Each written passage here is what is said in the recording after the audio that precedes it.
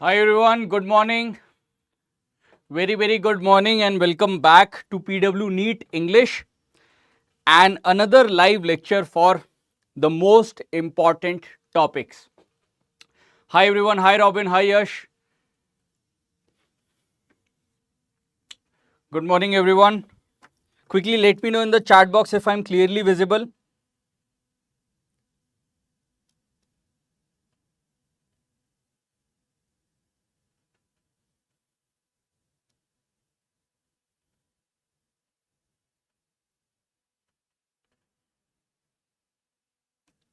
Hi everyone. Welcome back. Welcome back my dear friends. Through these live lectures, we are making sure of 100 plus marks, right? Very good morning. Rishikesh, hi. Cecily, good morning. How are you guys? And let me know, did you guys enjoy the last live lecture in which we have only talked about numericals? We have only discussed numericals, 500 plus numerical live lecture. Quick. In the meanwhile, let me also tell you the roadmap for today's class, right? So if you remember, in the first live class, we have solved till Newton laws of motion and circular motion also, right? So plan for today is,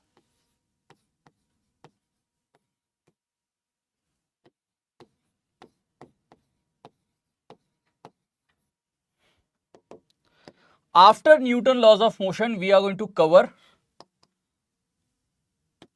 some of the very important topics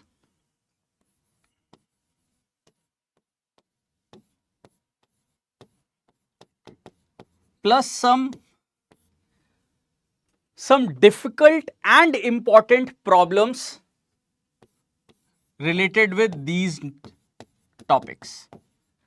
And as promised, my dear friends, in today's class, we are going to give 70% of our focus to numericals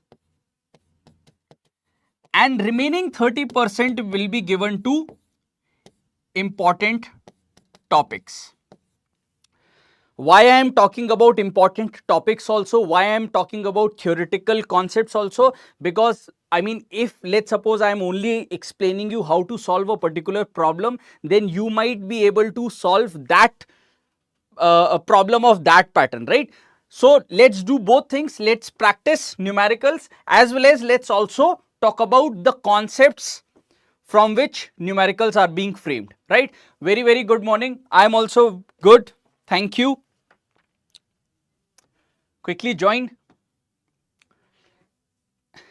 So you guys are okay with this plan. Now let me also give you one more promise. It's like a guarantee. The numericals that you are going to solve in today's class are going to be perfectly for NEET 2026 paper. I have personally cherry picked it. These questions are not from my notes. These questions, I have not discussed these questions in my class. This is the very first time that we are going to be discussing these questions. I can say it for 80% of the questions.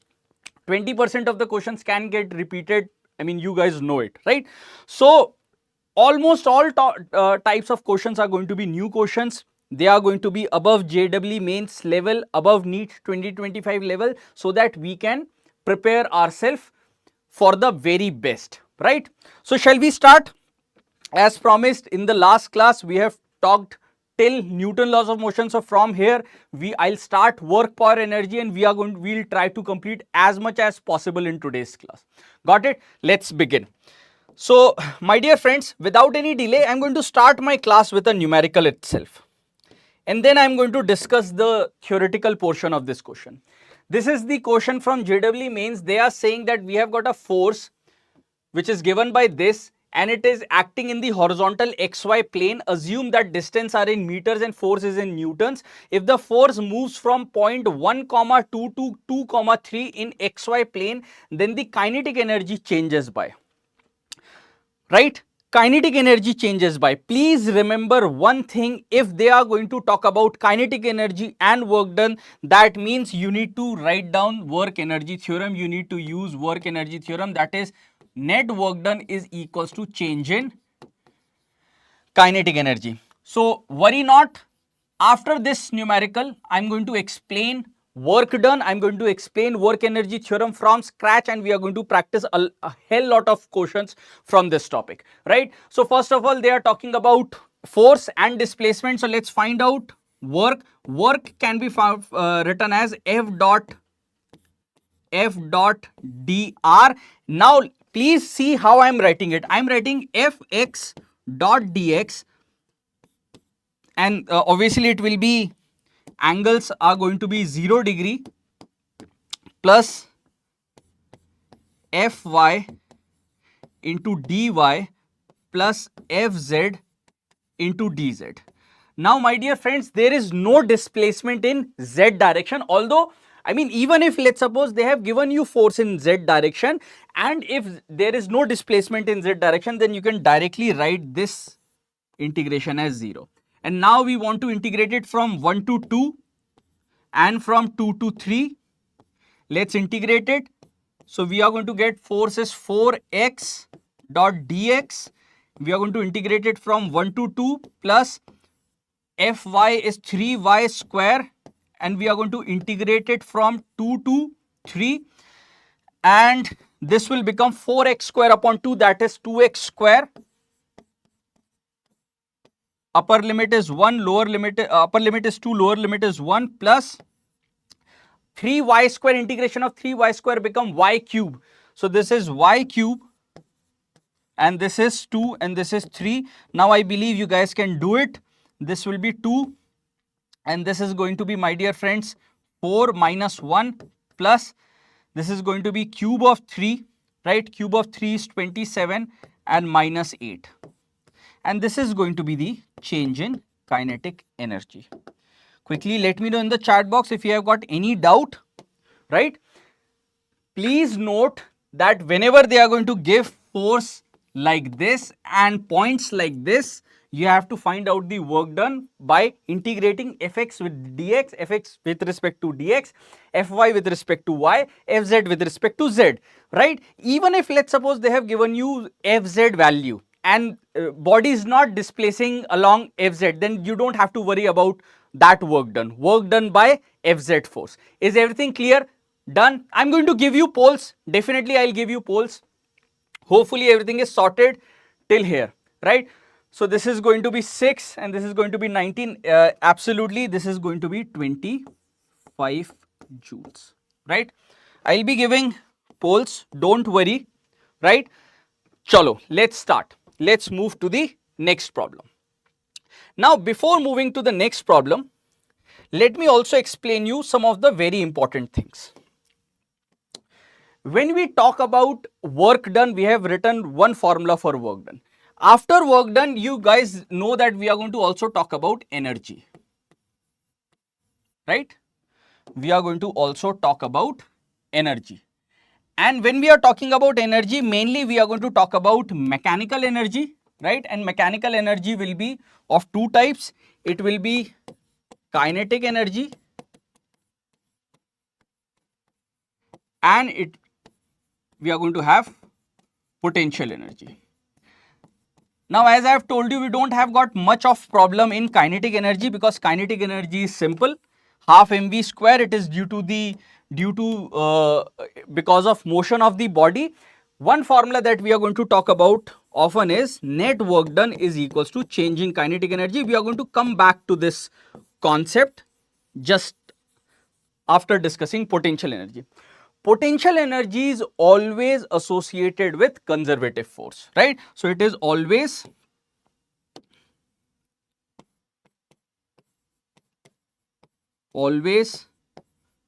associated with conservative force. Now conservative forces are, you can now reverse the definition, reverse the flow to find out the definition of conservative force. If an external force does some work against this conservative force, that work done can be stored as potential energy of the system. Please just hold on for a moment. This is a very, very important concept. Remember it. I'm just taking a very easy example. Let's suppose that we have got earth and a block, right? So right now the system is actually earth and plus this block, right? So this is our system. So when you are going to do some work, now why we are talking about work? Because mg is acting downward. If an external force is going to do some work against this conservative force, so this is the conservative force that I am talking about. That is the gravitational force. Similarly, electrostatics force is also a conservative force. So whenever an external force does some work against a conservative force, that work done can be stored as potential energy of the system, right? It is not only about the block, it is about the system. Got it? Now what we are going to do is, we are going to actually write down the formula for potential energy. So as I have told you, it is simply work done. So we are going to write work done as integration of F dot dr. And then for different cases, you can derive the formula for potential energy. Hopefully this part is clear, right? Now the most important thing is this curve, potential energy curve. Please remember, after this point, we are going to also discuss the concept of equilibrium. The concept of equilibrium. I am taking up the very most important topics. We are not discussing each and everything, right? And the speed that I'm going to maintain is going to be absolutely fine. You just keep quiet and study. We are going to cover everything from this chapter. Also, please remember, work power energy is one of the most important chapter, because we are going to use work energy theorem. We are going to use conservation of mechanical energy in almost in every chapter, right? So my dear friends, if you are going to see the graph of this potential energy with respect to x, over here we have got x, then we are going to say that equilibrium basically means one thing: net force is 0, and after some time when we'll discuss rotational motion, we are going to also say that net torque is also 0. Net torque is also 0. From the last chapter, we also know that force can be written as dp by dt. Force can be written as dp by dt, right? We can write this thing as force. In this chapter, we are going to also write one thing, that force can also be written as minus du by dr. Now, almost every student remember this formula, but they have got slight problem in this expression. Force can be written as minus du by dr. This minus du by dr is actually potential gradient. This is potential gradient. And let me also tell you how to study physics is in an easier manner. We are going to talk about this formula in multiple chapters. We are going to talk about this formula in gravitation, because gravitational field is a conservative field. We are going to talk about this formula in electrostatics, because again electrostatics force is also a conservative force, electric field is a conservative field, right? So we are going to again and again talk about this formula. Also, one more thing, if let's suppose forces are in x, y and z direction, like for example as fx I cap plus fy j cap plus fz k cap. Let's suppose forces are something like this. In this case, we can write down force as minus del u by del x minus del u by del y and minus del u by del z. This is known as partial derivative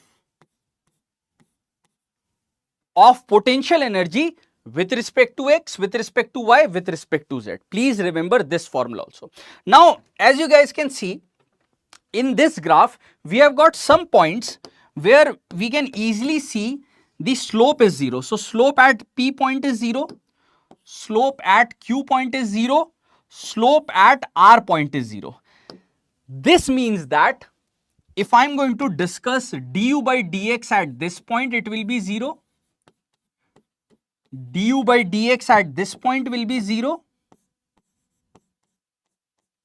And du by dx at this point will be 0. Alright. So that means all of these points are point of equilibrium. Point P, point Q, point R, all are points of equilibrium. This is certain, right? But certainly there is some difference in all of these points. I can see that P has got the least potential energy, and then R has got the potential energy greater than P, and the maximum potential energy is of Q point. This means that now we are going to say that this point is in unstable equilibrium. Whenever you have got maximum potential energy, that is unstable equilibrium. This is minimum energy. That makes this as stable equilibrium, and again this one is also stable equilibrium. This is also minimum, right? Please note these points. Why I am saying again and again this is very important, because do you remember about dipole, about electric dipole, about magnetic dipole, stable equilibrium of electric dipole, stable equilibrium of magnetic dipole? If you are going to talk about, if you are going to learn this thing once, you don't have to talk about, you don't have to learn, you don't have to revise again and again same thing, right? Got it? Done?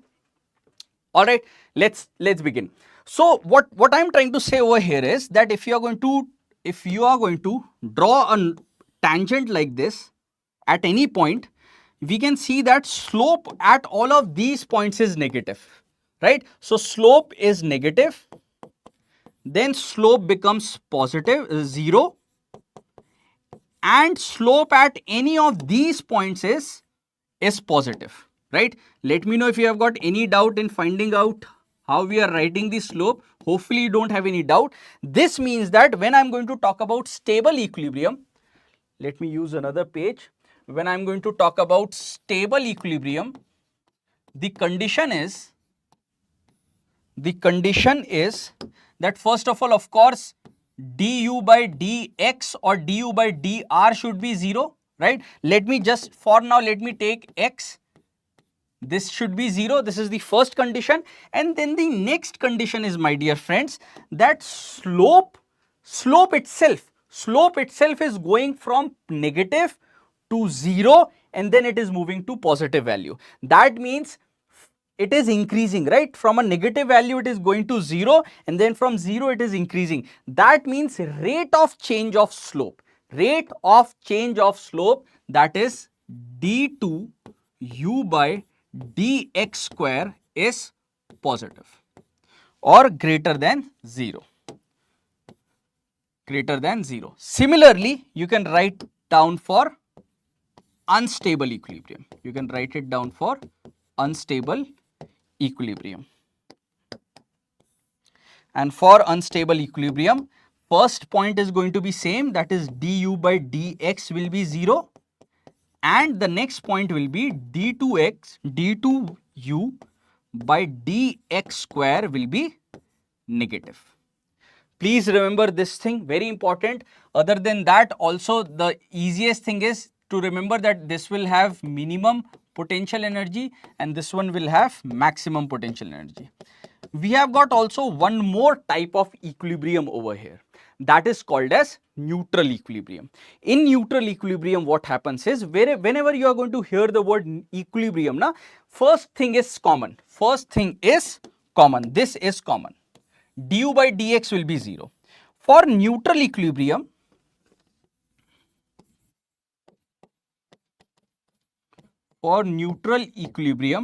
of course, du by dx will be 0. The next point is that d2 u by dx square will also be 0. That means there will be no change in the slope of the curve, the slope of the potential energy curve, right? There will be no change in the curve. And just to give you a very easy example of this, just remember a diagram which looks something like this. Let's suppose I've got 3 balls over here. I've got ball 1, I've got ball 2, and I've got ball 3. And on all 3 balls, I'm applying a force like this, right? When I'm going to apply a force on this, this ball will acquire an equilibrium position somewhere over here, which actually there is no difference between these two equilibrium position. When I'm going to apply a force on this, disturbing force on this, the ball will go up, slightly up, and there will be a restoring force which will act, which will move this body in a oscillatory motion. Got it? Oscillatory motion. So whenever you are going to hear about an oscillatory motion, just remember that a restoring force must be acting on it. This is how the entire physics is connected, and this is why I am saying let's give our best focus to first work per energy. It will make your physics a lot easier, right? And the last one is unstable equilibrium. Why? Because it has got greatest potential energy. When you are going to disturb it, it will never come back to its original equilibrium position, as well as its new, I mean, even if it attains a new equilibrium position, which it will not, then also it will not be same as the original stable equilibrium, original unstable equilibrium position. Got it? So we have got 3 things. These are very important. By these 3 things, you are going to cover your electric dipole, your magnetic dipole, your entire, the basic concepts of at least of SHM, right? Correct. Now, my dear friends, we have talked about potential energy also. Now, let me tell you about the work energy theorem. And then again, I'm going to start with some questions. But before that, let's do this problem. Come on, quickly, give me the answer for this one. Be quick.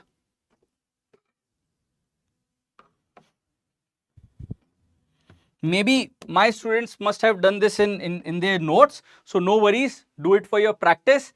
You have got potential energy. You have got an expression for potential energy, you can see that, and then they are saying that system is in stable equilibrium. So you don't have to worry about it, right? All you need to do is you need to write du by dx and equate it to 0. So differentiation of this thing can be actually written as, doston, ax raised to the power minus 12 minus bx raised to the power minus 6. That means this will become minus 12 ax raised to the power minus 13, and this will become plus 6 bx raised to the power minus 7 is equals to 0. And hence we are going to get 12a x raised to the power minus 13 is equals to 6b x raised to the power minus 7, right? And now I believe you guys can solve this. Is everything fine? Clear? Done? Exactly. I have made a video on the very most important topics, and in today's class I'll try my best to cover each of those topics from 11th class along with questions, like along with numericals. You guys can easily find it now. So answer will be, I believe this is going to be C option. Done. Be quick. Be quick, my dear friends. Now let's move to one more problem. But before that, let me also cover the work energy theorem. Now, what does work energy theorem says? Let's listen here. Sumit sir, I believe, yes, he takes class from same center as mine. Yeah. Okay. Let's begin. Again, very important. All right. This is extremely important. Work energy theorem says a very simple thing. It says that the net work done by all the forces is equals to the change in kinetic energy. This is what work energy theorem says, right? You don't have to find out how we arrived to this conclusion, because it is quite simple. All you need to do is you need to write down that work done can be actually written as integration of F dot ds, right? Integration of F dot ds, and then what you can do is you can, instead of writing F, you can write down M into dv by dt, or you can write it as mv dv by ds, if you remember all of these things, right? I mean, you must remember these things, and then substitute the value of force in this and integrate it. You will land up to change in kinetic energy. That is not needed. What's needed is that this net force is extremely important. My dear friends, this net force has all types of forces in it, right? For the next 10 minutes is going to be extremely important for your basics of your physics. So do understand all of these things. The net force has, first of all, it has got external force, it has conservative force, it has non-conservative force, we have got pseudo force, right? All sorts of forces. External, conservative, non-conservative, pseudo forces, and the sum of work done by all of these forces is equals to change in kinetic energy. Now hold on, I'm going to explain each type of numericals that can be made from this particular equation. See, another point, very important point, that work done by conservative force is actually equals to negative times of change in potential energy. Let me know if you have any doubt in this equation. This is again a very important point. So that means instead of this, I can write negative times of change in potential energy. Now, most of the time, what happens is, most of the time, work done by non-conservative force, work done by pseudo force are zero. Most of the time, I'm not saying always. So I'll write it when work done by these two forces is zero. In that case, I'm going to write down work done by external force is equals to change in kinetic energy plus change in potential energy. Now see, after this, let's suppose even if we are going to move ahead, and let's suppose if we'll say if work done by external force is also zero. This is very important. Let's suppose there is no external force which is acting on the system. Do you now you are getting it what I'm trying to say? If there are no external forces acting on the system, that means change in kinetic energy plus change in potential energy is also zero. And this is known as conservation of mechanical energy. This is known as conservation of mechanical energy. So my dear friends, whenever you have got external force zero, and as I'm telling you, most of the time all the other forces are going to be zero. Let me give you a quick example, right? That will be the best thing to do. Let's suppose that you have got a satellite motion over here. This is a planet of mass capital M, and you have got, and we are actually, what we are trying to do is, we are actually throwing up a mass from the surface of the earth, right? We are throwing the mass from the surface of the earth with some velocity v. Now you tell me what are the forces which are acting over here. There is only gravitational force. So earth is applying gravitational force on the body is also applying the gravitational force on the earth. So that means there is no external force. Why there is no external force? Because earth and this body are considered as one system, right? So there are no external forces. That means I can easily apply conservation of mechanical energy. See, the problem with most of the students who face difficulty in physics is that they don't understand the conditions in which a particular law will be applied, a particular conservation equation will be applied, right? So when external force is zero, that gives us freedom to use conservation of mechanical energy. And it is very simple. That means if let's suppose there is loss in potential energy, same will be the gain in kinetic energy, right? I can rewrite this thing as delta Ke is equals to negative times of delta U. This basically means if kinetic energy is decreasing by 20 joule, potential energy will increase by 20 joule. If potential energy is decreasing by 20 joule, kinetic energy will increase by 20 joule. And you are going to, every time you are going to use this whenever we have got external force zero. In this case, right, in the case for a vertical circular motion, Whenever we have got a vertical circular motion in today's class, I'll explain vertical circular. I think I've explained vertical circular motion in the previous class. You please let me know if I've already done that. I'll not do it again. This is what we are going to do over here as also, right? So let's suppose after some time this particle reaches at this point. So there will be some decrease in kinetic energy. That decrease in kinetic energy will be, or I should write, the loss in kinetic energy will be half mv square minus half mv dash square, and this will be exactly equals to the increase in potential energy, that will be mgh. So this height will be h. So we are going to always talk about these things whenever external force is 0. And then you can also have non-conservative forces, like for example as friction. If friction is there, how to solve those kinds of problem? Let me explain that to you. Now I'll not waste your time. I'll straight away move to a nice problem and you can remember this thing. Quickly write down in the chat box if everything's clear till this point. You can remember this.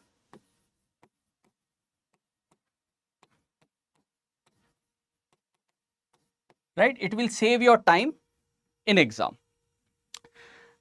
In this case, I'm trying to help you how to read a particular question. In this question, they are saying, my dear friends, a body of mass m is slowly. First of all, they are saying slowly. Now, in physics, slowly basically means that there is no change in kinetic energy. This word slowly basically means that there is no change in kinetic energy. It is almost, we are moving this body with negligible velocity, almost negligible velocity. Got it? This is what slowly means in physics. Hill, as shown in the figure, so this is the body and this is how we are moving it, right? By a force F at each point was directed along the tangent to the trajectory, and force is also constant, that is F. Find the work performed by this force if the height of the hill is h, the length of the base is L, the coefficient of friction is mu. So, my dear friends,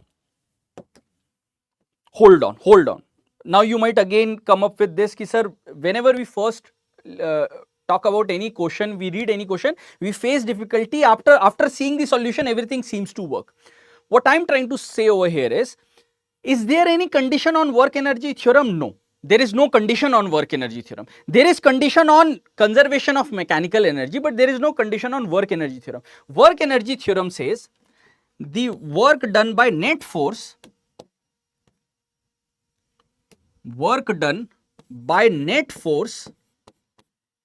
is equals to 0. Work done by net force is equals to change in kinetic energy. And then in this particular case, change in kinetic energy is 0. Is it clear? So there is no condition on work energy theorem.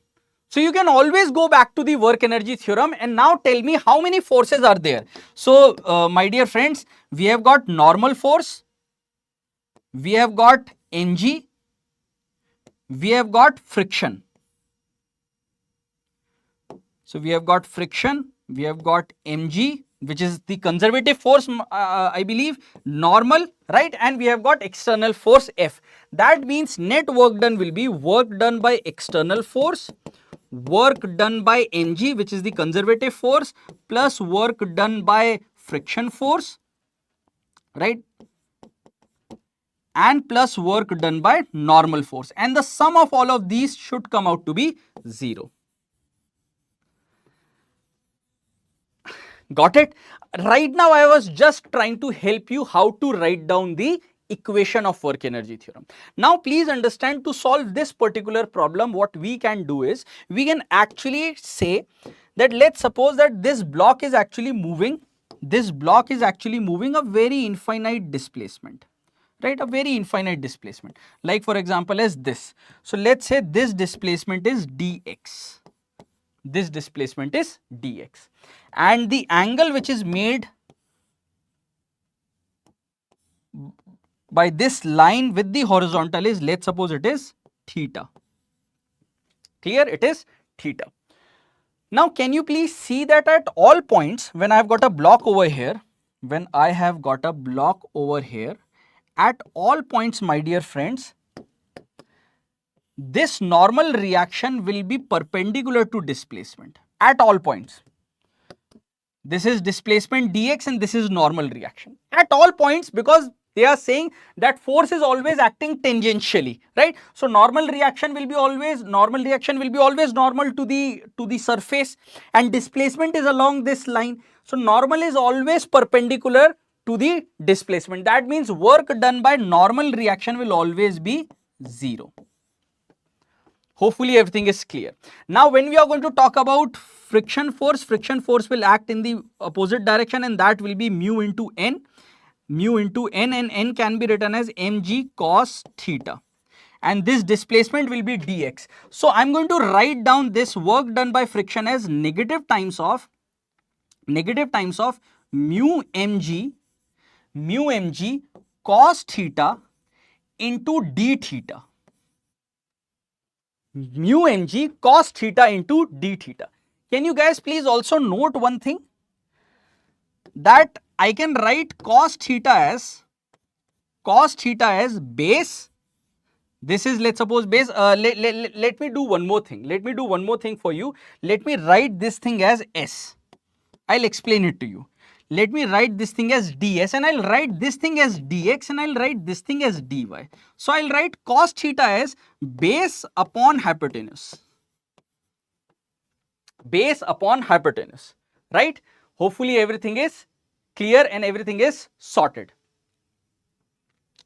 This is going to be mu mg cos theta into ds. Right? Mu mg cos theta into ds. Now ds cos theta can be written as dx. ds cos theta can be written as dx. That means this thing can be further written as minus mu mg dx. Now this is small work done. Total work done will be found out after integrating it. And if you are going to integrate all the dx, you are going to land up to L. So you are going to get negative times of mu mg L. So this is the work done by friction. Hold on for a moment and please let me know if everything is clear till here. This question can be remembered. As a special point, special note. But what I am trying to explain over here is how to use work energy theorem using a very good problem. Right? Is everything is sorted? Clear? Work done by normal reaction will be 0 always. Work done by friction force for a very small displacement. My dear friends, small displacement ds is in this direction. Friction force is in this direction. It will have a negative work done. So we are going to write minus mu mg cos theta. This is friction force multiplied by small displacement. So instead of cos theta ds, I can write dx. So this is small work done by friction force. For entire path, this integration of dx would mean L. Correct? So that means this would become minus mu mg L. Similarly, what we can also do over here is, now we can talk about conservative force. Please remember this thing is a conservative force. And I can directly write that work done by conservative force is negative times in change in potential energy. My dear friends, when we are going to bring this body from this point to this point, the change in potential energy is going to be mgh. So that means this is going to be negative times of mgh. Now please see, I have got external work. I'm so sorry. I've got external force as F. So this is work done by external force. Got it? This is what they were saying. Find out the work performed by this force. So I want to know this. So I'm going to write something over here now. Please see. I'm going to write work done by external force plus work done by mg, that is minus mgh, plus work done by friction, that is minus mu mg into L, plus work done by normal reaction is 0, and this is equals to 0. That means now you can remember it, that work done by external force is actually equals to mg into h plus mu L. That's it. A perfect case for work energy theorem. Be quick. Why I have taken this case. In this case, I have explained you conservative force, I have explained you external force, I have explained you non-conservative force also, and also a force through which there is no work done. Let me know in the chat box, my dear friends, if everything makes sense. Then I'll move on to some questions.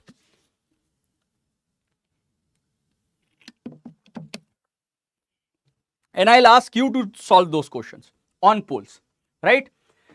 Please remember things like this. Please remember things like this. You don't have to do all of these things in exam. But of course, even if let's suppose they come up with some new questions, you can do it, right? Let's move ahead. Let's talk about another question.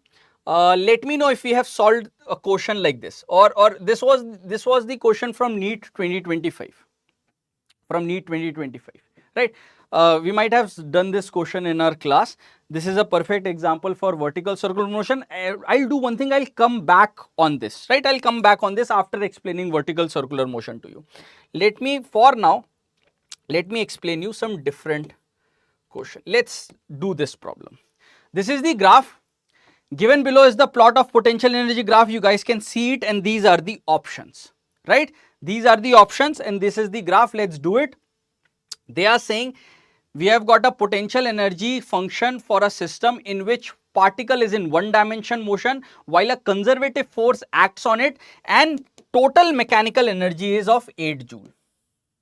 Total mechanical energy is of 8 joule, right? And then we have to find out the incorrect statement. Please note that we have to find out incorrect statement, right? So the first statement is at x equals to x3, kinetic energy is 4 joule. So first let's find out x3. So x3 is this. So at x3, potential energy is 4 joule. Maximum mechanical and maximum energy is 8 joule. That means sum of kinetic energy at x3 plus potential energy at x3 should also be equals to 8 joule.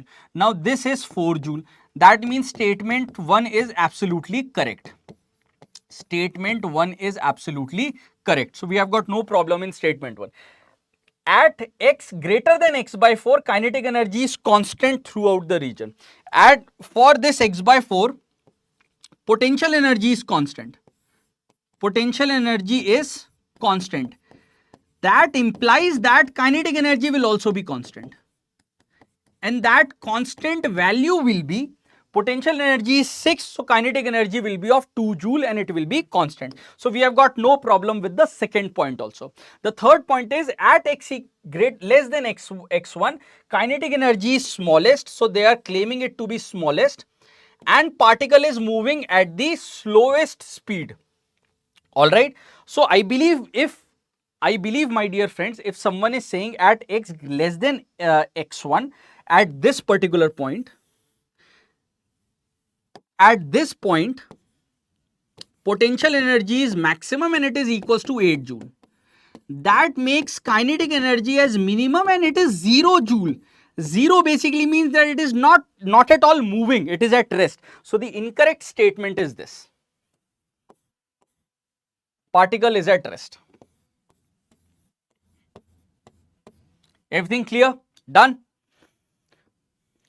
Quickly let me know in the chat box. Obviously D will also be correct because C is incorrect, right? We have to find out the incorrect one. Now let's do this question. Be quick. I'm starting poll for this, right? Long time no poll. Let's start poll. 60 seconds will be more than sufficient. Begin. You do it.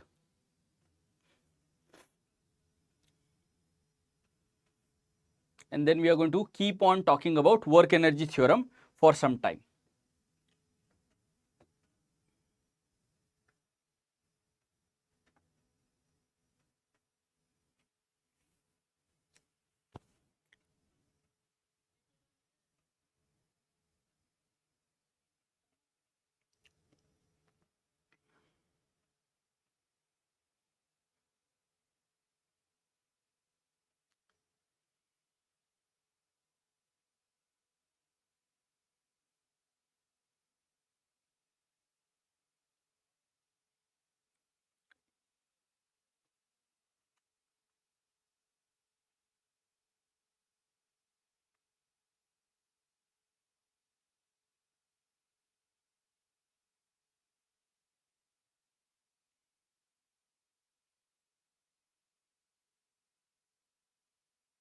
Sorted? Clear? My dear friends, now how to solve these types of problem? Please remember that they are saying that kinetic energy becomes 4 times of its initial kinetic energy, right? Kinetic energy becomes 4 times of initial kinetic energy. Fine.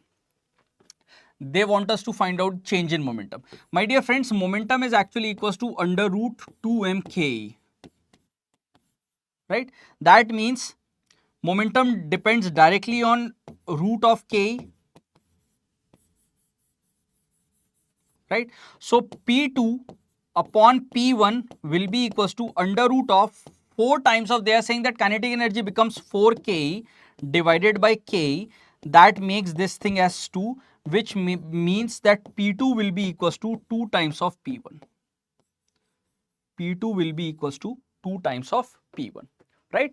And then to find out percentage change, always remember we have to find delta P, P1. So this one will be 2 P1, P2 minus P1 divided by P1 multiplied by 100. This might look really easy to you, and it is easy, but please remember that they can ask question like this in NEET 2026 exam. They have asked multiple questions like this in previous years also, right? So P2 minus P1 will be 2P1 minus P1, that is simply 100%, right?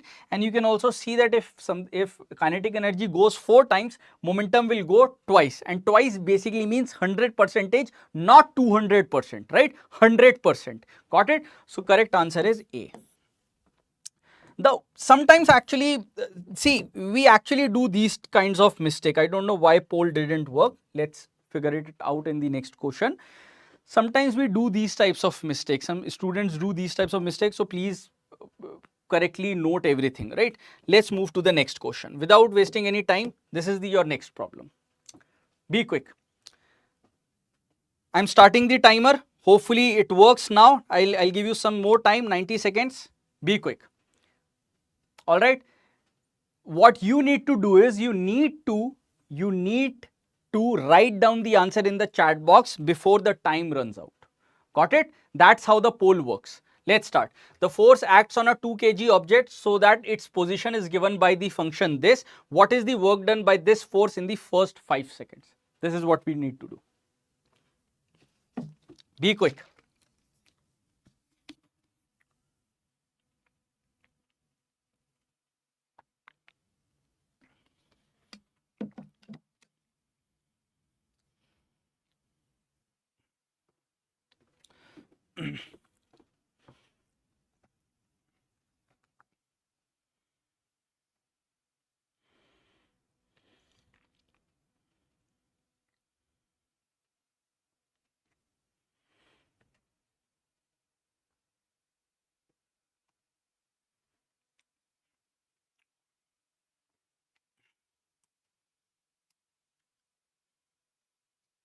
They are talking about work done.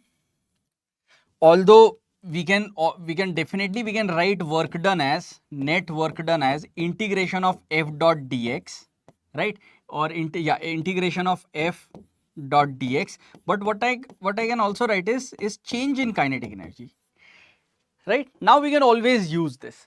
So change in kinetic energy will be half mv square, half m v square minus u square, right? So find that out. First write down v can be written as dx by dt. So this one will be 6t plus 5, right? 6t plus 5. So initial velocity will be 5 meter per second and final velocity will be 6 into 5 plus 5, that is 35 meter per second. Is everything clear? Answer will be B. Let me know if you have got any doubt. This is a quicker way. Very good. Let's move to a difficult problem. This. Be quick. In this question, they are saying that a block of mass m is kept on a platform which starts from rest with constant acceleration g by 2 upwards as shown in the figure. Work done by normal reaction on the block in time t is. starting the poll. 90 seconds, let's start. You have to find out normal work done, so you don't have to worry about anything else.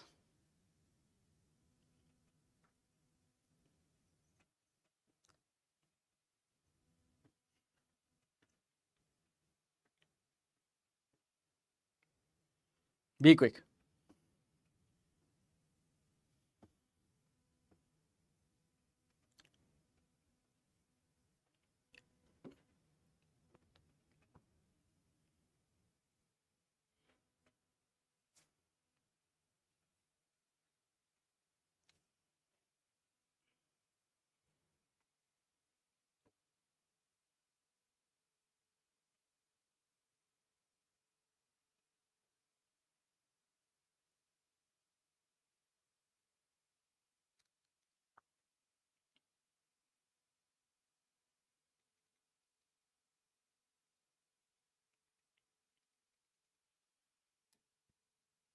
If I'm going to talk about this block,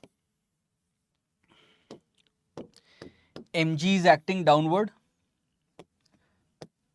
normal reaction is acting upward, normal reaction Mg, and it is going upward with an acceleration of g by 2, right? That means that normal reaction minus mg is equals to mass of the body times acceleration, that is g by 2, which gives me answer of normal reaction as 3 mg by 2. 3 mg by 2. All right, right?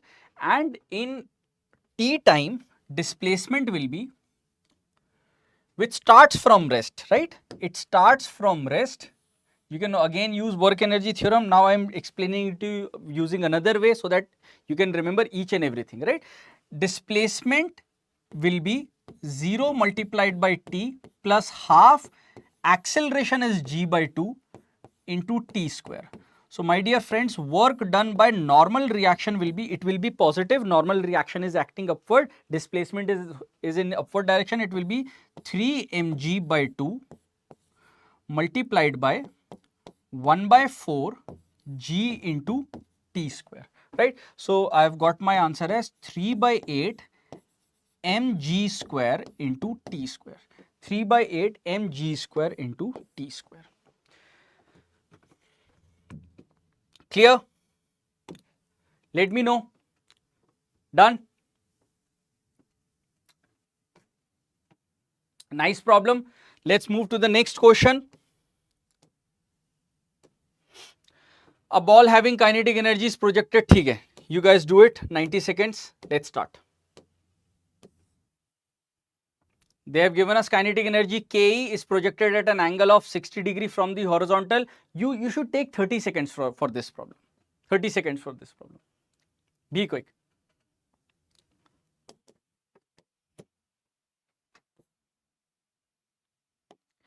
At the point of projection, its kinetic energy is Ke, and then it will move something like this, and at the highest point they want us to find out the kinetic energy, right? My dear friends, we know if this angle is 60 degree and this velocity is u, then at this point we'll only be left with u by 2, right? That is u cos 60 degree, that is u by 2. So kinetic energy will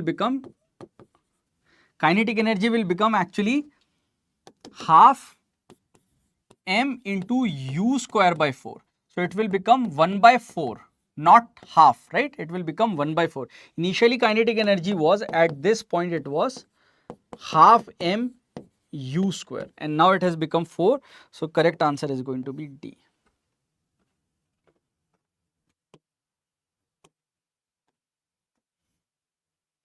Let me know. B is not correct. D is correct. Got it? These are some of the basic things that you must remember, right? Finding out the angular momentum at the highest point, finding out the kinetic energy at the highest point, all of these things. Let's do this question.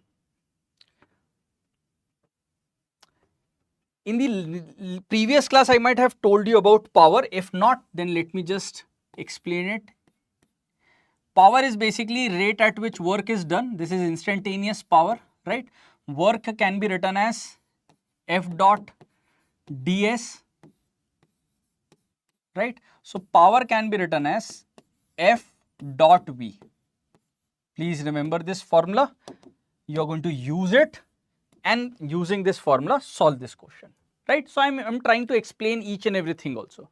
Happy birthday, Anshu. Let's begin. 60 seconds more than sufficient.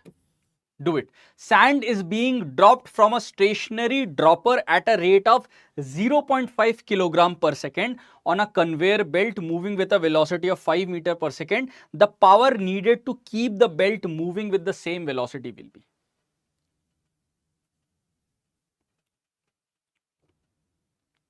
Be quick.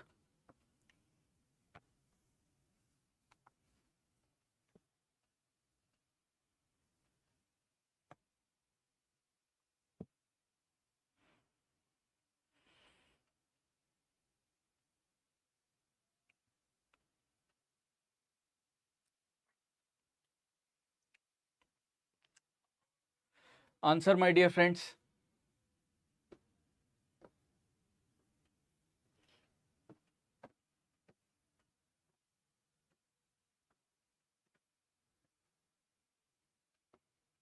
Done. Time's up.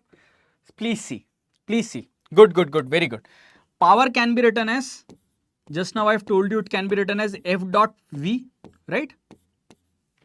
F dot V. Power is a scalar quantity. Both force and velocity are vector quantity.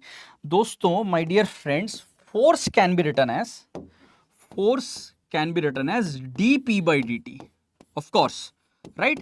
And whenever, again a trick thing, a very, very small thing. Whenever they are going to talk about something like this, that is 0.5 kg per second. I'm not talking about 0.5, I'm talking about kg per second. This basically means they are talking about dm by dt. This is mv times divided by dt. That means this thing can be written as v dm by dt, right? Hopefully everything is clear. That means we can rewrite this thing as v square dm by dt. That's it. So please remember this formula also from now on. So v will become 25 and dm by dt is 0.5, and I believe everything is in SI unit, right? So 25 times 1 by 2 is 12.5. 12.5 watt. Clear? Mass flow rate, exactly, but usually we write mass flow rate in fluid mechanics, and that is my dear friends rho Vg, right? That is rho Vg. I'm going to explain fluid mechanics also in today's class. Let's begin. Let's quickly move on without wasting any time. Correct answer is option D. Do this question. Do this problem. Let's begin. A body at rest is moved along a horizontal line, fine, delivering a constant power. Solve it. 60 seconds. Let's start. And after this, now you can remember this also. I am going to write down for you the things which you can remember it.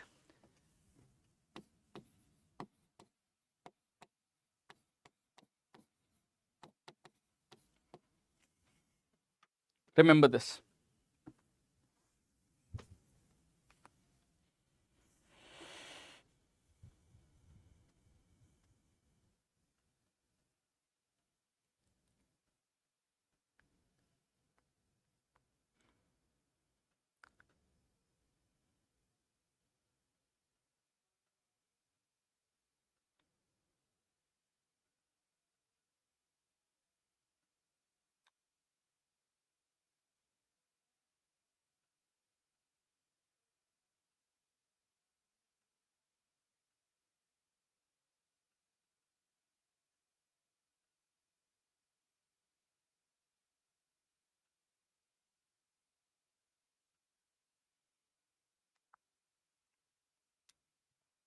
Done?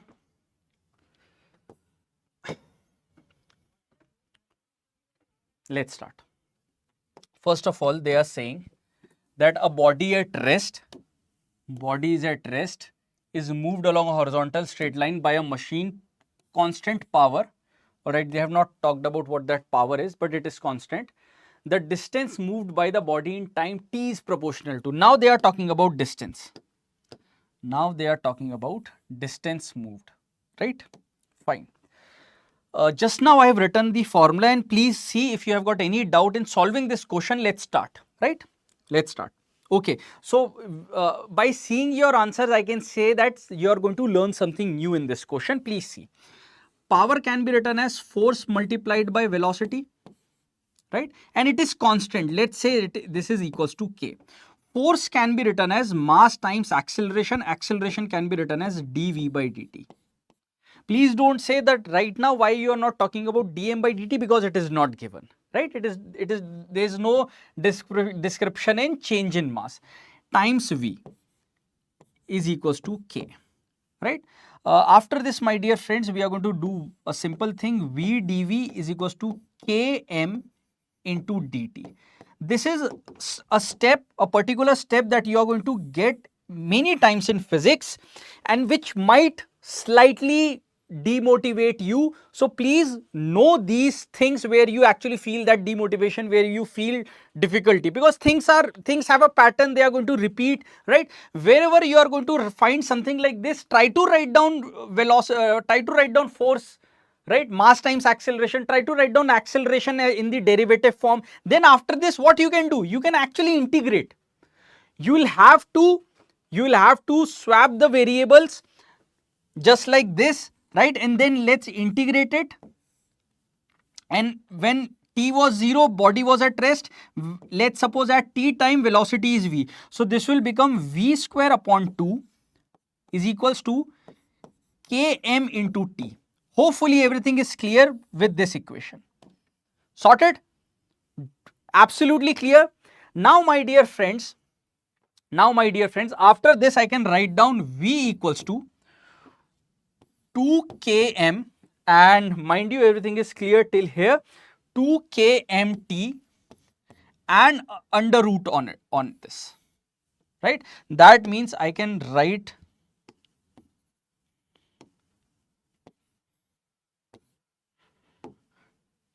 t raised to the power 1 by 2. Now v can be written as dx by dt. So dx by dt will be written as under root of 2 km t raised to the power 1 by 2. This is a constant, I don't have got any problem with that, right? I am going to again do the same thing. Dx is equals to root of 2 km t raised to the power 1 by 2 dot dt, and I am going to again integrate it. And then when t was 0, let's assume that it is starting from origin, and at t time, let's say this is x. So x will be equals to, this is under root 2 km, and then integration of t raised to the power 1 by 2 will be 3 by 2 divided by 3 by 2. I don't have to do all of those things. My job is done. That is, x is directly proportional to t raised to the power 3 by 2, and from now you can remember it. So again, have I written it? Yes. Remember this. A very general thing, right? X is directly proportional to t raised to the power 3 by 2. Write down in the chat box if everything's clear. Be quick. 0% of you have got it correct. Nobody could solve this in 60 seconds. I have got nothing, no problem with this. From now on, please remember it and also understand it. Clear? Can you please write down in the chat box if everything's clear? I am moving to the next question.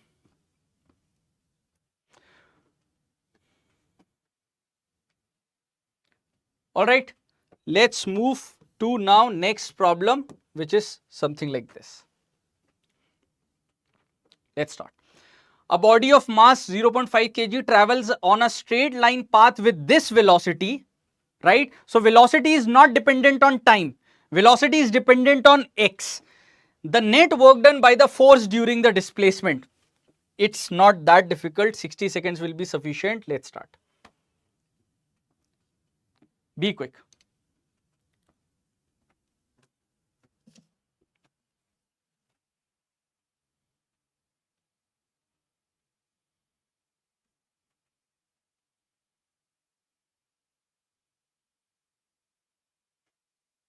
Be quick, my dear friends.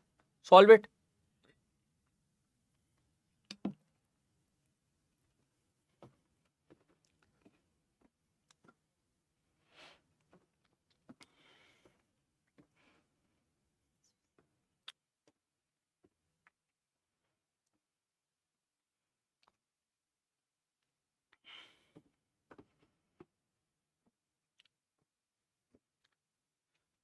Let's keep our chat for studying after your NEET exam, right? We can talk about all of these things, my dear friends. Let's focus on studies right now. Again, they are talking about work done, net work done, right? Net work done basically means change in kinetic energy.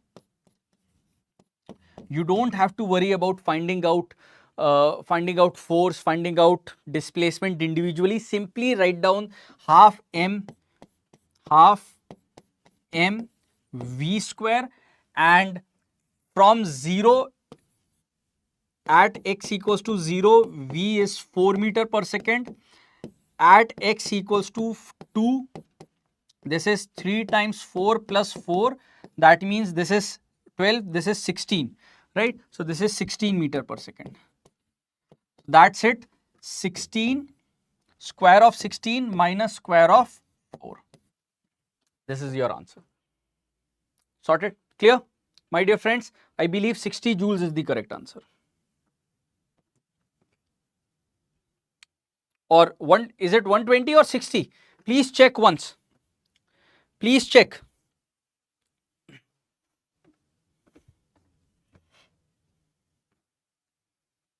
Be quick.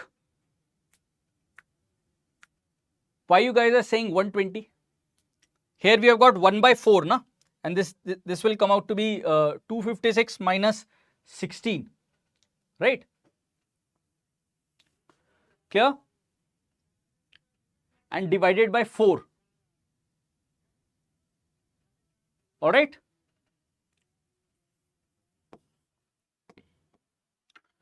Please see, my dear friends, if you have got any doubt, let me know in the chat box. This question is an easy one, right? So B is correct answer. Let's start this one. As I've told you, till now, even if question was of moderate difficulty level, there was something for us to remember it. There was something for us to learn from those questions. Now this is slightly a better problem. A block of mass m is lying on a smooth horizontal surface. That means there is no friction. Great. Is attached to the spring of spring constant K. The other end of the spring is fixed as shown in the figure. All right. The block is initially at rest in its equilibrium position. Equilibrium position means net force is 0. If now the block is pulled with a constant force, the maximum speed of the block is 90 seconds. Let's start.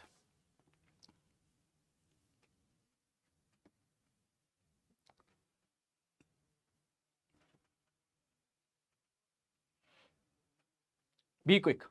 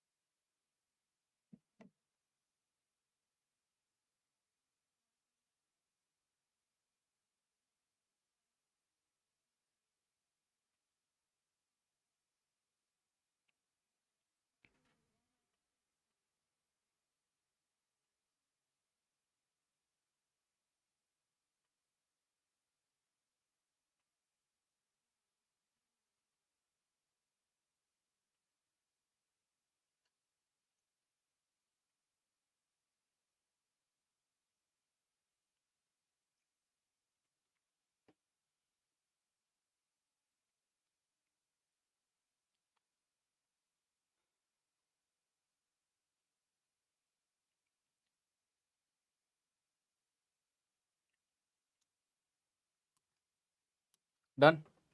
Clear? Now let's begin. First of all, if they are talking about the maximum speed, we know that maximum speed is at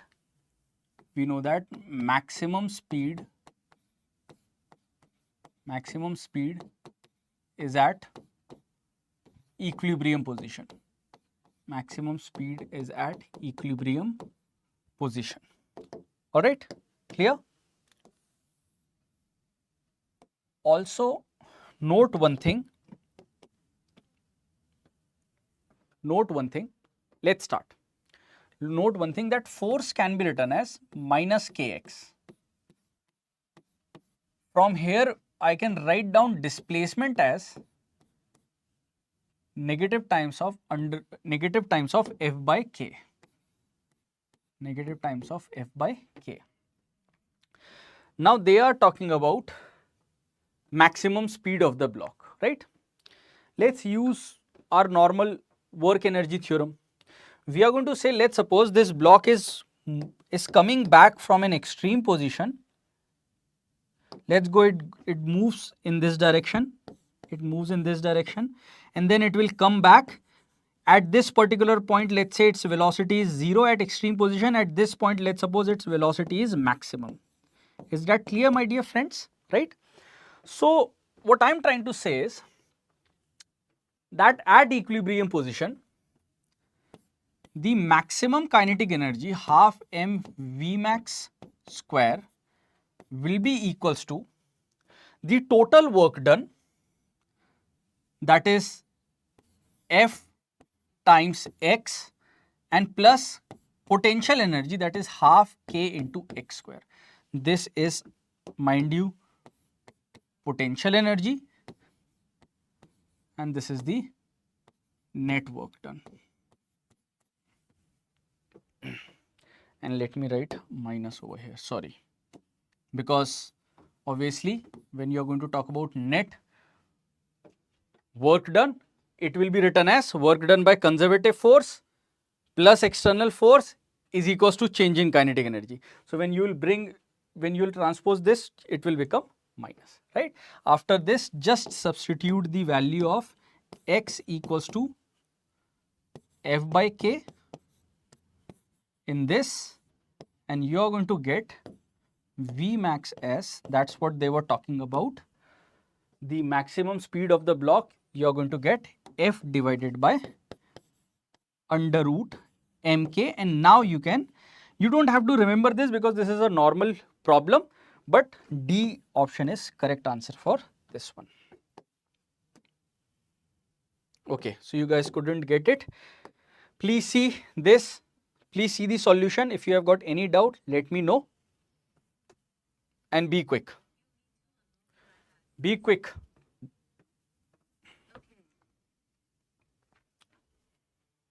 Clear?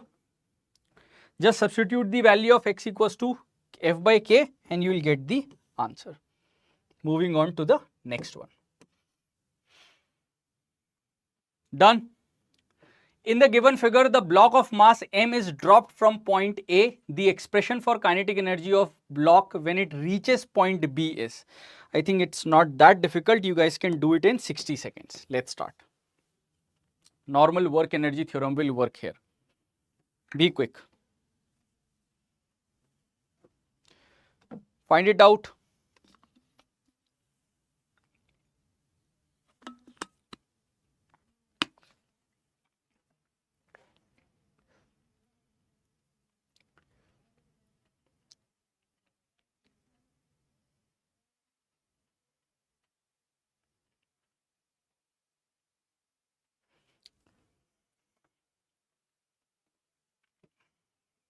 This is not a difficult one.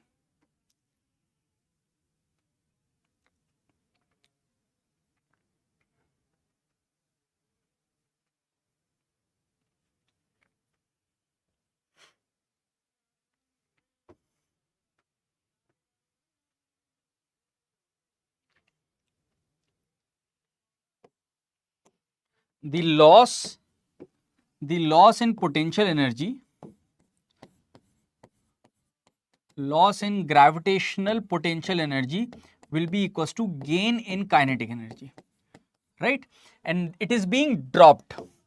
It is being dropped. That means initial velocity is 0, which means that loss in potential energy is simply mg into y naught.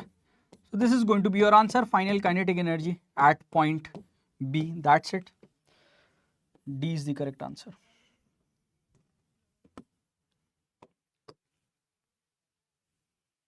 Bhai, What's going on? Be quick. Let me know. My dear friends, if you guys have any doubt, do let me know. The reason that we are solving work per energy questions is that this is one of the most important chapters, the most important chapters for mechanics, because you are going to use it in gravitation, you are going to use it in electromagnetism as well. If you have any doubt, let me know, else I am moving into the next part. Next question.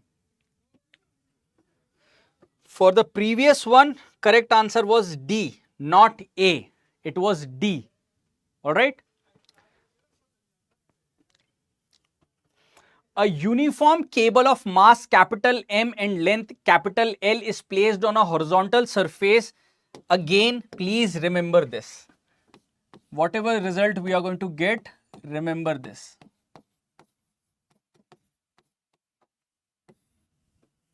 Alright.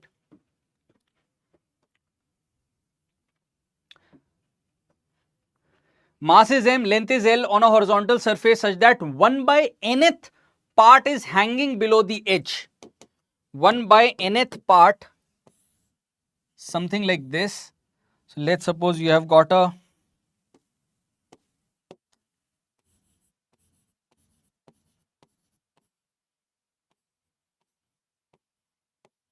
the total length is L and 1 by nth length is hanging like this. So this is 1 by nth length. Let's suppose they have given us total mass is M. So mass of this much part of length will be, chain will be M by L multiplied by 1 by, or I should say L by N. So that means mass is M by N. Mass is M by N. And now they are saying to find out the work done, right? To lift the hanging part of the cable up to the surface, the work done should be. In any type of problem, you are free to use work energy theorem, my dear friends. You are free to use work energy theorem. Over here, we are going to again write work energy theorem will be equals to change in kinetic energy, right? Let's read it again. To lift the part above the work done. Now they are saying that we are lifting it. When we are lifting it, there will be no change in kinetic energy. It would have been even better if they'll say ki we are lifting it slowly. But even if they have not said it, we are going to assume that there is no change in kinetic energy. Right? So work done by external force plus work done by conservative force, that is mg, is equals to 0. Now work done by external force will be negative times of work done by mg, right? Mg is acting downward, and mind you, you can also use one more thing. You can also write this thing as change in potential energy, right? You can also write this thing as change in potential energy. And now please see how to write down the potential energy. The center of mass of this part of the rod can be considered at this point, right? That means from the surface this distance will be of L by 2n. I'm sorry, this thing is L by n, so this will be L by 2n. Absolutely. The total length is L by 2, L by n. So the midpoint will be half of that. That means L by 2n. And when this chain will be totally on the surface, the potential energy will increase to 0, right? So we are going to write finally it is 0, and then minus of minus, and this is mass of this rod is m times n times g, and length is L by 2n. So this will be mgl divided by 2n square, and please remember it now. We always talk about this in our notes also. They have asked this question in 2019, and they can again give you some values. They can give you that a total rod of length 1 meter is, we have got 1 meter of length of a chain and 33 centimeter is hanging. Find out the work done. Got it? So please remember this formula, mgl divided by 2n square. Great. Everything is clear? No problem? Can we move on? No, hi, Shri. Good afternoon. Hopefully you guys are enjoying. Let's move to the next question, which looks something like this, but it is easy. It is easy. I'm going to give you 60 seconds, and after this, let me know in the chat box if you guys want me to explain vertical circular motion, because as long as I can remember, as far as I can remember, I think I have explained vertical circular motion in the previous class, right? So you guys can do this, and then I'll go back to that problem also of NEET 2025, right? Although these classes are not of PYQ class, we are going to come back with live sessions for PYQ classes, but let's do one or two. Be quick. Please understand the motive of the class. It is to explain you the concepts. Along with that, we'll practice questions. Be quick.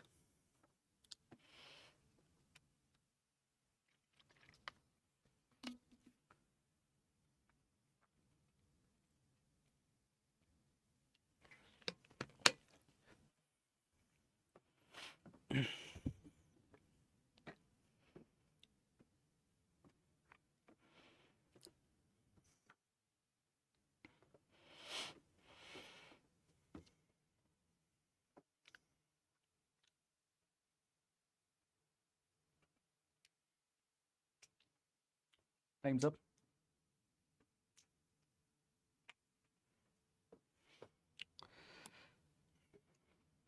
No problem, Shri. Wait for some time. We are going to start Laksh tomorrow. Hang on. We are going to do each and every of these topics. Don't worry, right? Let's come back over here.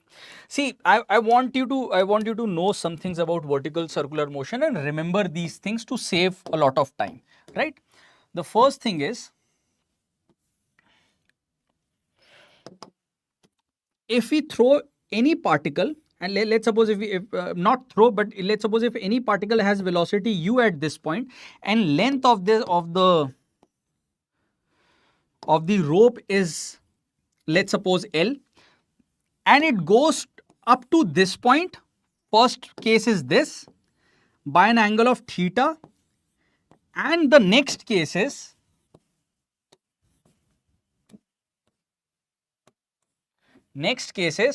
that the particle goes to this point.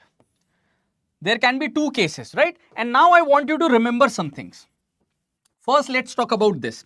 If this total length is L, then quickly remember it. Do not solve it in your final NEET exam. If this total length is L, right? This total length is L, then this length will be L times 1 minus cos theta. Got it? So this is the increase in potential energy. This is the increase in height. So increase in height is mg into h. This is h. And that is equals to loss in kinetic energy. So loss in kinetic energy will be half m u square minus half m v square. Got it? So at this point, let's suppose its velocity is v. So we are talking about this thing. Mass can get cancelled out. V square will be, I mean, if you guys know this thing, then hold on for some time. Let me explain for all the other students. There are lots of students who are learning it for the first time from me. Not the first time, but from me, they are learning it for the first time, right? So V square can be written as U square plus 2gh, and V can be written as under root of u square plus 2g, and instead of h you can write L 1 minus cos theta. And for everybody else it will serve as a quick revision. Please remember this thing, and for that, if let's suppose this angle is theta, over here also it is very important to note which angle is theta. If this angle is theta, in that case this length will be L cos theta. So the total height will be, from this point to this point, the total height will be h equals to, I'm sorry, I'll make some space, h will be equals to L times 1 plus cos theta. Is everything fine? So this one is going to be u square plus 2gl 1 plus cos theta. Now this is all good. So this is going to be simply, they are saying magnitude when it reaches, when the string is horizontal. So if string is horizontal, then theta becomes 90 degree. That means cos 90 will become 0. That means it will be u square plus 2gl. Be quick. Let me know if you have got any doubt. U square plus 2gl.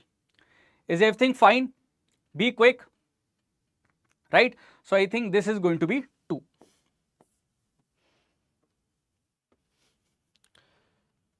Let me know in the chat box, my dear friends, if you have got any doubt. Else I'll move on.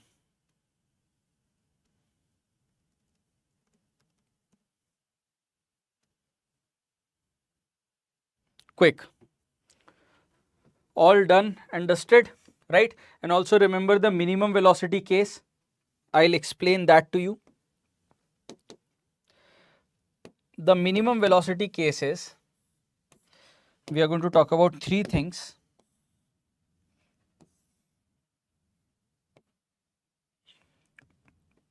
This is a quick revision of vertical circular motion, which is an important thing. Last year also they have asked a question from here, right? So pay attention. No problem. If I start from now on, you're talking about CUET, buddy, I don't have, right, UG, right? You're talking about, I think for CUET it is very much possible, right? It is very much possible to score a good marks. Let's come back. I've got 3 points over here. You have got A, B and C. If let's suppose velocity is root 5 GL, minimum velocity is, if let's suppose this is VA or UA, right? If UA is greater than root 5 GL, in that case, in this case, my dear friends, particle completes the loop. Particle completes the loop. And at this point, how we have derived it? At this particular, with this velocity, the tension at point C becomes 0. The tension at point C becomes 0, right? So at this point, tension will be, for this velocity, tension at point C will be 0, right? And velocity at point C will be root GL.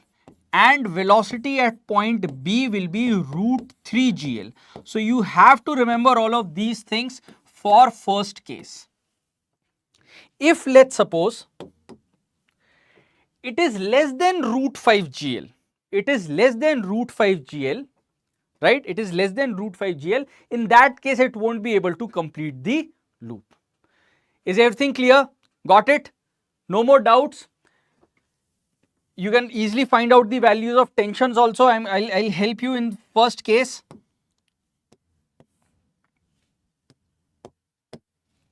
This is mg, this is T, and we have got also m v square A divided by R. So at this point, tension at point A will be mg plus m 5gl divided by L. So we'll have 6 mg. Find out tension at point C and tension at point B also. All right.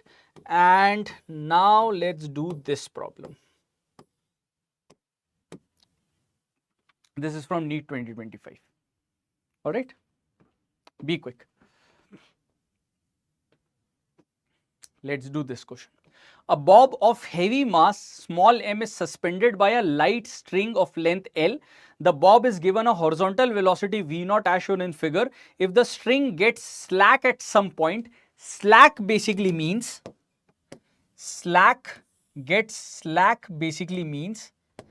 that tension is 0. Tension becomes 0, right? So at this particular point, my dear friends, we'll have tension in this direction, we'll have mv square by r in this direction, and r basically means L, right? And we have got mg in this direction. So if this is theta, this is going to be 90 minus theta, and this one will be mg. So over here we'll have tension T plus mg cos 90 minus theta, that is sin theta, right? So T plus mg sin theta is equals to mv square by L. Tension is 0, mass can get cancelled out. I think we wanted to find out the ratio of speed v of the bob at P. So this is at P and this is at initial velocity, that is v naught, right? Now the next thing is, my dear friends, we know that this length is L sin theta, this length is L. So I can have one more relation, and that relation will be, my dear friends,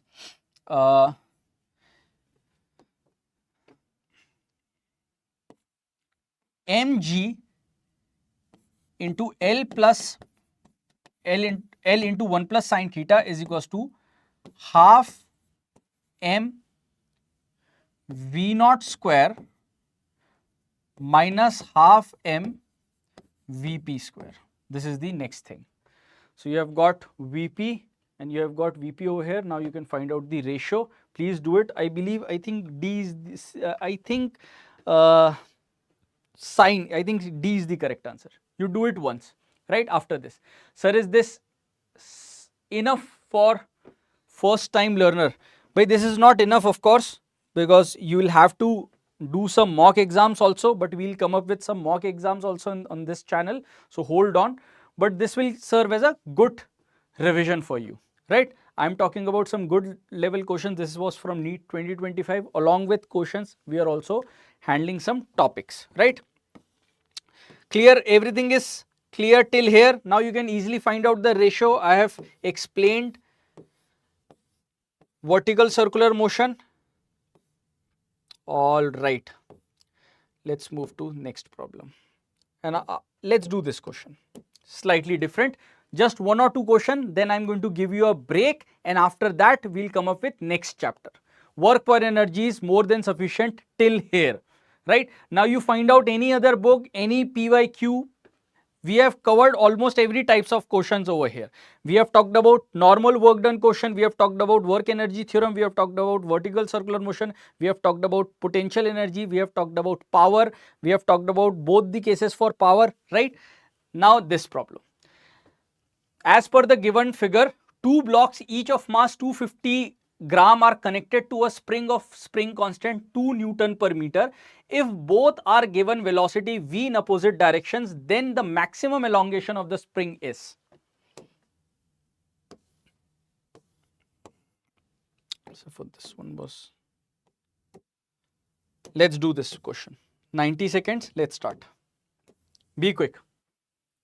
And then I'll give you one break.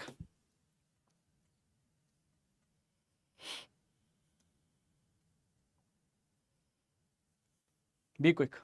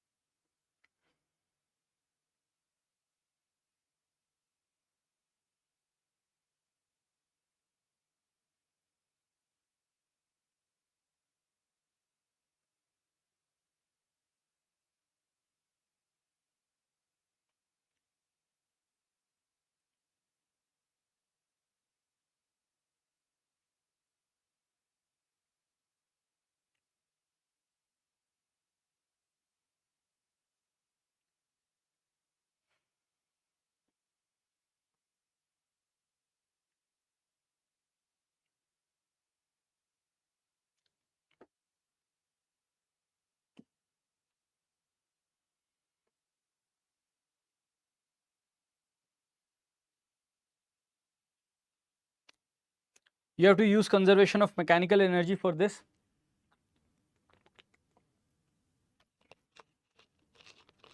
All right, Robin, good. Good, Yash. All right. See, again, let me first break down this question for everybody.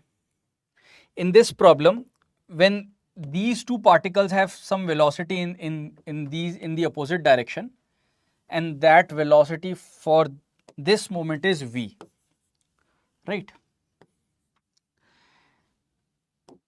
There will be extension, and because of that extension there will be a spring force that will act on this block and on this block, correct? This is spring force.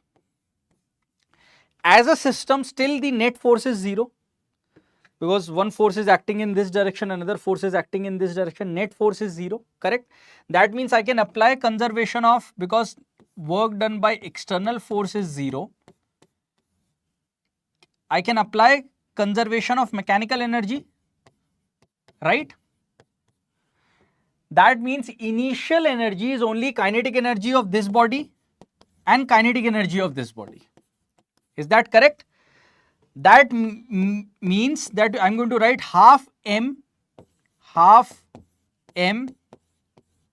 v square multiplied by 2, because I have got two such bodies, is equals to, now they are saying that maximum elongation. My dear friends, maximum elongation basically means, wherever you are going to talk about maximum elongation, it means that the point where both the bodies are at now rest, because if they are not at rest, then they will keep on moving and there will be some more extension.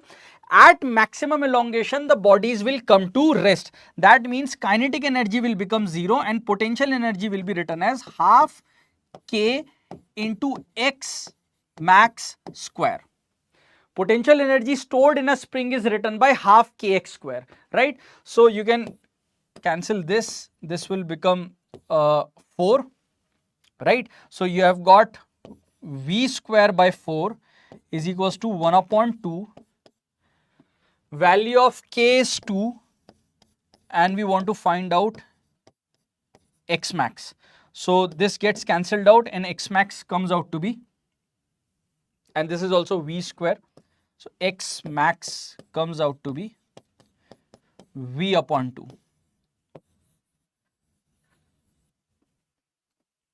B is correct. Let me know in the chat box if you have got any doubt. B is absolutely correct. Done. All right. Last problem, and then I'll give you break. And last problem is this. Let's do it. Arrange the 4 graphs in descending order of total work done. Just one simple thing, that work done is equals to area under force displacement curve, right? Force displacement curve. Let's start. Have a look. Hopefully everything is visible. I'm starting the timer. 90 seconds. Let's start.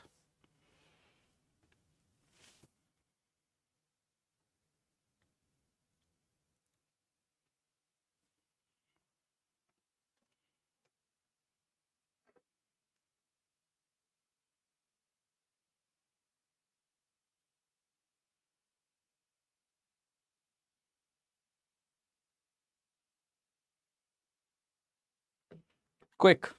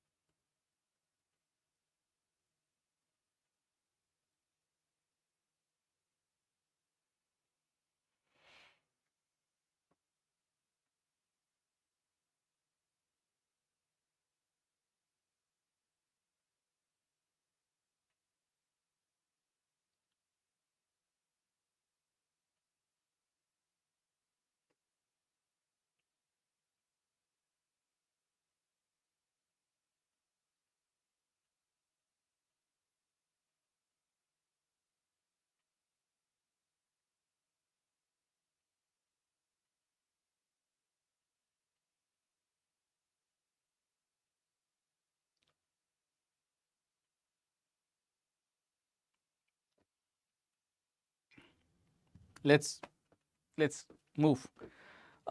As far as I can see your answers, dosto, I think, my dear friends, you are getting wrong, right? You are getting wrong answers. Let's see why. We'll go step by step. To solve problems like this, you need to compare graphs. That's it. You don't have to find out the actual area. You don't have to look for trapezium, rectangles and triangles. You don't have to do that. All you need to do is you need to compare the graphs, right? And let me tell you how. The first one, let's take the first one as the reference part, right?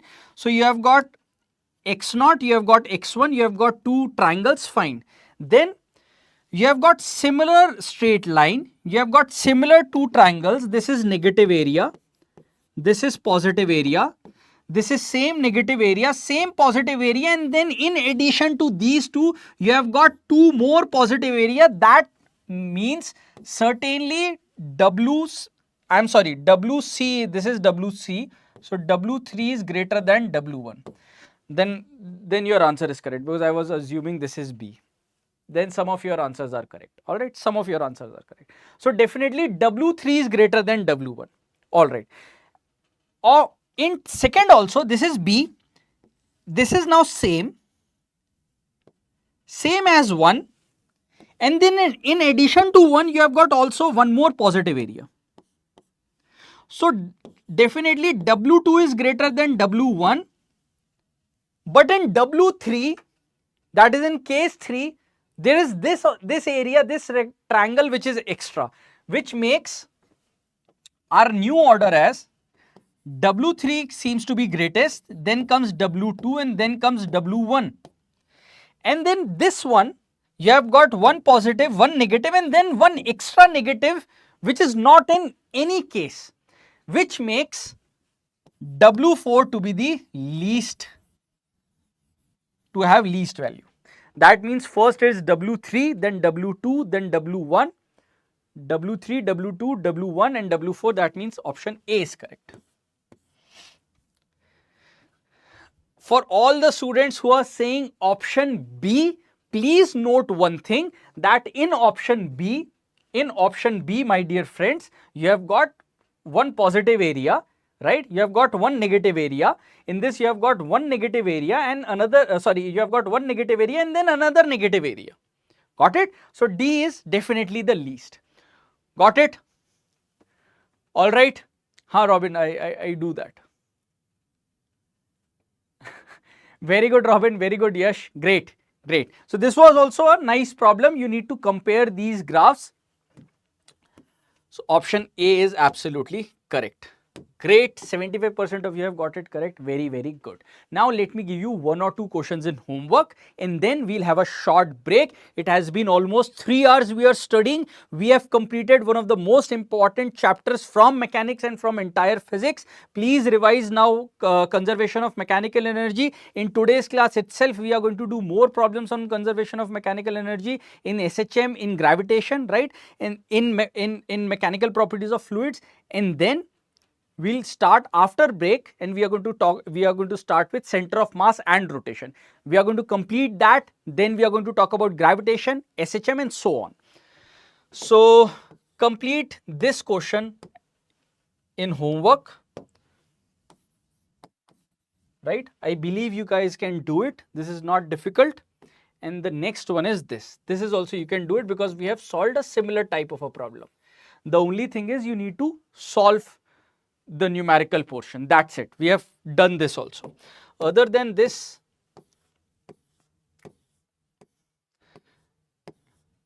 yeah, I think we have, other than this, we have solved all types of problems. Do this question in homework. Again, this is also work energy theorem, change in kinetic energy, and find out the kinetic energy using the graph, right? That's it. Now see you.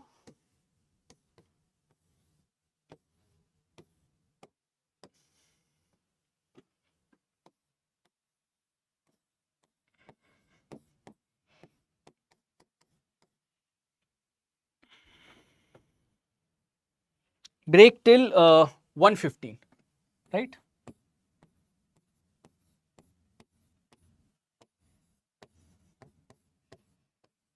And after break,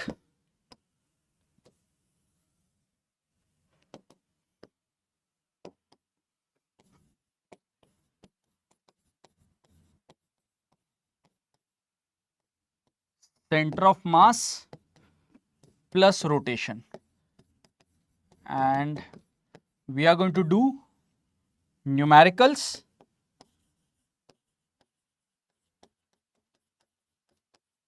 plus concept just like this class.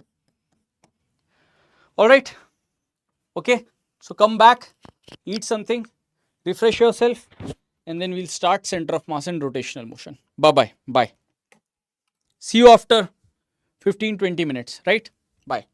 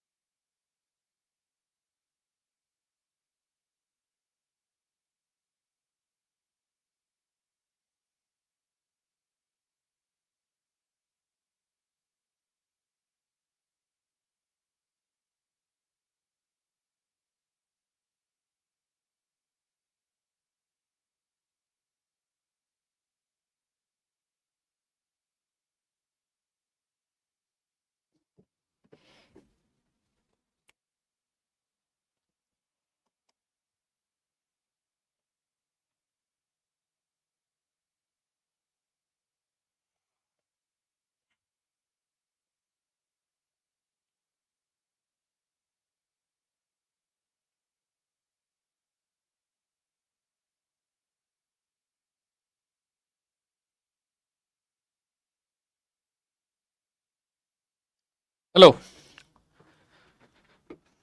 welcome back.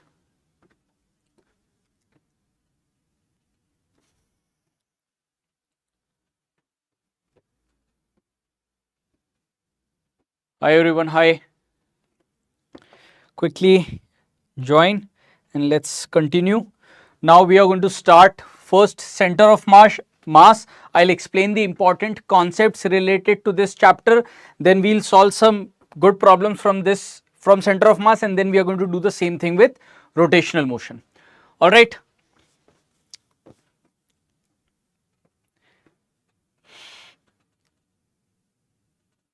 Everyone's ready? Quickly let me know in the chat box.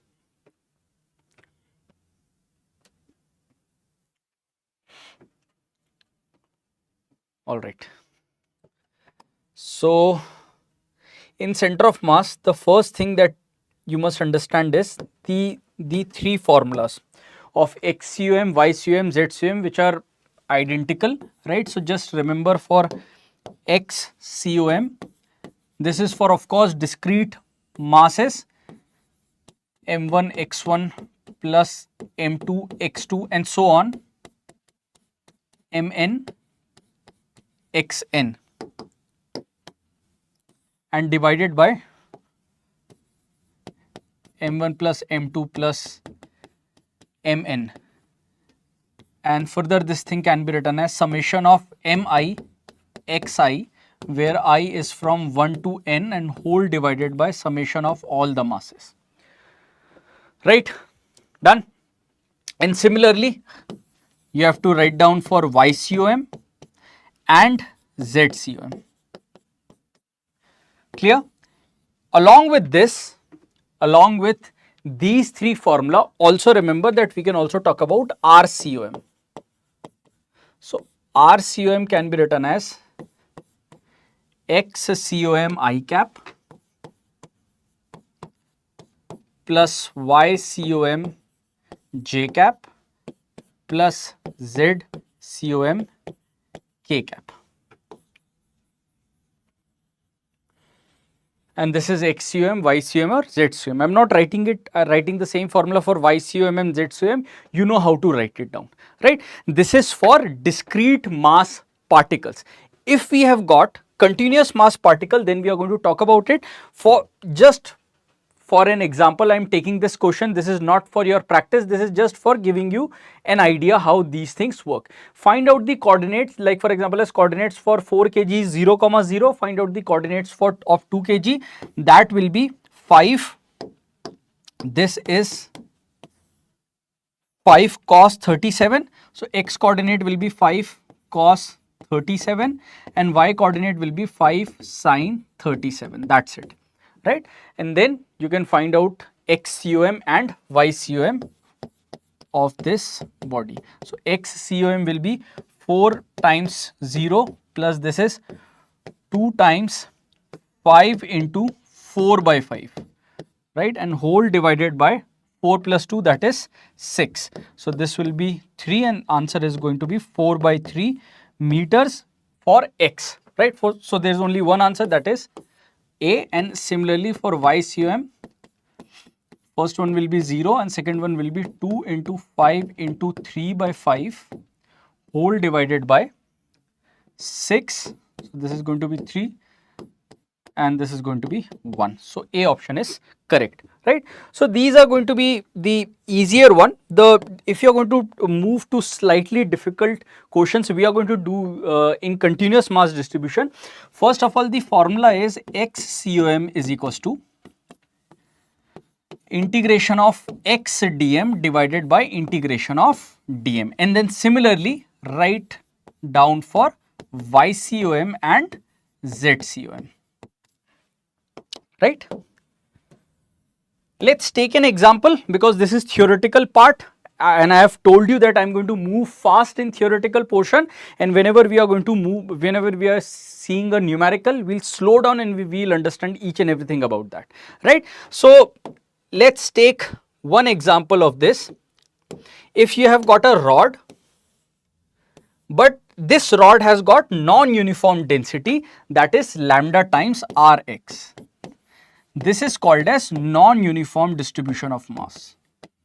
Non-uniform distribution of mass.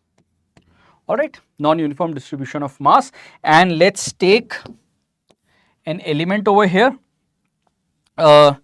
Let's suppose that this is y-axis, this is x-axis, this is a linear rod, so YCM will be 0, there is no mass on y-axis, right? And let's say that this is at a distance of x, this thickness is dx, mass of this thing can be written as dm, and we can write that as dm equals to lambda times dx. Please remember these small things, right? Lambda times dx. So x COM will be integration of x times dm. Instead of dm, let's write lambda times dx divided by integration of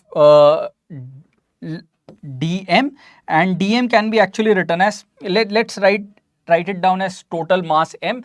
Right now I'm going to write it down as, for dm,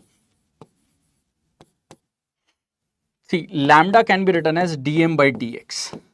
So dm can be written as, integration of dm can be written as lambda times dx. So I'm going to write lambda times dx, and from 0 to L, from 0 to L, right?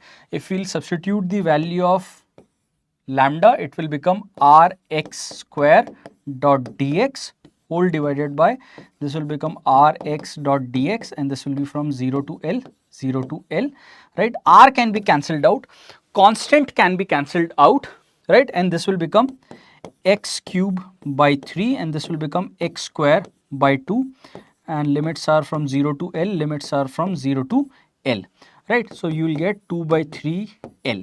Now let me tell you one small trick to solve questions of center of mass. All right, pay attention.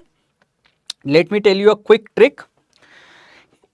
See, if I have got a uniform rod, if I have got a uniform rod, a rod having uniform distribution of mass, in that case the XCOM comes out to be L by 2. This comes out to be L by 2.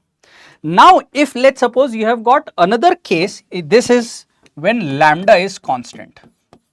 When lambda is constant. Now let's suppose in another case lambda is directly proportional to x, right? Lambda is directly proportional to x. That means as you are going to move in x, rod is going to become heavier and heavier. That means mass of rod per unit length is becoming more and more as we are moving in x. So the center of mass, this is a very basic concept, that center of mass lies near the heavier object, near the heavier object. When rod was of uniform mass distribution, that is why the center of mass came out to be at center of the rod, L by 2. And now I am saying that if I have got a rod like just like this, can you please see in this pen, this portion is less thick and this portion is relatively more thick. That means center of mass will be towards this side of the geometrical center of the rod. Got it? That means now I know this was the initial position of center of mass, and now my new center of mass will be somewhere over here. It will be surely greater than L by 2. And if you are going to look for the options, you have got L by 2, this can't be your answer. L by 3 is even less than L by 2. So definitely C is also not correct. And then you have got 2L by 5. 2L by 5 basically means 0.4. This is also less than L by 2. And that is why the correct answer will be A, even if you don't want to do integration. Now you might think, sir, this is your question from your notes, that is why it looks like this. Let's do a problem based on mains. This question has came in mains, right? Let's do this question. This question is saying the center of mass of a thin rectangular plate, rectangular plate. That means we have got length and breadth and no thickness, right, with sides of length A and B. So this is A, this is B, whose mass per unit area is sigma, and it varies as this. That means again in this question also sigma is not constant. Please hold on for a moment. If let's suppose sigma was constant and this is A, this is B, then center of mass will be at the geometrical center of this. That means A by 2 comma B by 2. If let's suppose sigma was constant. Is that correct, my dear friends? Right? And now they are saying that sigma is not constant, but sigma is actually directly proportional to x. That means as you are going to move in x, density is going to increase, right? So this means that the center of mass will surely be towards the left of towards the right of this point. Somewhere over here, the center of mass will shift towards this point. Got it? And what about y? Well, I am going to say that sigma does not depend upon y. It is independent of y. So center of mass will still be at this coordinate will be x-COM comma y by 2, that is b by 2. So b by 2 is correct and b by 2. So this is absolutely wrong. A by 2 is wrong because it can't be at center. It would have been A by 2 if sigma was constant. Is it clear? Write down in the chat box if everything's making sense. That means answer is going to be 2A by 3 comma B by 2 without solving it. Obviously we can solve it, we can integrate it, but answer will be 2A by 3 because it will be, my dear friend, it will be greater than A by 2. Write down in the chat box if this makes sense, and if you want to integrate it, then definitely I'll help you. The integration will look something like this, that x-COM will be equals to summation of, what we are going to do is we are going to assume a strip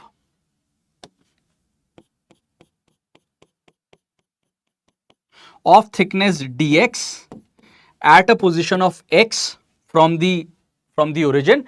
That means x times dm divided by integration of dm, and then dm can be written as sigma is sigma naught x divided by ab. Also this thing can be written as mass dm divided by area, and area is, mind you, this length is b times dx, right? So from here you can find out the value of dx will be dm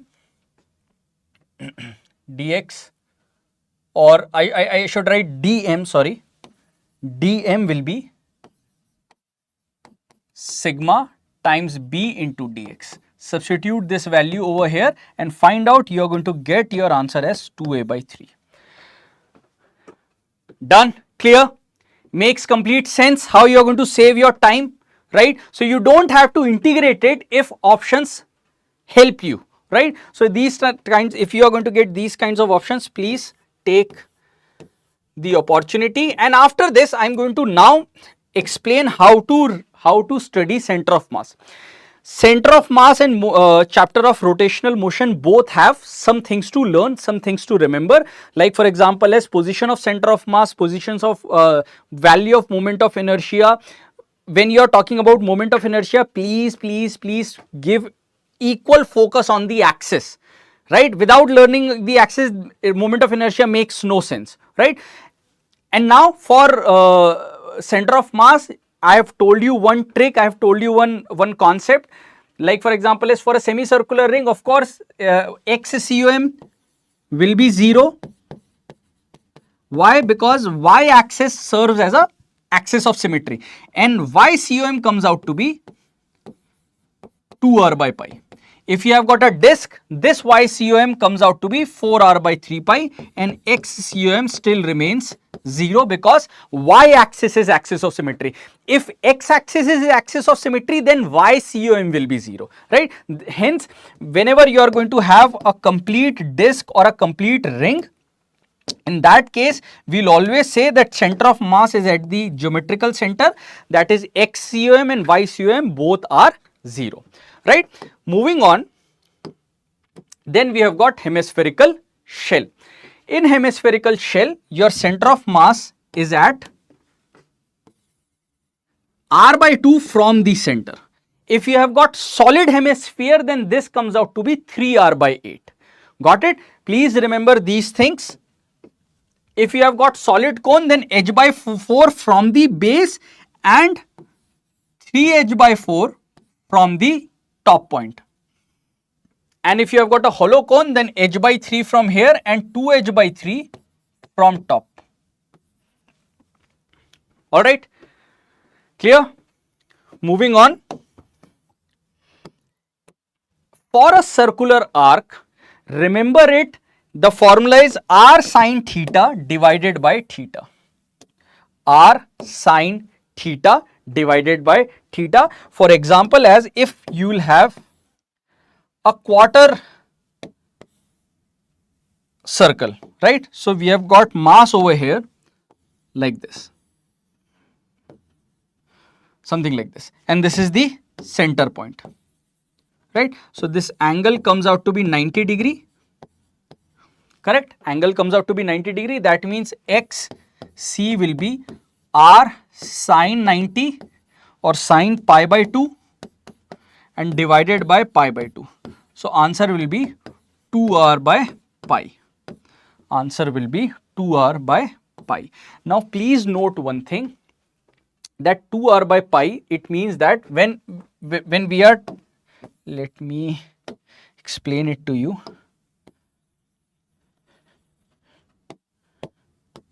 It is going to be something like this.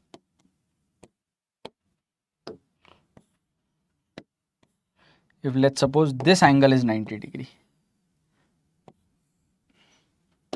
If this angle is 90 degree, then center of mass will be somewhere over here and it will be 2r by pi.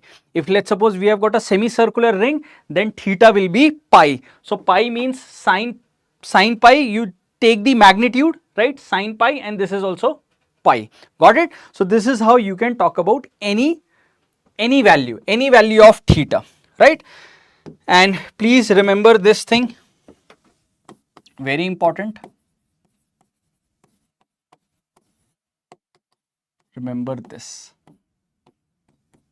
All right, clear? Sorted. Moving on to the next one. Next topic is motion of center of mass. We have already discussed RCOM, and RCOM came out to be M1 into R1 plus M2 into R2 plus Mn into Rn.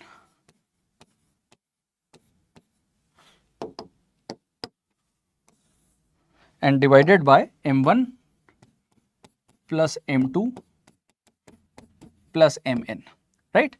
This is your RCOM. If you are going to differentiate it, you are going to get VCOM. So VCOM will be dRCOM by dt, and that will be M1 into dR1 by dt, that means MV1 plus M2 V2 and so on, Mn Vn, and whole divided by total mass, that is M1 plus M2 plus Mn. If you are going to again differentiate it, you are going to get acceleration of center of mass, right? Now after this, entire kinematics can be applied. All right. So for center of mass, you can now again differentiate it to find out ACOM in a similar manner. So I am not again writing it. You know it, you know how to write it, right? We are going to solve some numericals based on these things. What types of numericals? Please see. A basic type of a problem. I know that these questions, the students who are of my batch, they know that we have done these questions in class. Hold on, I am just giving a quick revision to everyone who's going to watch this. After this, I'm going to come up with some new questions on center of mass. See, this is a case where a person is moving on a plank and all the surfaces are, there is no friction given to us, right? We don't have to take friction into our account, all right? There is a smooth horizontal floor, correct? So when this person is going to move, one thing is sure, if I'm going to consider the person and this platform as one system and this platform as one system, then the net external force acting on this platform will be 0. If net external force acting on this platform is 0, then let's understand what do we mean by this. Please give your focus over here.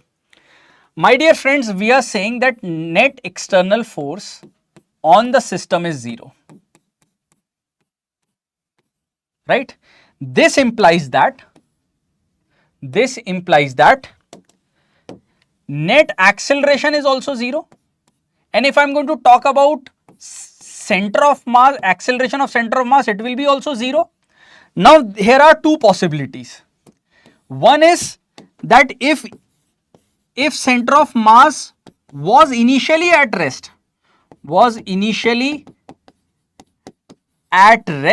then it will remain at rest.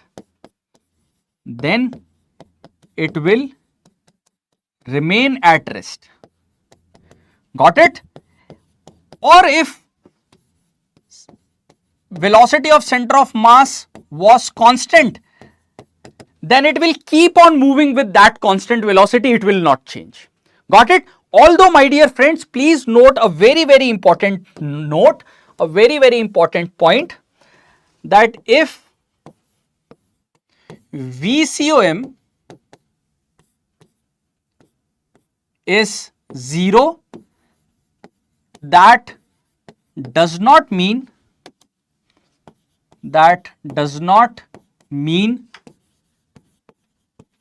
V1, V2, Vn must be 0. They may or may not be, right? Similarly, for acceleration of center of mass and position of center of mass. Similarly,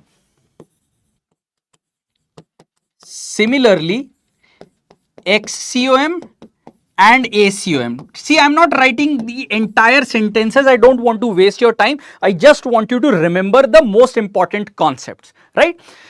What I am trying to say over here is, let me give you one example and then I'll come back to this platform and person question. Let's suppose, my dear friends, we have got two charges over here.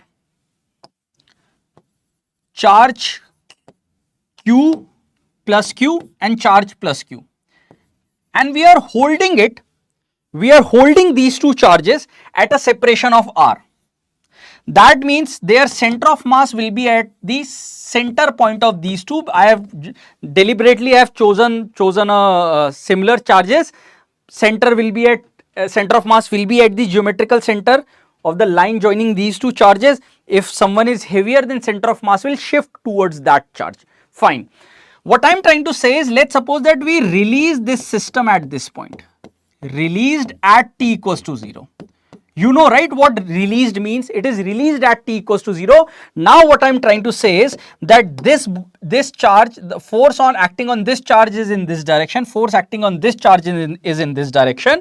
It will accelerate in this direction, this will accelerate in this direction, but acceleration of center of mass will not change. It is 0. Why? Because A1 is equals to negative times of A2. Similarly, you tell me before releasing the system, whether center of mass was at rest, yes or no? Obviously, yes, center of mass was at rest. And now tell me, if I am going to talk about this as a system,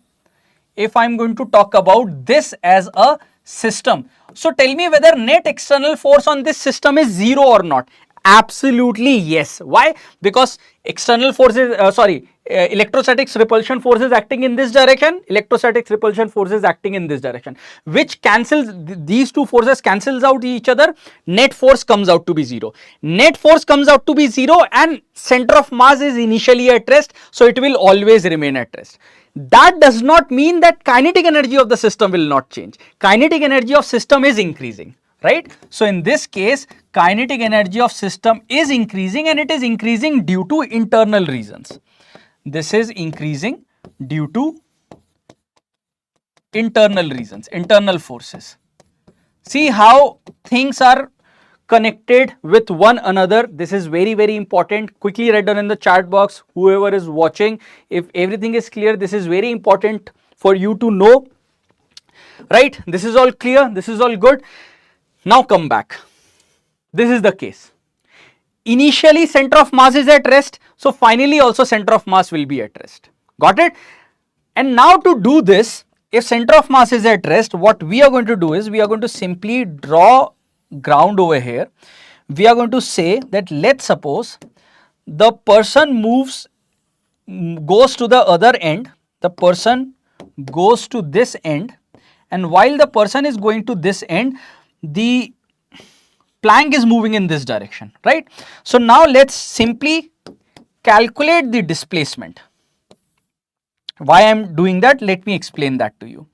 See, what I am trying to say is that if XCOM does not changes, if XCOM is at rest, this means that M1 x1 plus M2 x2 should be equals to 0. The net displacement should be equals to 0. Hopefully you are getting it, right? So let's suppose that the platform moves x in backward direction, so the person will move 10 minus x in forward direction. So that means mass of person, and by the way, mass of person is 60 kg, so 60 kilogram multiplied by total length is 10 minus x, and this should be equals to the displacement moved by the platform in opposite direction. So equals to mass of platform multiplied by x, this is 3, this is 30 minus 3x, this is x, this gives me 4x is equals to 30. Alright, hopefully everything is clear. This is 2, this is 15, this is 7.5 meter. They were asking about find the displacement of the plank. So it is 7.5 meter towards left. 7.5 meter towards left. Hopefully everything is clear. Right?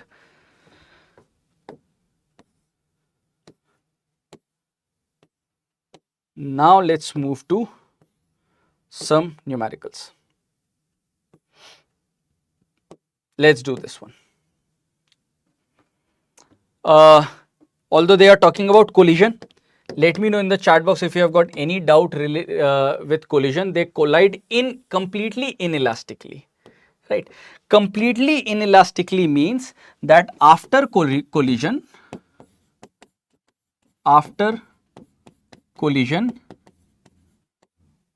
bodies stick together. Bodies stick together. After collision, bodies stick together. Right? Let's do it. I'm giving you some time, solve it, and then I'll help you. Be quick. We have to find out the energy lost. Energy lost basically means kinetic energy, right? We are never going to talk about potential energy. Why? Because we don't have an account for that, right?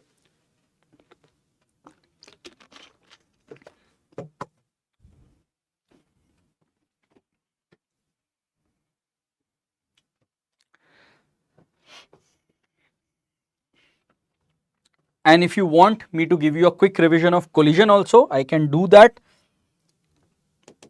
While you guys are solving it, over here I'll help you. See, no matter what type of collision we have got, right? Although generally we'll discuss two types of collisions. One is elastic and the another one is inelastic. For this one, energy is conserved, right? Momentum is definitely conserved. So, momentum is conserved, energy is conserved. For this one, momentum is definitely conserved and energy is not conserved. Now, again, if you have got like basic doubts and you are asking me, sir, if I learn the basic things before 20 days, before 10 days, before 15 days of NEET 2025 exam, can I do those problems? Answer is yes, but you have to be a little quick, you have to move in the correct direction, right? What you need to do is you need to first understand when we apply the conservation of linear momentum. So, conservation of linear momentum is applied when dp by dt comes out to be 0, and this comes out to be 0, that means that net external force will be 0, right? So, when net external force acting on two bodies are 0, you can apply conservation of linear momentum. So, conservation of linear momentum is applicable on all types of collisions, right? In this also. So, let us do it. Two particles of equal mass m have initial velocities u I cap. So, first one has m u I cap plus m into u I cap divided by 2 plus m u j cap divided by 2. This is the linear momentum of the system equals to, because they are sticking together, I am going to write 2m multiplied by v vector. V vector is the final velocity with which those two particles are going to move after collision. This is the first equation that I want you to write. M can get cancelled out, right? And V will be written as, first of all, this will become 3u by 2, right? And 3u by 2 and divided by 2, so 3u by 4 I cap plus you have got u by 4 j cap. So, this is the final velocity vector. Please note this thing down and let me know if you have any doubt. After this, what you need to do is you need to write down the initial kinetic energy of the system, right? For that, this velocity is u, so initial energy will be half m u square plus, my dear friends, this velocity is, this is u I cap divided by 2 plus u j cap divided by 2. That means magnitude of this velocity comes out to be, my dear friends, under root u by 2 square, that means a, if you have got any vector a plus a I cap plus a j cap, that would be a root 2. So, this one will be u by 2 into root 2. That means u by root 2. Hopefully this makes sense, right? So, this one will be half m and then square of this, that means u square divided by 2. So, this will be 2, so this is going to be 2 plus 1 3, so 3m u square divided by 4. This is initial kinetic energy. And finally, this one is, so V will be, mod V will be, you have got under root of 9u square by 4 by 16 plus u square by 16. So, I can take u outside, I can take 4 outside, I will be left with 10, right? I will be left with 10, so I cannot do anything with 10, so I will write it like this, right? So, you have got initial kinetic energy of the system, you have got final kinetic energy of the system, that will be half mass is 2m into u square, so u square divided by 16 times 10. Subtract them, find the answer. Be quick. Let me know in the chat box if you have got any doubt. This was a nice problem related with conservation of linear momentum, related with collision and energy loss. So, energy loss always be initial kinetic energy of the system minus final kinetic energy of the system. Be quick now. And then I will move to the next problem.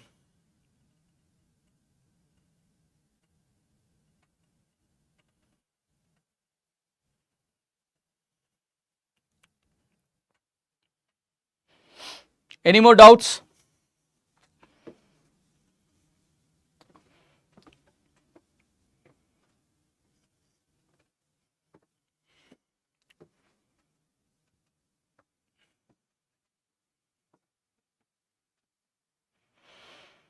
If you guys are saying it is D, then it is D.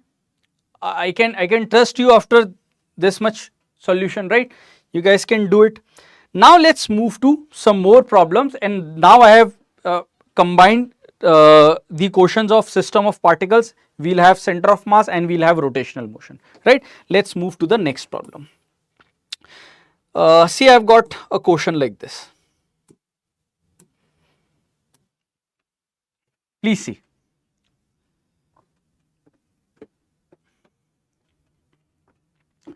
A slab is subjected to the two forces F1 and F2 of same magnitude, capital F, as shown in the figure. Force same magnitude, magnitude is same, F. Force F2 is in XY plane, you guys can see it, while force F1 acts along the Z axis at the point 2i cap plus 3j cap. The moment of these forces is, we want to calculate torque. Moment basically means torque, and torque means R cross F.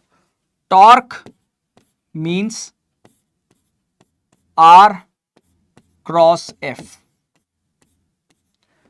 Alright, correct. You guys want to do it? Give it a try and then I'll help you. Be quick. I'll start the timer. 2 minutes. It's a slightly not too, but slightly lengthy question. Do it. You have to be patient. Don't do any mistake.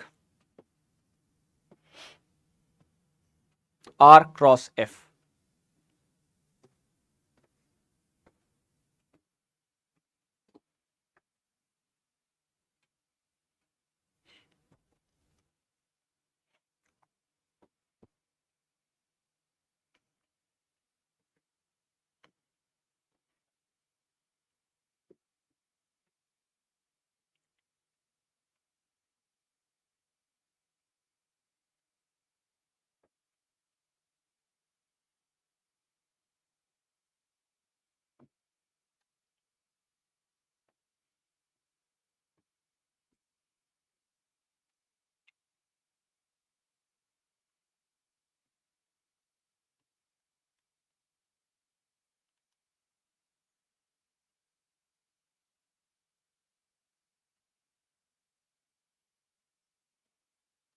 Alright, if you guys say it's A, then we'll see.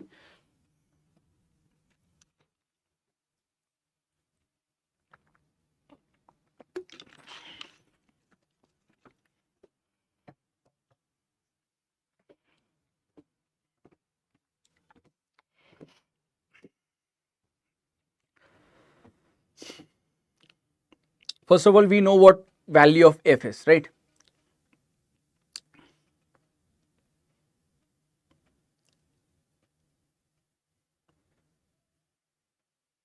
They are of same magnitude F, and we have to find out the moment of about point O.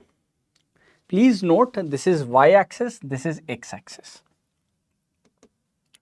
Also, my dear friends, if you are going to see, if I'll move this vector parallelly, this angle will be 30 degree. This is going to be F, and this is going to be F sine 30 degree, and this is along Z axis, and a vector over here, and this will be along F cos 30 degree, and this will be along negative y axis, right? So if I'm going to talk about force F2, I'll write down the vector form and I'll write it like this, that F by 2, and this is along k cap, and minus F root 3 by 2, and this is along j cap, right? Further, F1 will be written as, vector F1 will be written as, magnitude is F and it is along k cap. Clear? So F1 is sorted, F2 is sorted. The next thing is to find out R. For R1, this is going to be R1 vector, mind you. this is going to be R1 vector, right? So R1 vector will be, this is this is actually the center point. So this is going to be 2. So 2 in x axis. So R1 will be 2 I cap, and then it is in y also, plus 3 j cap. Similarly, R2 will be, R2 is this point, my dear friends, from origin move to this thing. This is R2, right? And this distance is 6. 6 on which axis, my dear friends? Y. So that means 6 j cap.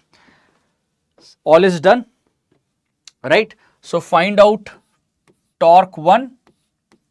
It will be R cross F.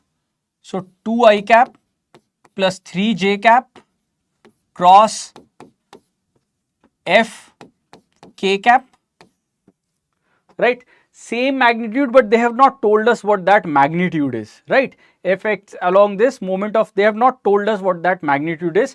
We are going to assume it to be F for now. This is going to be torque 1, and please remember the shortest trick to solve these kinds of problem. I cap cross j cap will give you k cap. J cap cross k cap will give you I cap. K cap cross I cap will give you j cap. If you will do j cap cross I cap, if you will go in anti-clockwise direction, you will land to minus k cap. If you move in anti-clockwise direction, write a negative sign. Similarly, if you are going to move from k cap cross j cap, you will get minus I cap. If you will do I cap cross k cap, you will get minus j cap, right? So let's solve this. 2 I cap cross k cap, I will take F as common, and then I cap cross k cap, I will get minus j cap. Then j cap cross k cap, j cap cross k cap is I cap. So this is torque 1. And then for torque 2, R vector is 6 j cap cross, I will take F as common.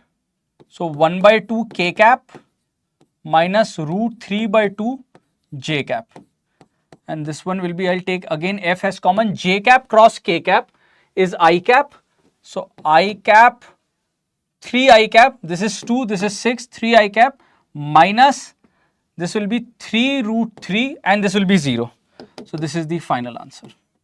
And then simply add them. Be quick. Let me know if you have any doubt.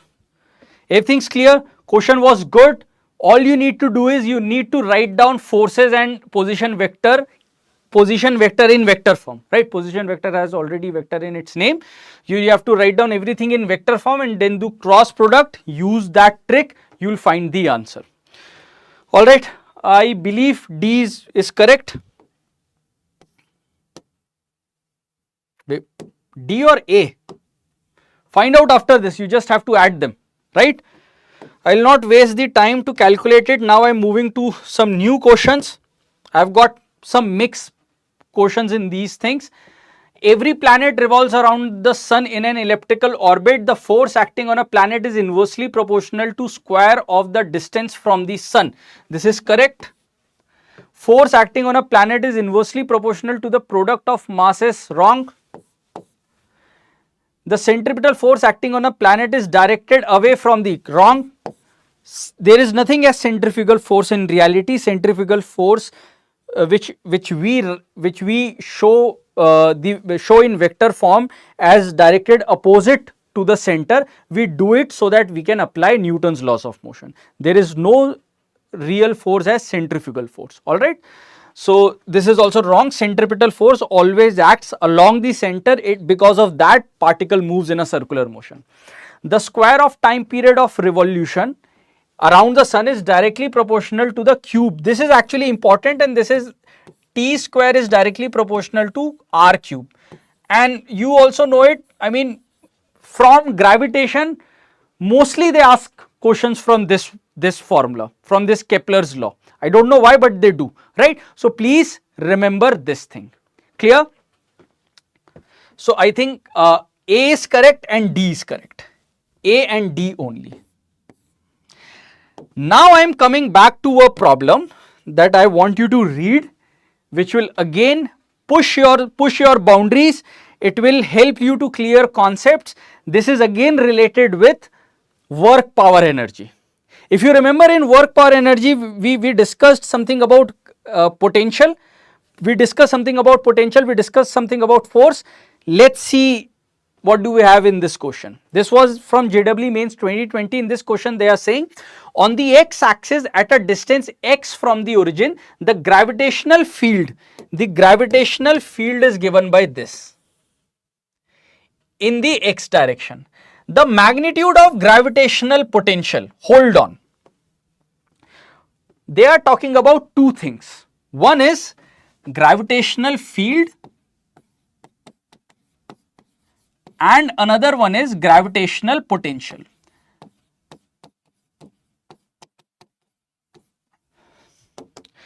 And you know what, right now many of my students and many other students are also saying to me a same thing, that in 11th we are doing gravitation but somehow we are not able to revise it properly. Sometimes we do questions of gravitation wrongly, right? How to revise it properly?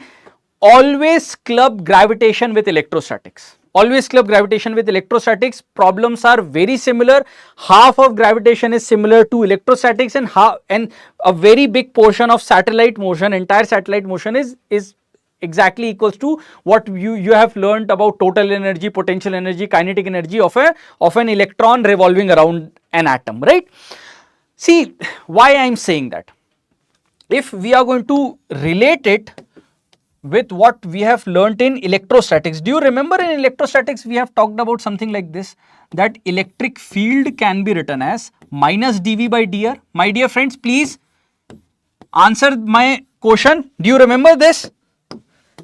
And do you remember just now I was talking about this thing, that force can be written as minus du by dr minus del u by del x. Same thing we are talking about here, and this is why now I have stopped the question and now I am explaining you the concept, because again if I will explain this one concept, at least it will be helpful for you in more than 2 or 3 chapters, right?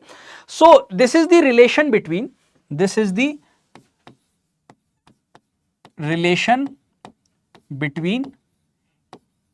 electric field and electric potential, right?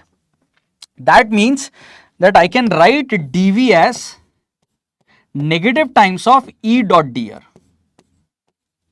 and if I want to find out the total potential, then I will integrate it. This is the relation. Similarly, we can do it over here also. Now I will write that gravitational potential is equals to negative times of gravitational field intensity dot dr. Got it, my dear friends? They have given you small g. They are talking about potential. You can put the limits and you can integrate it, right? Definitely I'll help you, but please see the similarities, right? So this is now again you can talk about same thing over here also. And if you remember, we have talked about finding out gravitational potential using the value of g through this formula only. There is also one very important point that I want you to know, and it is related with this thing. Please see. I'll try to explain in this part only. How do we have got till here? This is because of the fact that let's suppose you have got a charge particle capital Q over here, and we want to calculate the potential, its electric potential at a distance of r from it, at this P point, right? So how do we define it? We define it that it is the amount of work done to bring a unit positive charge from infinity to this point, right? It is the amount of work done. It is the amount of work done to bring a unit positive charge, and slowly, mind you, slowly. So it is the gravitational potential at this point is amount of work done by external force to move the charged particle from infinity to a known point. Or what you can also write is, it is the amount of negative times of amount of work done by the conservative force from infinity to the known point. Got it? So when you have got a negative sign, this is from infinity to the known point. Is it clear? And then you can also write it as R, and that will give you the total potential or potential difference between infinity and R. And obviously you know it that at infinity we take the potential as 0. Got it? So also remember that at infinity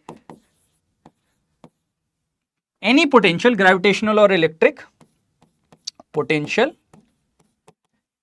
is taken to be 0. Now this question is for you. I have explained the concept. Now please let's read it again. They are saying that the gravitational field is given by Ax whole divided by x square plus a square whole raised to the power 3 by 2, right? Magnitude of gravitational potential on the x axis at a distance of x, taking its value to be 0 at infinity, we already know it, right? So potential will be negative times of g dot dx, g dot dx from infinity to x. Come on, let me know if you have any doubt. After this, my dear friends, what you can do is, because a square is a constant, right? A square is a constant, so assume x square plus a square as t. If you don't know how to integrate it, just assume it as t, and let's differentiate it with respect to x. This will become 2x, right, plus 0, and this will become dt by dx. So from here I can write dx equals to dt upon 2x, right? So if we'll substitute it, we are going to get ax t raised to the power 3 by 2. Instead of dx, I'm going to write dt multiplied by 2x. This x gets cancelled out, right? This is called as integration by substitution. Please remember it. Do not leave these things before 10 days, 15 days thinking that, sir, we won't be able to do this. This is something new. That nothing is new.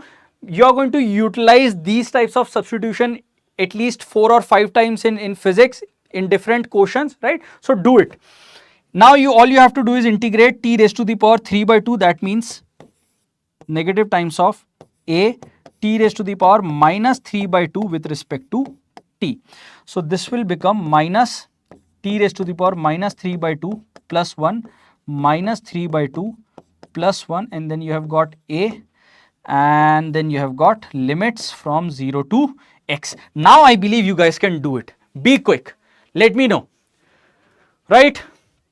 So this question was related with this concept, and this concept is absolutely same. And if you guys are saying option is A, then fine, option is A. I'll check, but no, I believe option A is not correct. Option 3 is correct. Please again check it. Option 3 is correct. According to my answer key, option 3 is correct. Again do it. Be quick. A is not right. Clear?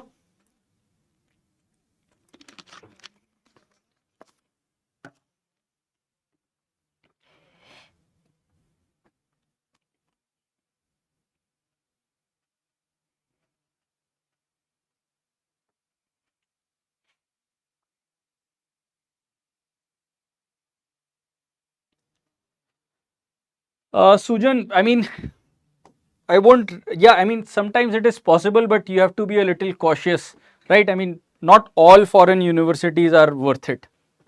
So you have to check all the things. And if you are getting really less score in NEET exam and you are getting some college in some Eastern European country, then I don't think that is of a lot of worth. But fine, that was my answer. Now let's move on. Clear? Hopefully you can integrate after this. Let's move to this question. I am starting the time for this one. 90 seconds, let's start. Assertion says a pendulum clock when taken to Mount Everest becomes fast. What do we mean when we say a clock is becoming fast? That is first concept, right? The value of g, acceleration due to gravity, is less at Everest than its value on the surface of the earth. This is the reason.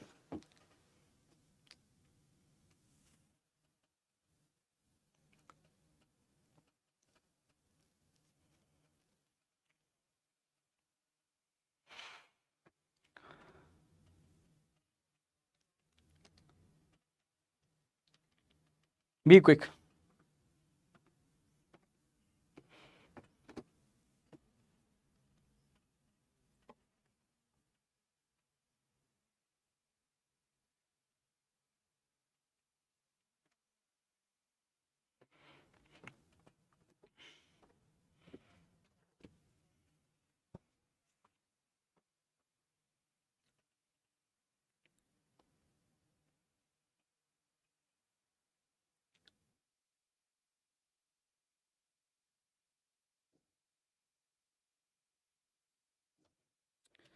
And relate this concept with the concept of thermal expansion.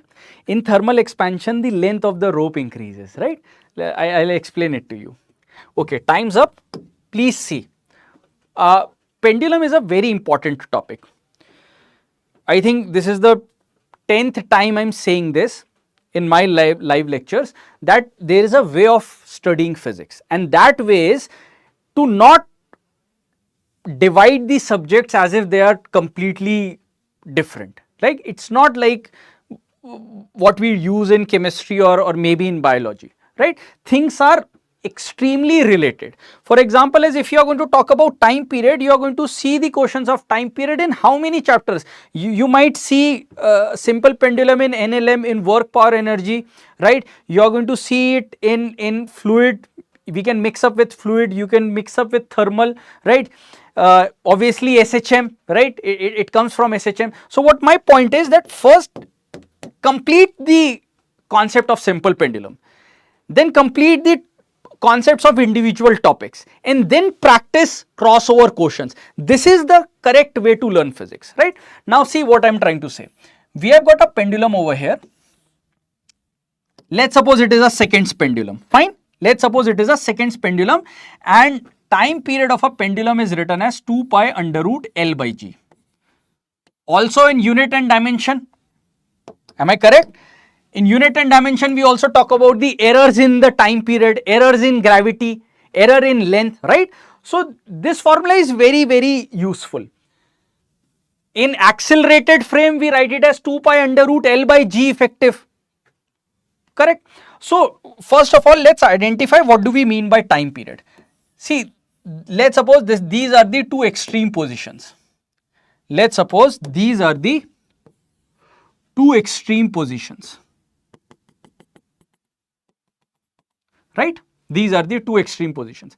So time period will be, let's suppose we start a time t equals to 0 from here. So time period will be time taken by this particle to go from here to mean position, to extreme position, then come back to mean position, then again come back to this extreme position. That means it goes like this, then it goes like this, then it comes back, then it comes back, and here capital small t is equals to capital T.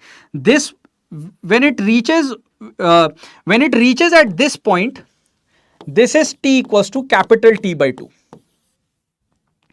This is capital T by 4. This is 3t by 4. Hopefully this makes sense, right? Now please understand, if somebody is saying that time period is of a pendulum is 2 seconds, that means it is a seconds pendulum. That means it takes 2 second time to cover this entire path. To come back to this extreme position, it takes 2 seconds, right? Now what I am trying to say is that time period depends upon Length, of course, it depends upon length, and it also depends upon under root of g. Now let's suppose gravity decreases. And why gravity decreases? Because if on earth height will increase, g will decrease. So on Mount Everest, gravity is lesser than the surface, than it is on surface of the earth. Clear? That means gravity decreases, that means time period decreases. It means that, please hear me out very carefully. It means that this pendulum will take more than 2 seconds to oscillate. More than 2 seconds to complete one oscillation, right? But what I'll say is, according to me, I don't know whether g is changed or not. So I'll say that right now also it is 2 seconds, but in reality it has taken more than 2 seconds. So if someone is taking more time, you are going to say na ki yaar you are slow, right? Sometimes you also say in my chat, sir, fast, and when I go fast, then everything goes fast, right? So the thing is, if a simple pendulum, if a seconds pendulum is taking more time, then it is slowing down. So the answer is, the pendulum when taken to becomes slow is correct, fast is wrong. And the value of g at Mount Everest, its value, so this is also correct, this is true. So state A is not correct, but reason is correct. C option will be chosen as correct answer. Very good. Clear? Now let's club this with thermal properties. In thermal properties, T is also, generally also T is directly proportional to L, but when you are going to increase the temperature, L will also increase. So L will become L naught 1 plus alpha into delta T. So if you are going to increase the temperature, time period will increase. That means again the pendulum will slow down. Alright. So this is again a very important point that you must note down. Alright. So my dear friends, after this let's move to the next one. I have got a match the column for you. It is related with gravitation. A very simple match the column, but we will use this match the column to revise everything on satellite motion. Right. So my dear friends, if we are talking about a satellite motion, let's suppose that this is a planet having mass capital M. From its surface you are throwing an object with, let's say, orbital velocity, and it happens to go in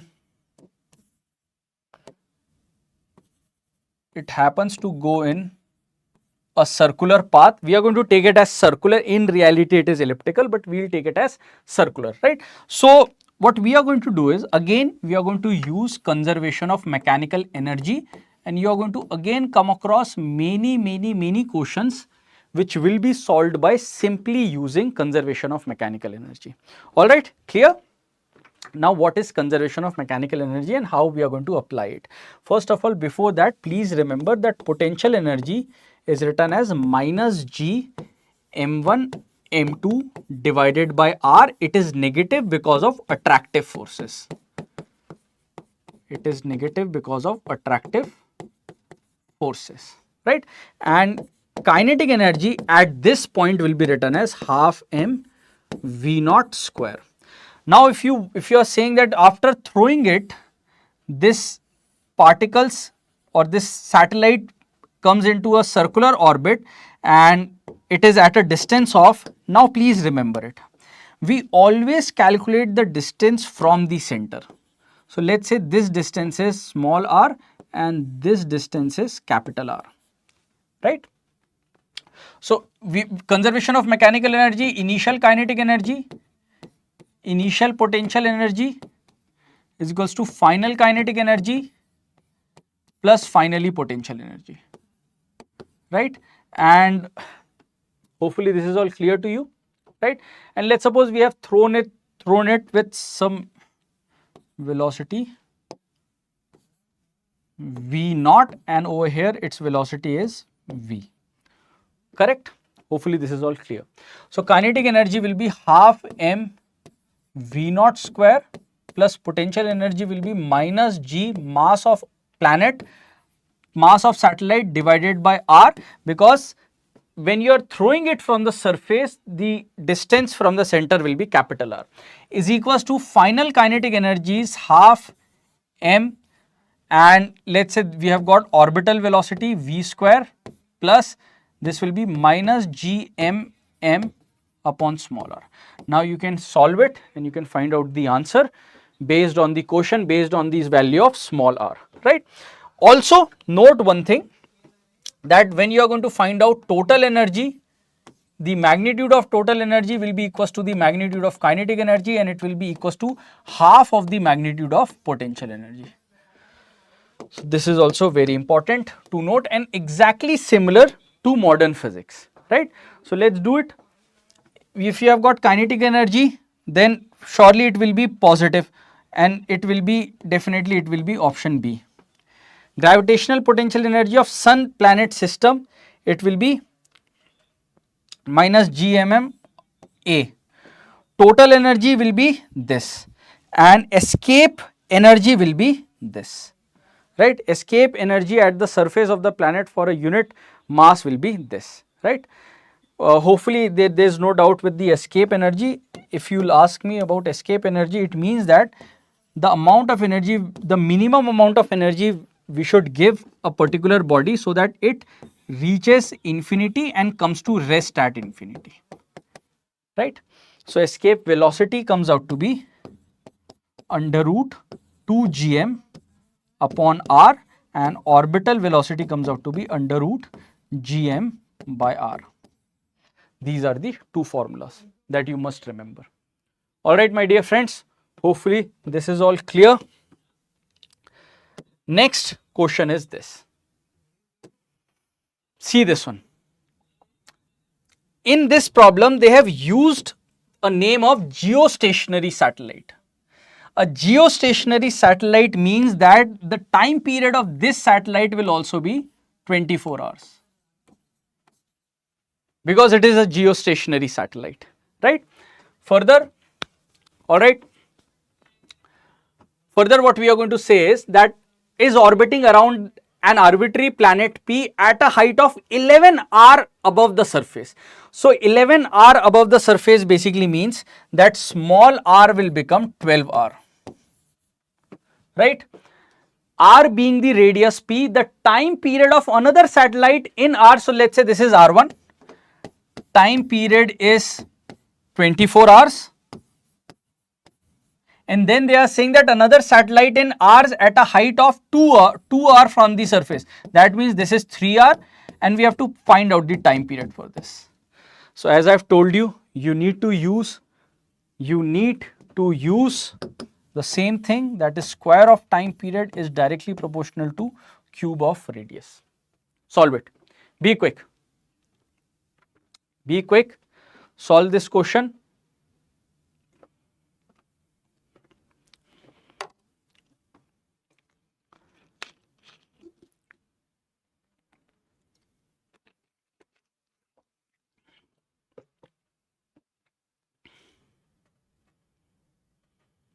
And let me know the answer.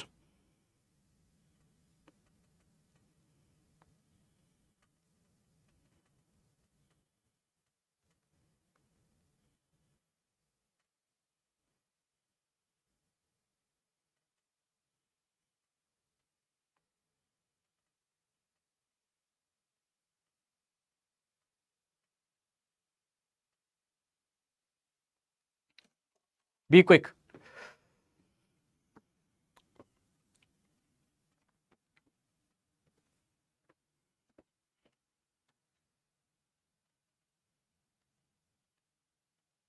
All right, Robin, good. Good, very good. It's going to be 3 years, right? Solve after this. It's very easy. It's going to be 3 years. Great. See now, the reason that I have chosen these problems is based on the fact that in previous year how many times NTA has asked these questions, and also I have included some statistics from JEE mains also, right. So this is very important, satellite is very important, escape velocity and orbital motion, satellite motion is very important, and then Newton's laws of gravitation is important. Least important I would say is, relatively least important I would say is the concept of gravitational potential and gravitational field, but we have done that also in today's class. So almost everything is covered in gravitation. We have done some questions in the last class also, I believe, right, of 500 MCQ class. See this problem. Now this is one problem which one of my student has given me in the in one of the doubt session that we had. In this question they are saying a body is projected vertically upwards from the surface of the earth with velocity sufficient enough to carry it to infinity. That means we are talking about escape velocity. The time taken by it to reach height small h is, you have to find out the height h. Alright, clear? And let's do it. This is going to be the last question for gravitation, and then we'll move to simple harmonic motion or SHM. Let's do it. Although this will take some differentiation, it is slightly difficult, but give it a try. In the meanwhile, I'll help you with some formulas, and if you have any doubt, do let me know in the chat box. Escape velocity is under root 2 gm upon r. This is the minimum velocity with which if a particle is being projected from the surface of the earth, it just reaches infinity, right? And at infinity, its total energy becomes 0. Quick.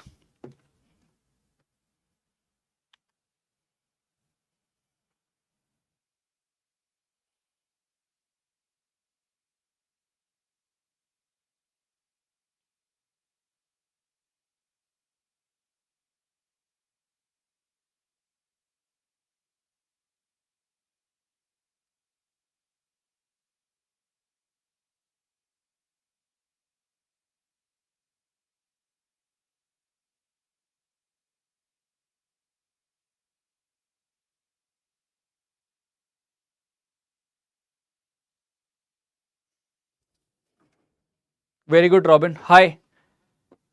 Hi, Shoaib. I'm all good. How are you?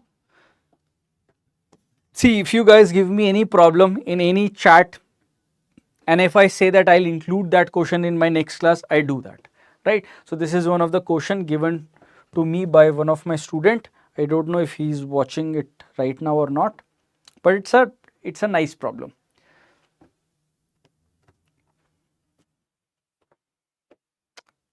Very good.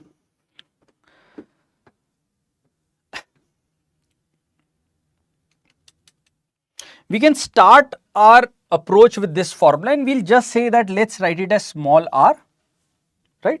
Let's write it as small r, and if v is written as under root of 2 gm by r, this thing can be also written as dr by dt is equals to under root of 2 gm upon r, right? And then let's do one thing, let's write root r equals to root 2 gm times dt, and then let's integrate it, right? Sorry, let's integrate it, and let's say at t equals to 0, it was at surface. That is why I have changed capital R to small r, and when I'll put down the limit, I'll say that at t equals to 0, small r is equals to capital R, and then at t time, this is what we want to know, that the time taken by it to reach a height h. So that means now the height will be taken from the center, mind you. So we are going to write it as r plus h. This is the most important thing. After this, only integration is there, right? So integration of r raised to the power 1 by 2 will become r raised to the power 3 by 2. This will be 3, this will be 2. Here we'll have r plus h, and over here we'll have 2 gm times t. There's no point of writing limits, but still 0 to t, and the last step will give us our answer, and that will be 2 by 3, and we'll have r plus h whole raised to the power 3 by 2 minus r whole raised to the power 3 by 2 equals to, and I believe I can remove this thing from here, equals to, you have got under root 2 gm times t, and they wanted us to find out t, right? So I think we have got our answer. I don't think there is anything left. T will be 2 divided by 3 root 2 gm, and now let me just see.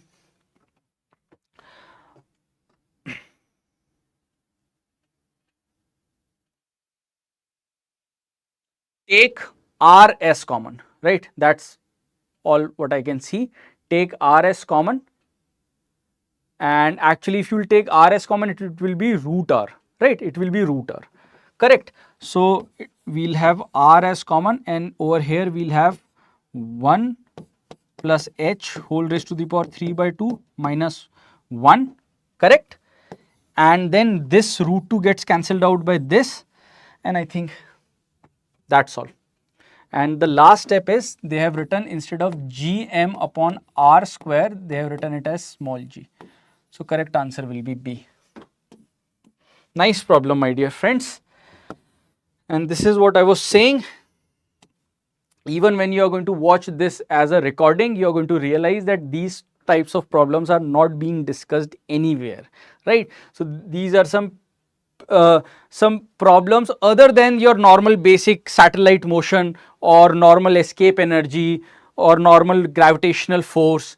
So this is a nice question. So this is, you have got your time, under root gm by r square can be written as small g. So small g is in the denominator, 1 upon 3 is outside, 2 is over there, numerator, and everything is matching up, right? Also please note that yes, we'll have an r in the denominator of h also. Clear? Let's move. Now, my dear friends, let's start SHM, which is another important topic of class 11th. Before starting SHM, I would like you to know the order in which you must complete SHM, right? Please see, simple harmonic motion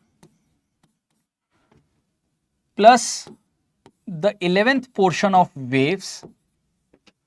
This 11th portion of waves has at least 40% of SHM.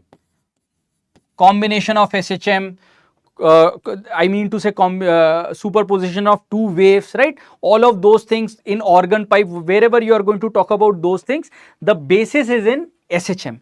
Then after this, this is in waves, you have got both wave on string, and you have got sound waves. Plus this is the portion of class 11th.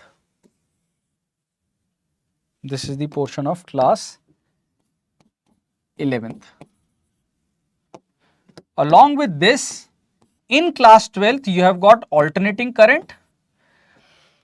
Again, in alternating current, you will have some problems, some superposition principle which will be exactly similar to SHM, plus some part of EM waves, and again wave optics. This should be the correct order. Alright. So this is how you are going to, in minimum time, you can complete maximum amount of your syllabus. So again, I have said, complete modern physics in one go, do gravitation with electrostatics, do current electricity with magnetism, complete SHM, waves, AC, EM waves and wave optics, right? Or the first part of 11th, complete units and dimension, do not skip it. If you are going to do all of those things, easily you can score 120 plus marks And then you have got some more chapters, like for example as NLM, center of mass, rotational motion, fluid, KTG, thermodynamics. You have got all sorts of chapters where you can even increase your marks above 140, right? So still you have got time, plan everything down, write things like this for how to do these chapters.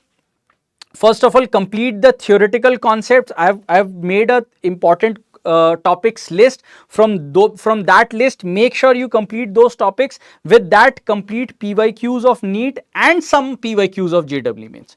Right now, having said that, let's start SHM, and I'm going to quickly give a quick revision, and I'll explain in detail this chapter.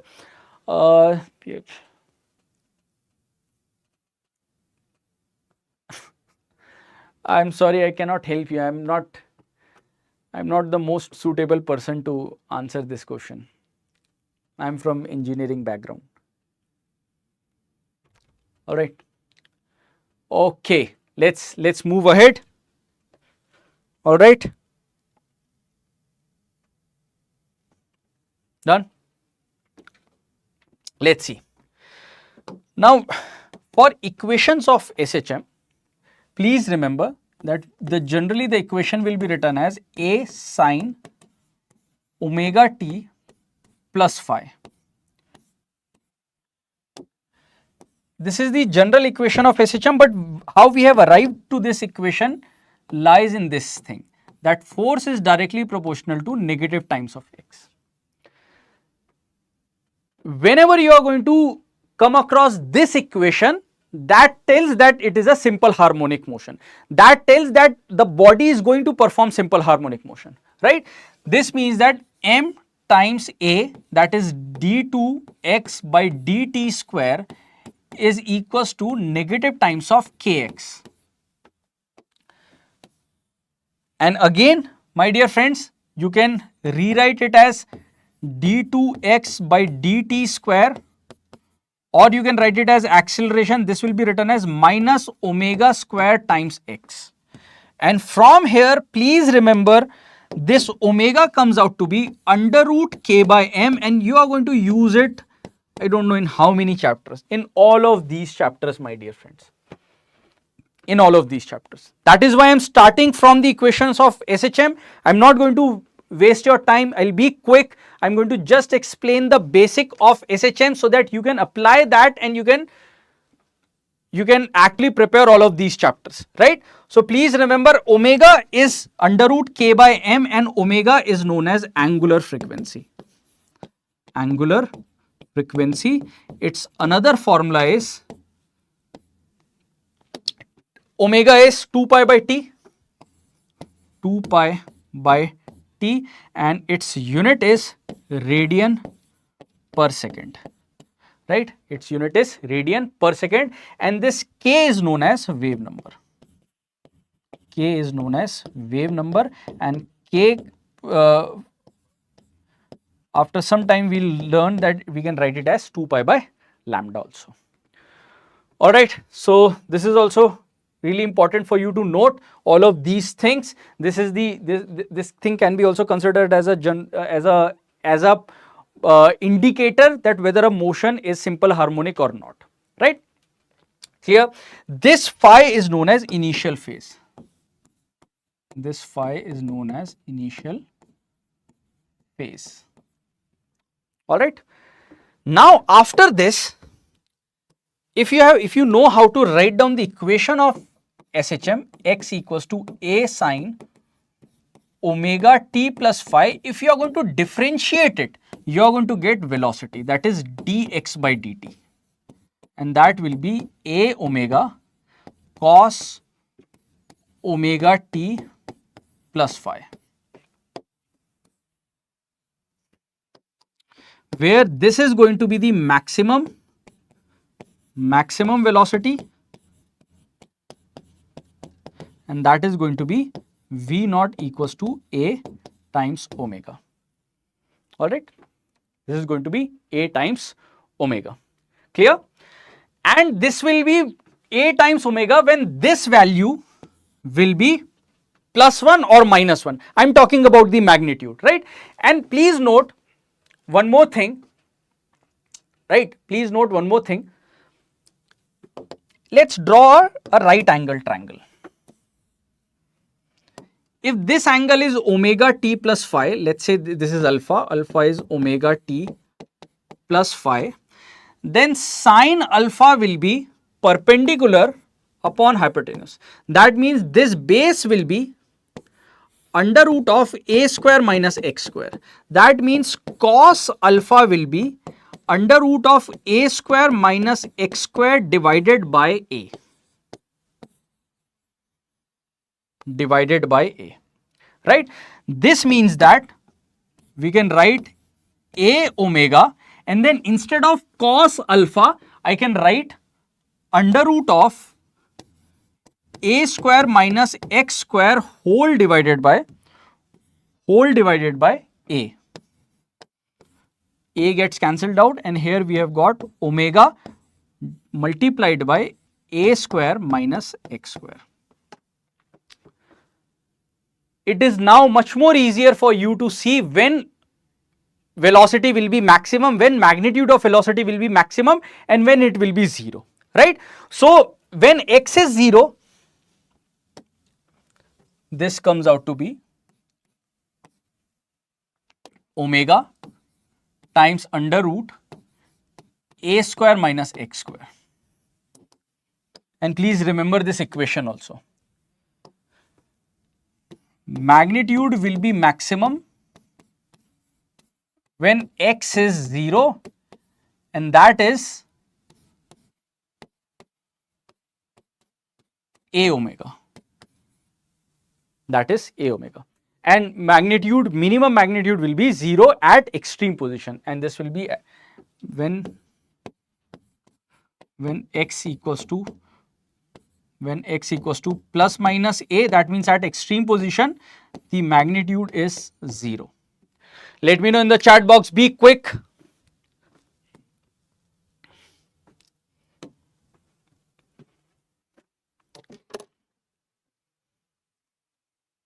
Clear?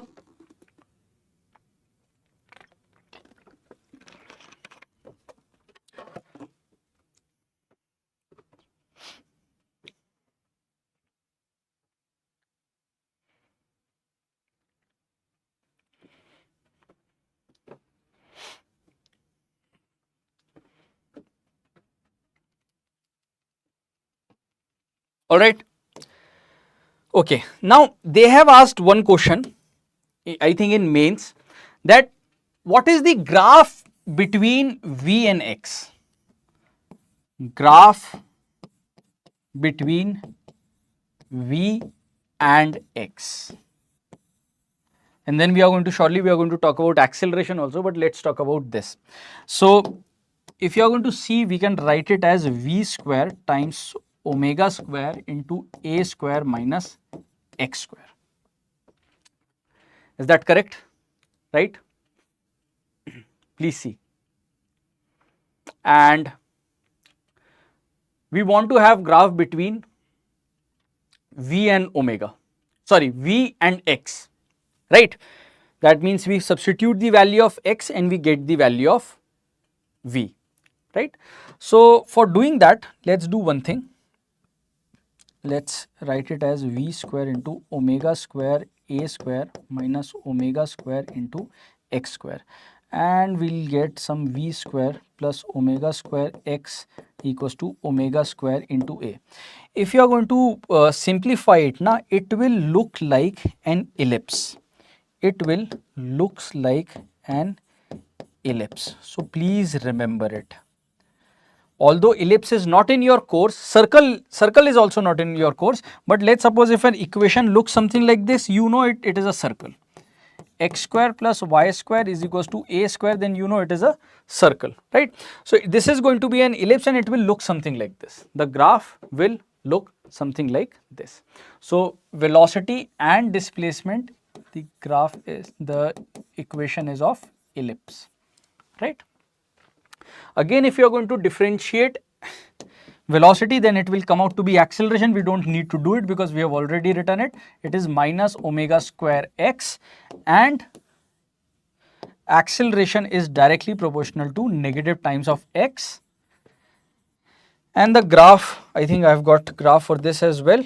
It will be something like this. That means when displacement is negative, acceleration is positive. When displacement is positive, acceleration is negative. So it will be like a straight line, just now how we have seen it. Acceleration is directly proportional to negative times of displacement. All right, clear?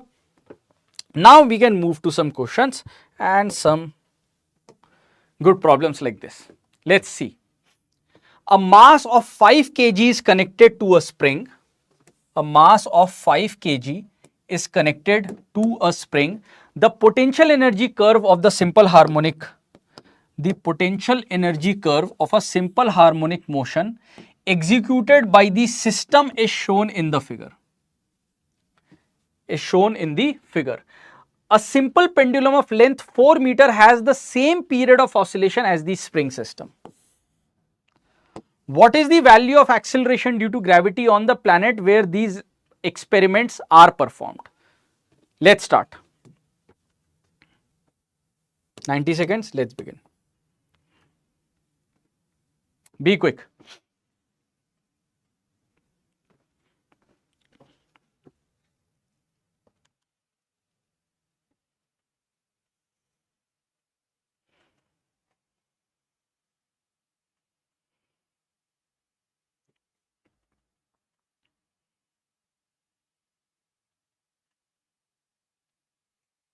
So I've explained you the basics.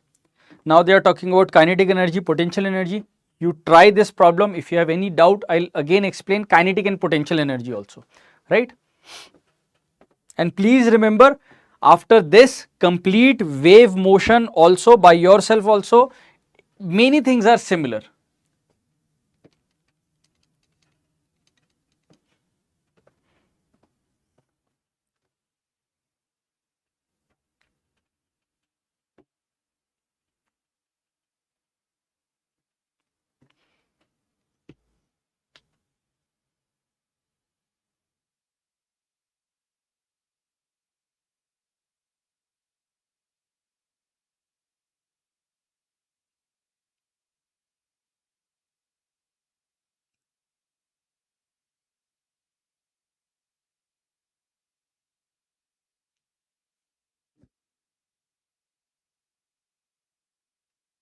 Done? Clear? Now let me explain something to you. Let me explain this question. First of all,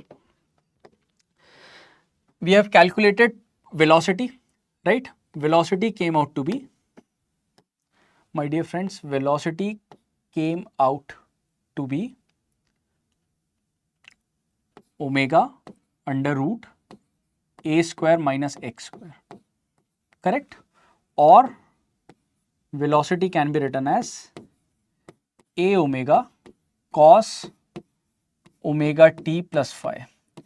Using this concept, hold on, I'll go back to questions, right? Right now first I'm trying to explain the theoretical portion of it. If I want to find out the equation of kinetic energy, I'll simply write half m v square, that is a square omega square cos square omega t plus phi. If I want to write potential energy, I'll write half k into x square, that is half, my dear friends, omega is under root k by m.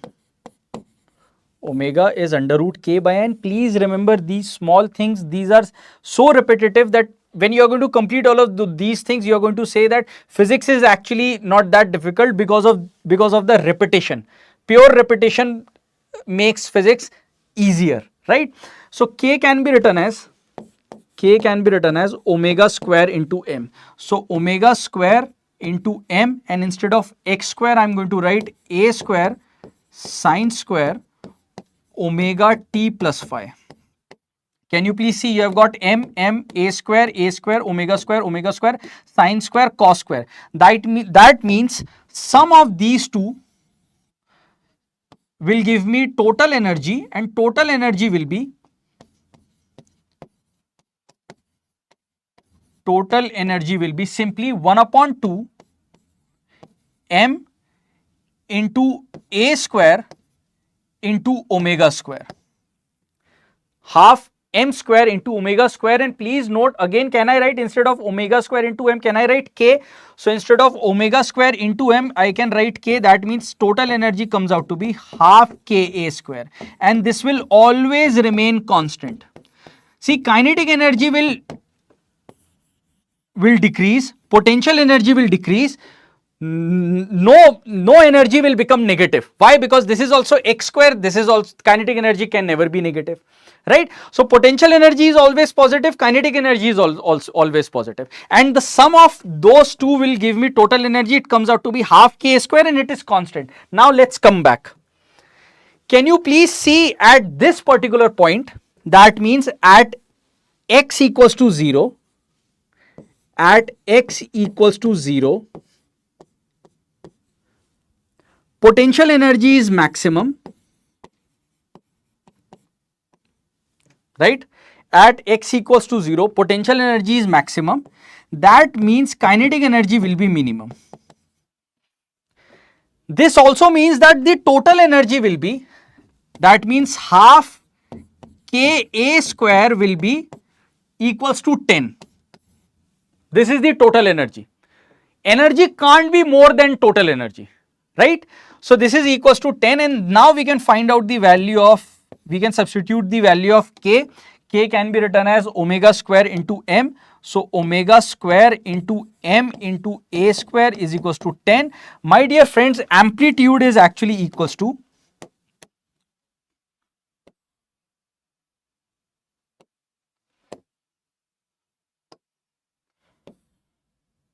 this is the amplitude, and that is equals to 2. X is equals to 2 meter, right? So we'll have 1 upon 2 omega square, mass is I believe 5 kg, amplitude is square of 2 is equals to 10, right?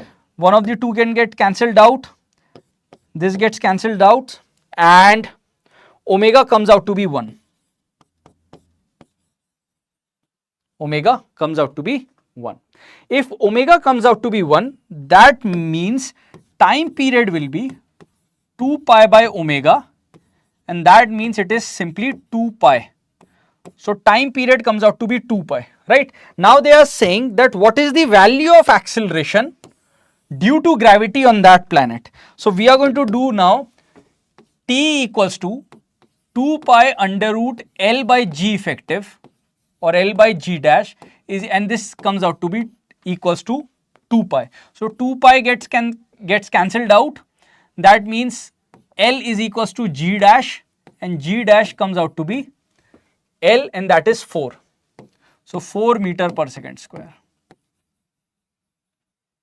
See, using one question, it was not only about solving this one particular problem. Using this problem, I have explained you the concept of kinetic energy, I have explained you the concept of potential energy, I have explained you the concept of total energy, along with how to substitute the value of k, and then I have told you that again and again they are going to talk about time period of a simple pendulum, right? So correct answer is D.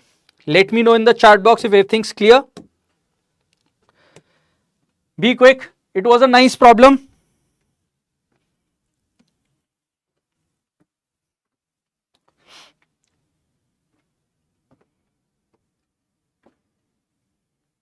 Clear?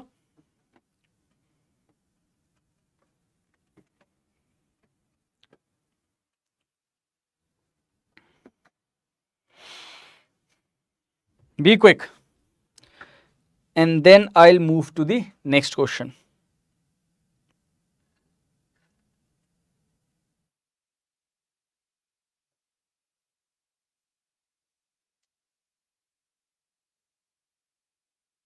All right. Moving on to next problem. This is again for you. Form SHM. Let's do it. If we'll do these questions from SHM, it will be more than sufficient, and then please practice some questions on your own of mock exam, of PYQ, whatever you want to do, but do after this at least do 30 questions, you will be well prepared. Let's start. The particle executes the SHM of amplitude A. It is at position A by 2. Fine. Okay. It looks solvable. Do it. 90 seconds. Let's start. It moves along a positive x direction. If displacement of the particle is given by this equation, then the value of delta will be. Okay, fine. This is so very easy. Okay. I don't think you will face any difficulty in this question. You have to find out initial phase.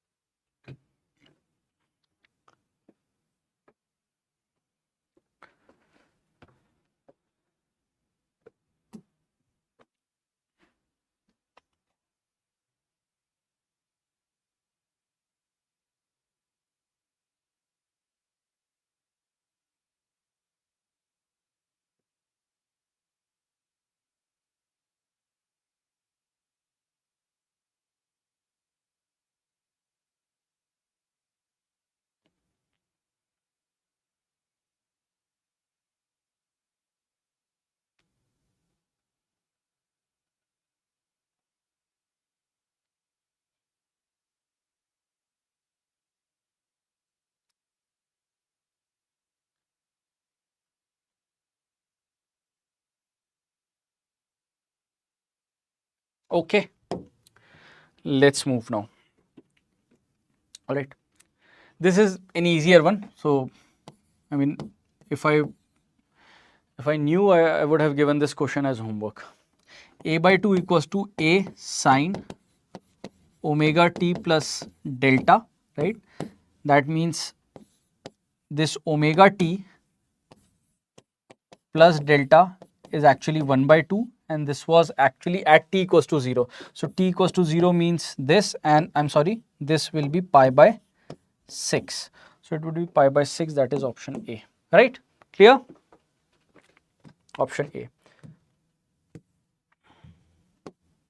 Don't practice a lot of questions like this. I'll be honest, right? This is an easier one.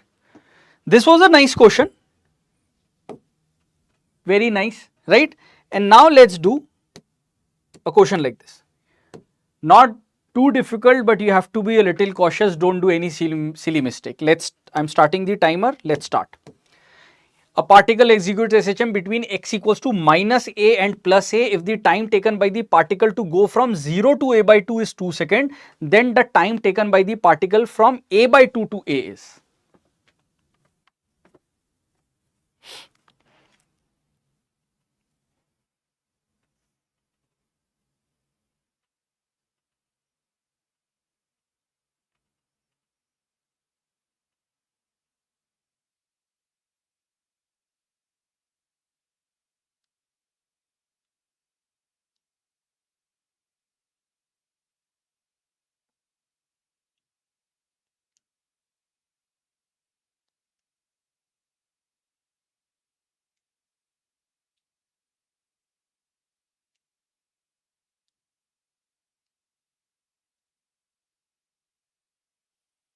Don't use common sense, huh?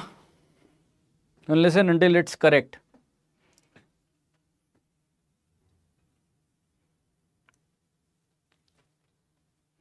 Be quick.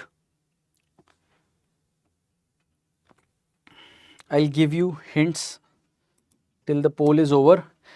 To solve questions like this, you can use projection method, right? In my class, we have done projection method. Write down in the chat box. This question is saying, let's suppose we have got a particle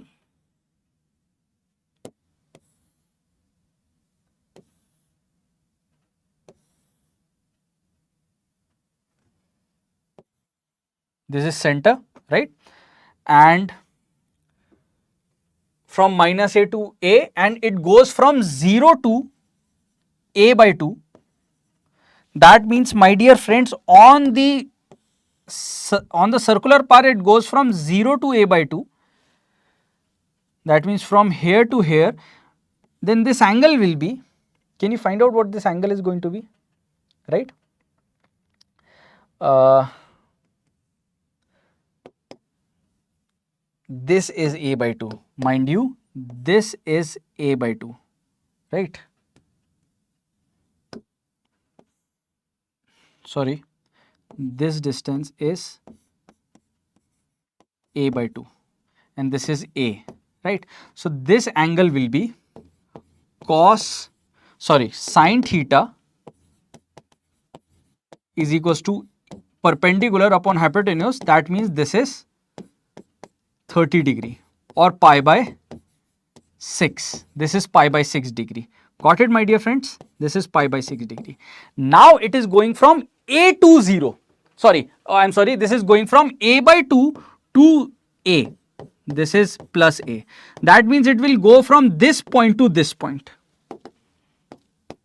From this point to this point, which means this remaining angle will be, this is pi by 6 30 degree, this will be pi by 3 60 degree. Now it will cover 60 degree. Got it? And angular, I'm talking about circular motion. Don't get worried why sir you're talking about angular velocity. I am solving it using projection of circular motion. Projection of circular motion is a SHM, right? So omega times T1 is equals to theta 1. Omega times T2 is equals to theta 2, right? Clear? If you are going to take the ratio of these, omega will get cancelled out. T1 is 2 second. This is pi by 6. I want to find out T2 and this is pi by 3. This is 2, pi gets cancelled out. T2 comes out to be 4 second. Let me know in the chat box. There are other ways also of solving it, but according to me, this is the best way. Please let me know in the chat box if this makes sense. D is the correct answer. Very good. Be quick. Clear?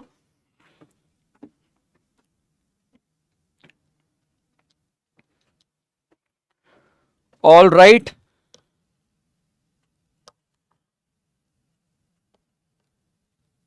Moving on to the next question.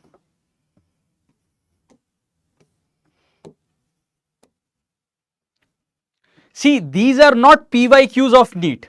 I'll be back with PYQ sessions also, but right now we are talking about some other important questions, right? I know that PYQs you guys can also do, and I'll be also back next week with some PYQ sessions on modern physics, on electromagnetism and so, right? But first let's do these types of problems. And please note that NTA they can also pick questions from JW mains, right? If they'll feel slightly lazy, they'll also do it. Say everyone hi to Prithviraj sir. Thank you, sir. All right, so let's move to this problem. Time period of a simple pendulum is in a stationary lift.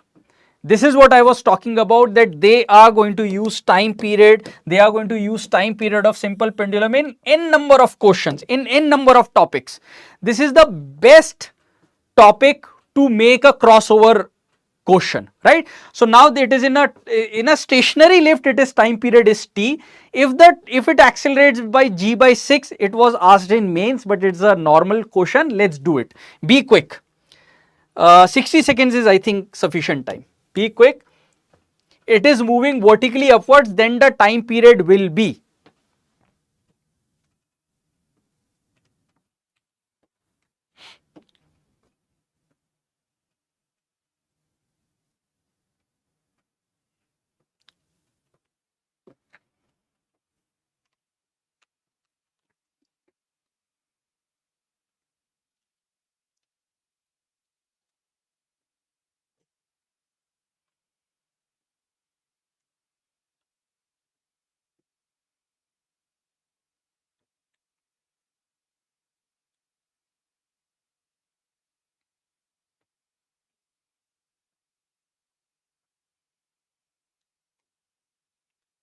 You have got a lift. Lift is going up with an acceleration of g by 6. I believe G by 6. So if you have got a pendulum over here, if you have got a pendulum over here, right, then the effective G will become, inside this, the effective G will become G plus A. That means G plus G by 6, which gives us our answer as 7G by 6 of G effective, correct?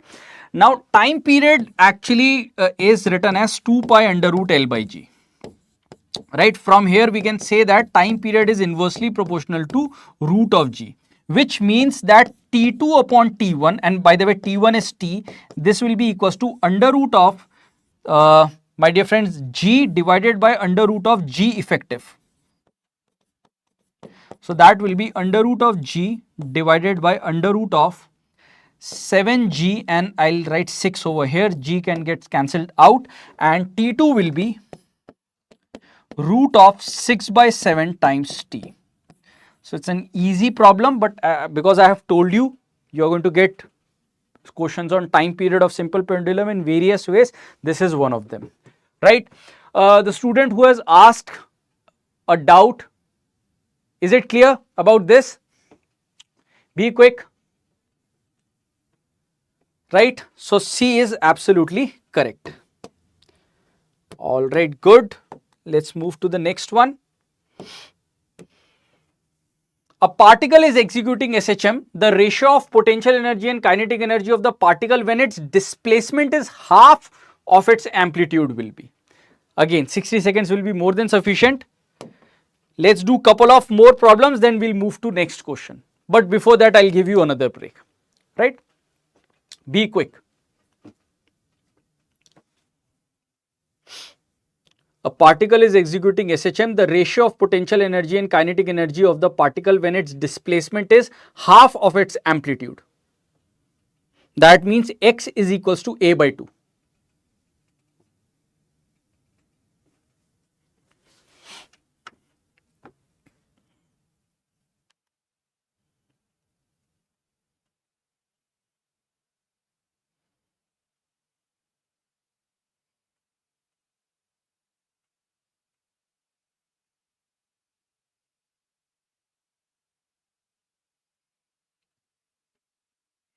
Good, very good.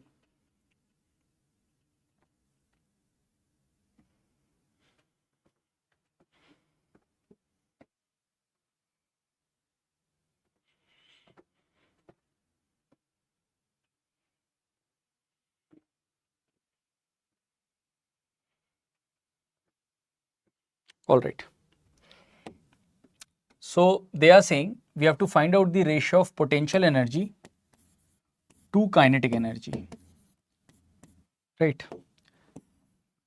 And potential energy is half k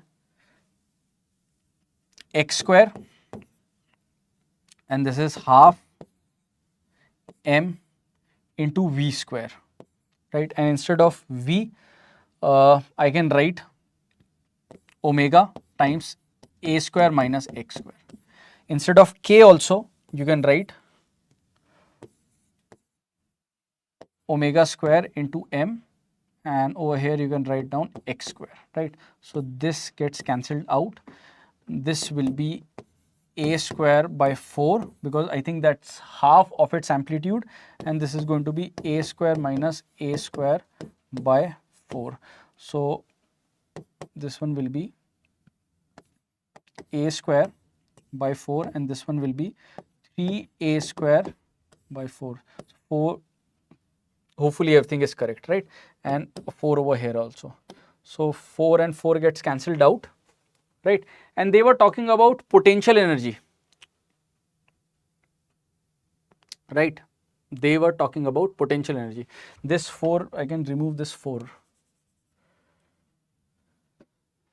So this will get cancelled out. Just a second. Hopefully we have done everything correct, right? X square is a by 2. Okay, so we have got 4 over here, right? We have got 4 over here, and I've got a square 4 and this is 3a square by 4. So 4 and 4 gets cancelled out. Answer will be 1:3. D is the correct answer. Easy one. Now let me give you a nice problem, right? And one in we have already done this question. When particle executes SHM, the nature of the graph of velocity function is an ellipse. It's an elliptical, right? We have done that. For acceleration versus displacement, it will be a straight line, correct? Now let's do this problem.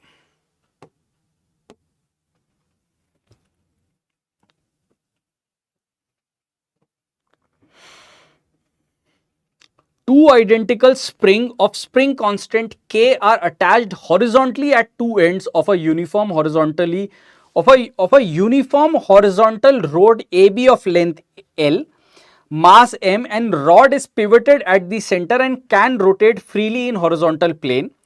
The other ends of the two springs are fixed to rigid supports as shown in the figure. The rod is gently pushed through a small angle and released. The frequency of the resulting oscillation is. Solve this.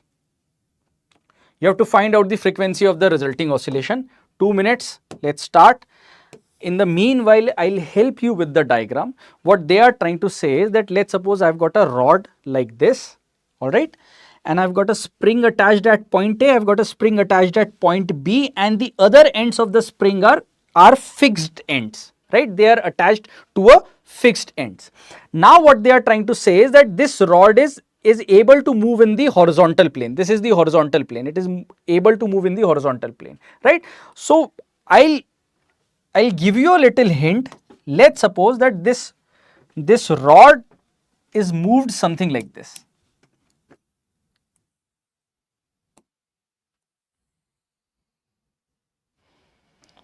So there is a displacement of x in this direction, right? And there is a displacement of x in this direction. Now let's find it out. Be quick.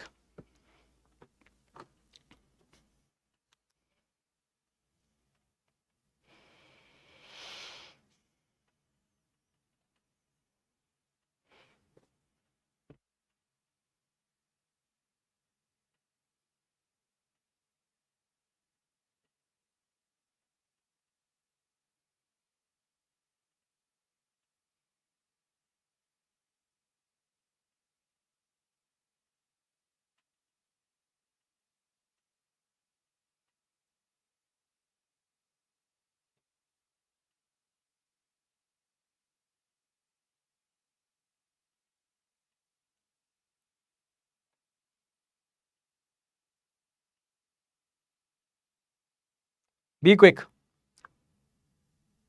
Yeah, correct, Robin. Right, buddy.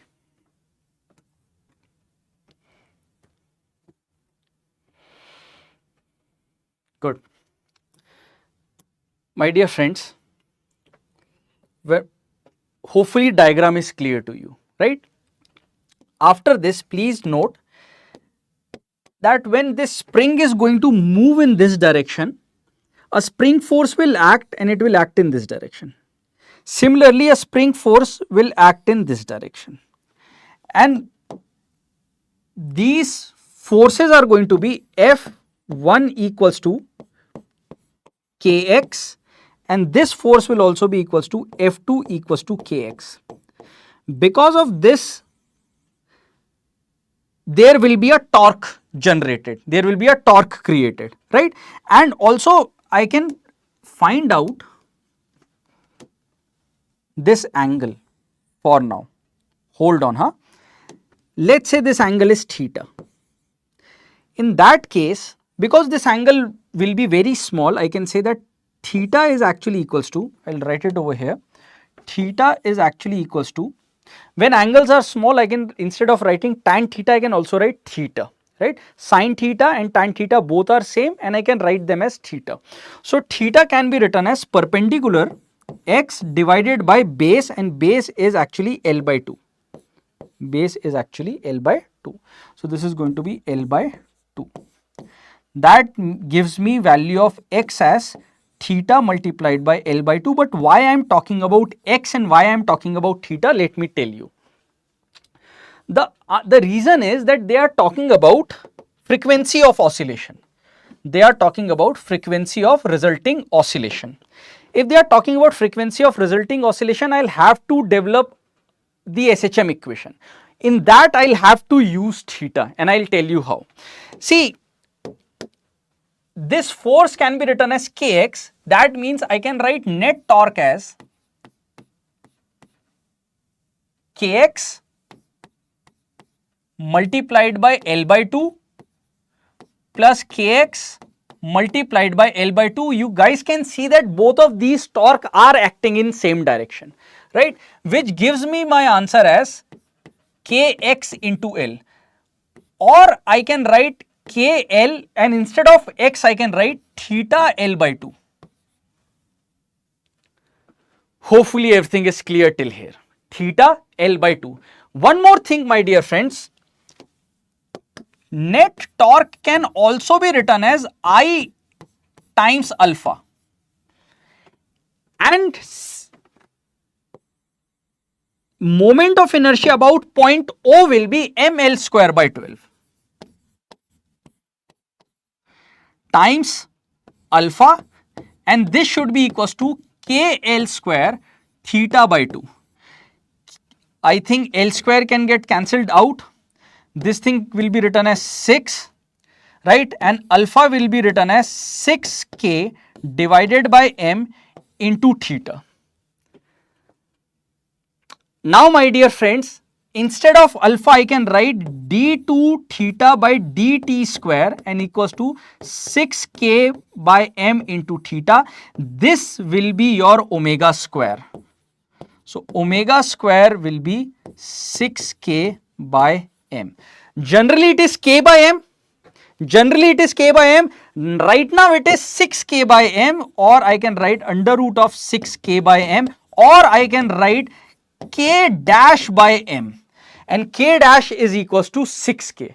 So, everything is similar. Usually frequency is 1 upon time period, and the formula comes out to be 1 upon 2 pi under root k by m. Right now it will be k dash by m, and instead of k dash substitute 6k. So, answer C will be correct. Questions look slightly typical, and this is the best way to revise chapters. Attempt questions like these. It will give you a quick revision of everything that is in the chapter. In this we are talking about moment of inertia, we are talking about angular acceleration, right? We are talking about angular frequency, each and everything. So, C answer is correct. Very good. C is correct. Great. All right.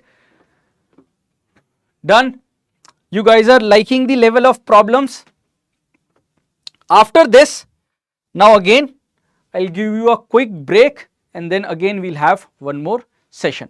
Quickly let me know in the chat box if everything's going good.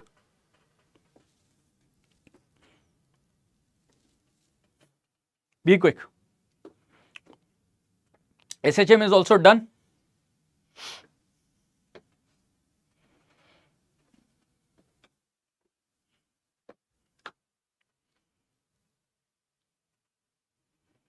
If you guys have any other doubt, you're free to ask me. Let me know.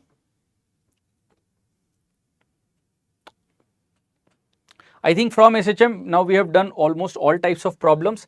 I have got one more question for you. This is also from JW Mains. Let's do this as well, and then I'll give you a break. Okay, let's do this one also. Just this one. Because we have talked about each and everything that is in this problem. In this question they are saying for a body executing SHM, potential energy is always equal to its kinetic energy. Potential energy is always equals to its kinetic energy. This is a false statement.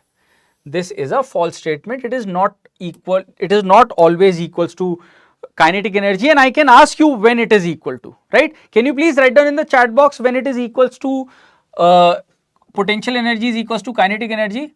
This is incorrect. The correct statement will be half kx square is equals to half m. Instead of v, I can write omega square into a square minus x square, right?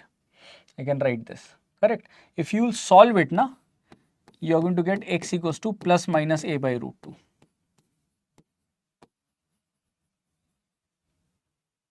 All right, plus minus a by root 2. So it is an incorrect statement. Then they are saying the average potential and kinetic energy over any given time interval. First of all, what do we mean by average?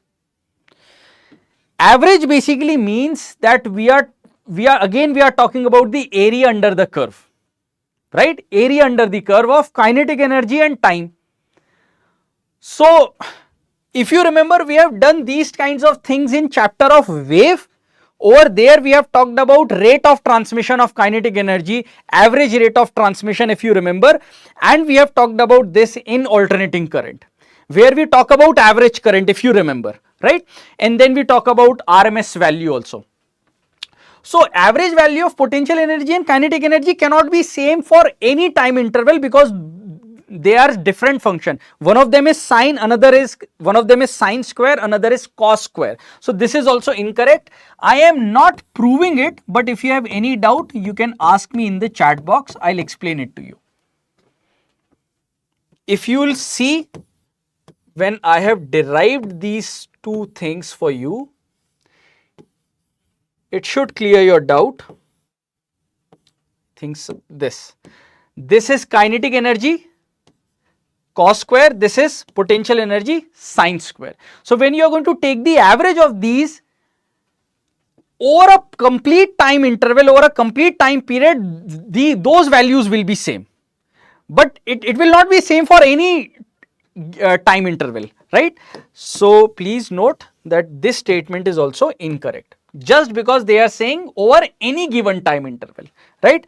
Next is sum of kinetic and potential energy at any point is constant. This is absolutely true, this is correct, and that energy is known as total energy.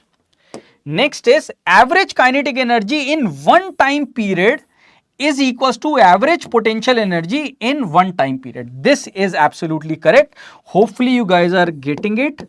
This is absolutely correct. So you have got option third and fourth as correct, which makes A to be the correct answer, right? So solve questions like these in which you have got multiple things to read, in which you have got multiple lines, multiple statements to check. It will again help you to revise the chapter more efficiently, right? Instead of simply taking, do not solve right now, do not solve the questions which you can solve in single step, right? Even if NTA asked questions like that, which they might, right, it will not serve good for your revision purpose, all right? So after this, now I think I'll give you some break. If you have any doubt, do let me know.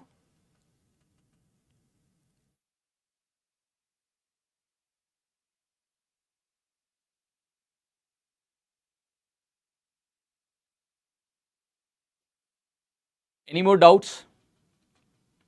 Everything's clear?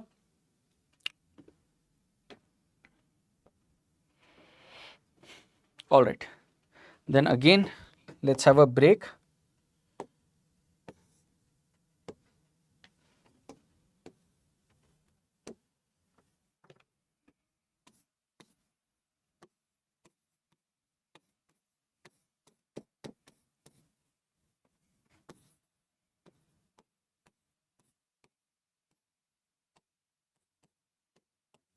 Right, and then we'll start fluid. After that, we are going to start fluid. So have some break, and now we have started our class with mechanical properties of, we have started our class with work power energy, center of mass, rotation. I have given you lesser questions of center of mass and rotation because that's what we see in our normal exam also, right? But the quality of questions were really good. Then we have talked about gravitation, some good questions of gravitation, good number of questions, then very good number of questions of SHM also. Now let's start fluid. All right. Okay, then see you after break. Bye bye. Bye.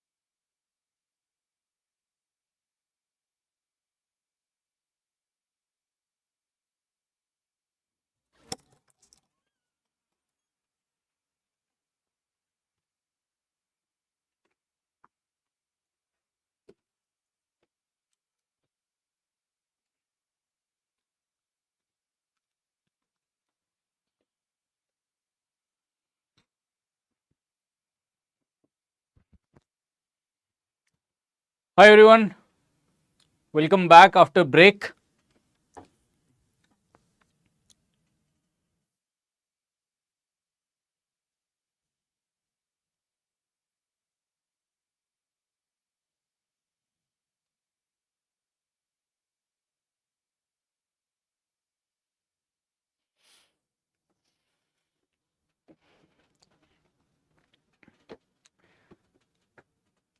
Hi. So now, my dear friends, let's start. As said in the previous class, now we are going to start fluid mechanics, right? And I'll start with questions, and through questions we will understand the concept. Everyone's ready? Shall we begin? All right. The first question says, consider a solid sphere of radius capital R and mass density this, the minimum density of the liquid which it will float is. Let me explain the concept and then we'll come back to this question. All right. See, let's suppose that you have got a container. You have got a container over here.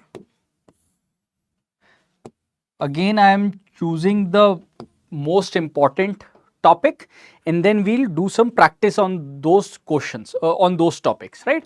And the difficulty level of those questions are going to be, of course, above moderate, above average difficulty level.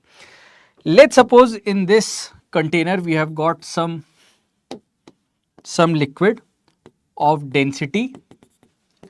The density of the liquid is rho L. Let me make one more case for you guys. This is the most simple case in which, let's suppose we have got a solid body and it is completely and it is floating, right? Almost floating, right? It is almost floating. If it almost floats, it means that the downward force mg will be balanced by the upthrust or buoyant force, and buoyant force is given by Archimedes principle, right? And we are going to write it as rho v into g. Sorry, rho L into v into g. And further, mg can be written as density of solid times volume of solid times gravity, right? This is very easy to understand. This is Archimedes principle. But what happens, let's suppose I am saying we have got a body like this. Please see.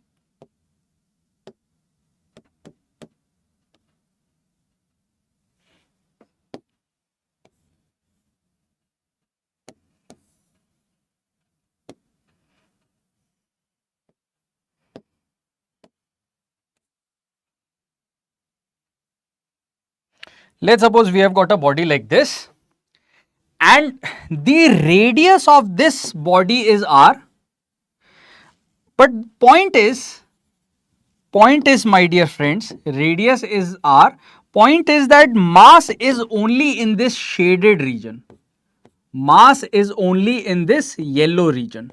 Got it? Alright. So when we are going to talk about mg, when we are going to talk about mg, we are going to write density of the solid multiplied by the volume. Now volume is actually different, right? V dash into g. And when we are going to talk about buoyant force, in that case we are going to simply write density of the liquid multiplied by the total volume of this solid times g. Using this concept, let's solve the previous question now. But again, this is more difficult because in this case density is also not constant. Alright, so density is also variable. Now we have to do it. I'll give you some time, 2 minutes. Let's begin. I've explained the concept to you. Now let's move. Be quick, friends.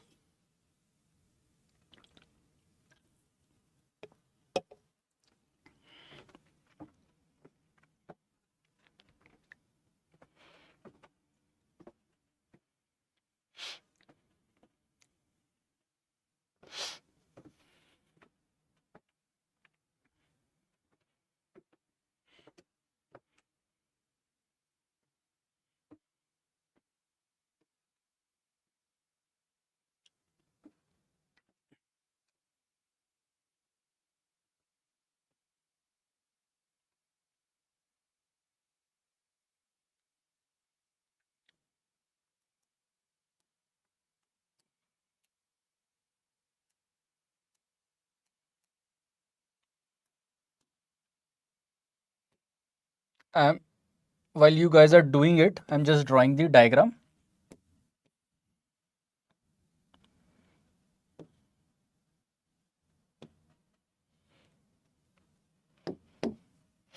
All right, and this is going to be mg. This is going to be buoyant force, density of liquid that we want to find out, volume times g. All right, clear? Now, my dear friends, the first thing is to find out the mass of this body, for a simple reason that density is not uniform. All right, so we simply cannot write mass as rho into v, right? So what we are going to do is, in these types of questions, go at a certain distance. Let's go at a distance of small r, and let's make a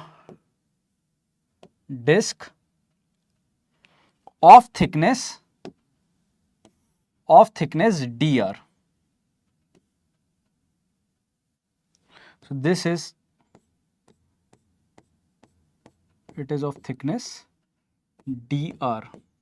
I'm sorry, let's consider a hollow sphere, right? So this is a hollow sphere of thickness dr. Clear? Got it? So friends, mass of this will be written as dm. Mass of this will be written as dm, and we know mass can be written as volume times density. So volume of this is 4 pi r square times dr into density multiplied by density, that is rho naught 1 minus small r square divided by capital R square. Hopefully everything is clear, correct? Now when we have to find out the total mass, we are going to integrate it, and we are going to get, I think rho naught is constant, 4 pi r square. I'll also write 4 pi rho naught, and I'll multiply r square with this, my dear friends. So I'll get r square minus r raised to the power 4 divided by capital R square into dr, and we are going to integrate it from 0 to capital R.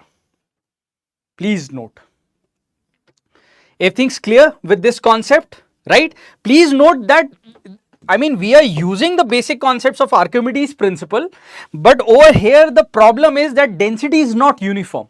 If density was uniform, then it would have been a very easy question, right? Now let's integrate it. First, we are going to integrate r square. It will become r cube by 3 minus r raised to the power 5 divided by 5 r square, and lower limit will be 0, upper limit will be capital R. So we just have to put capital R. So it would be 4 pi rho naught, and this will be r cube by 3 minus r raised to the power 5 divided by r square. That means again r cube by 5, right? So times 5, 5 times 3, 3. So we'll get 4 by 15, and so this will become 8. 5 minus 3 is 2, 2 times 4 is 8, 8 pi rho naught times r cube divided by 15. This is the mass of the body, right? So when we are talking about this mg, we are going to actually now write 8 by 15 pi rho naught r cube times g. Got it? Clear? All right. And then let's equate it with the next important part, density of liquid. This is what we need to know, times volume. Now when we are talking about volume, I don't have any problem. I'll simply write down this volume, my dear friends. I'll simply write down this volume because this is the volume of the liquid displaced. Please remember, this is the volume of the liquid displaced. Even if inside there is no matter or matter or mass is distributed having with non-uniform distribution of mass, I have got no problem. What I know is this much amount of volume of water will get displaced. Got it? So what I am going to write is rho L 4 by 3 pi r cube multiplied by g is equals to 8 by 15 pi rho naught r cube multiplied by g. So g can get cancelled out, r cube will get cancelled out. I guess this will become 5, this will become 2, pi will get cancelled out. So we will get 2 rho naught by 5. So 2 rho naught by 5, that means D answer is absolutely correct. Please see and let me know if you have any doubt. 2 rho naught by 5 is the correct answer to this question. A very nice problem. 2 rho naught by 5. If you are going to, again I'll repeat, if you are going to revise through questions like this, you will understand each and everything and we'll also push our boundaries, right? Clear? Any doubt? 2 rho naught by 5, that is D is the correct answer. Almost all of you have said option B and it is not correct. Be quick. If you guys have any doubt, if you want me to explain any other concept related with this, how I have taken element, how I have taken mass, you are free to ask, else I'll move on to the next question. Be quick.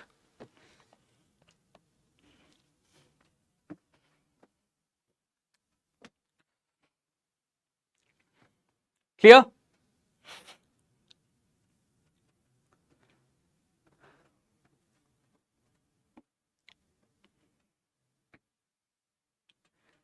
Most probably two boys are talking with each other.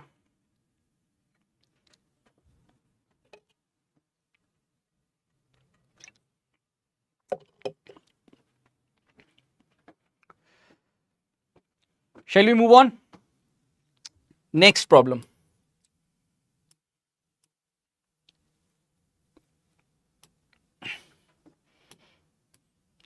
I think you guys can do this, right? Statement 1, pressure in a reservoir of water is same at all points at the same level. Let's start. 60 seconds, begin. Be quick.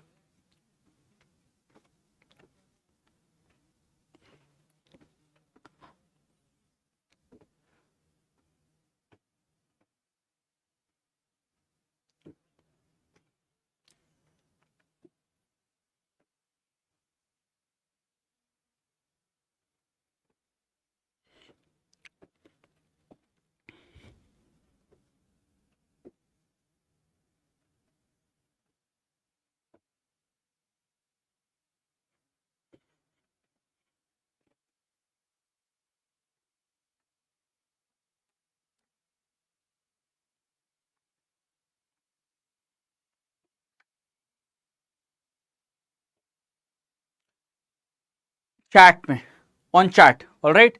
If you want to attend poll, please use chat. Just write your answer in the chat box. This question is pretty simple. The first one was a good one. First statement is saying pressure in a reservoir of water is same at all points at the same level of water. This statement is correct. This statement is correct. the pressure applied to enclosed water is transmitted in all directions equally. This is also correct. Pascal's law. So statement 1 and statement 2 both are correct. Option B. Right? Good. Next, the pressure acting on a submarine is 3 into 10 to the power 5 pascals at a certain depth. If the depth is doubled, the percentage in the pressure acting on the submarine would be the percentage change. They want us to find out percentage change. I'll write it down for you. There is a short typo over here. They want to know percentage change. All right, let's do it. Be quick. 90 seconds, let's start. Percentage change, we don't know the depth, right? So let's suppose this is the surface of the water, and let's go at a depth of h, right? At this point, at the depth of h, let's say this is point A. So pressure of point A, the absolute pressure of point A will be atmospheric pressure plus rho gh. Atmospheric pressure plus rho gh, right? And then they are saying that this is equals to 3 into 10 to the power 5 pascals, which means rho gh will be 3 into 10 to the power 5 pascals minus P naught, and P naught is equals to 1 into 10 to the power 5. See, the actual value is 1.01 into 10 to the power 5 pascals, which can be also written as 1 atm, 1 atmospheric pressure. In this question, they have told us to use this value, right? So this one is going to be 1 into 10 to the power 5, which gives me answer as 2 into 10 to the power 5 pascals. This is known as gauge pressure or gauge pressure, right? This is known as gauge pressure, and this is known as absolute pressure.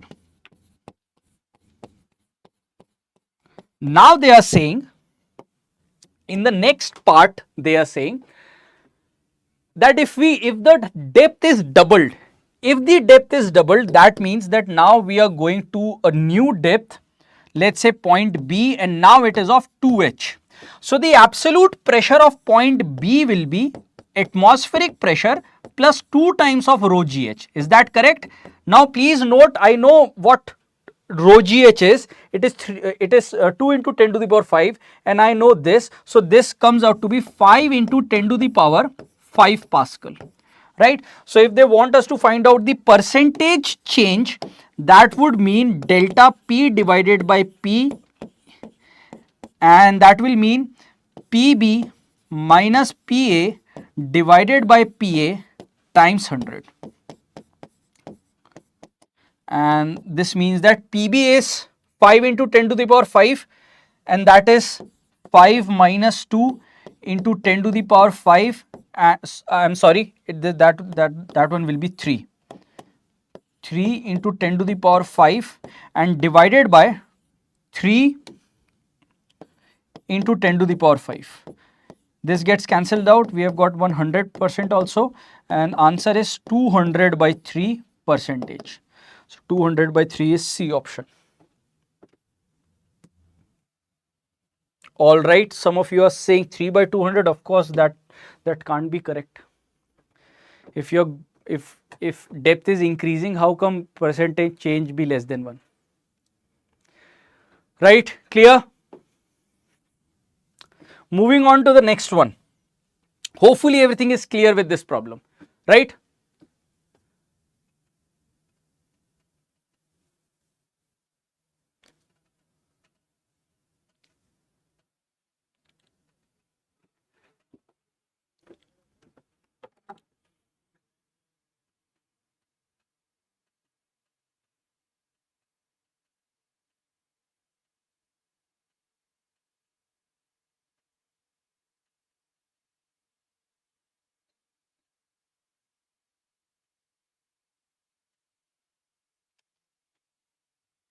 Let's move.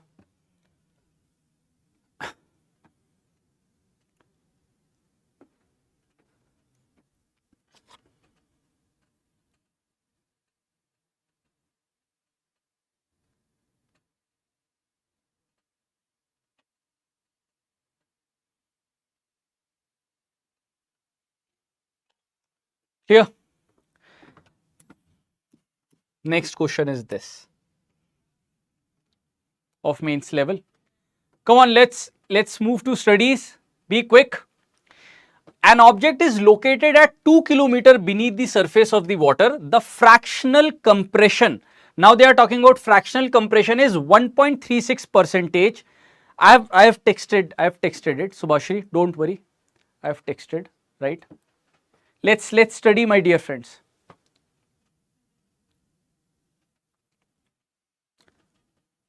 Come on. Fractional compression is 1.36 percentage. The ratio of hydraulic stress to corresponding hydraulic strain will be, density of water is 1000 kilogram per meter cube and G value is 9.8 meter per second square.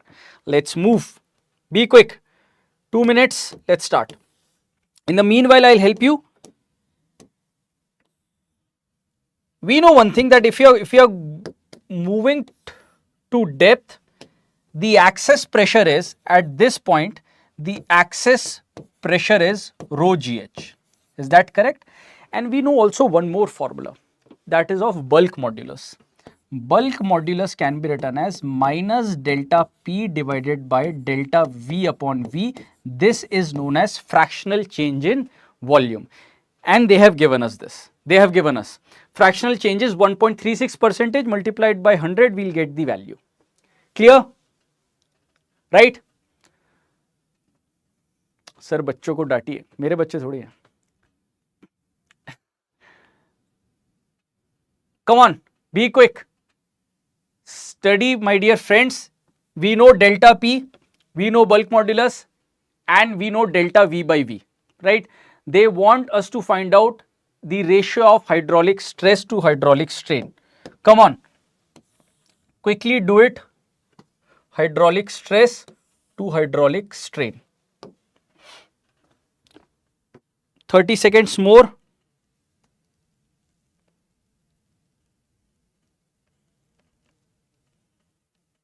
Be quick.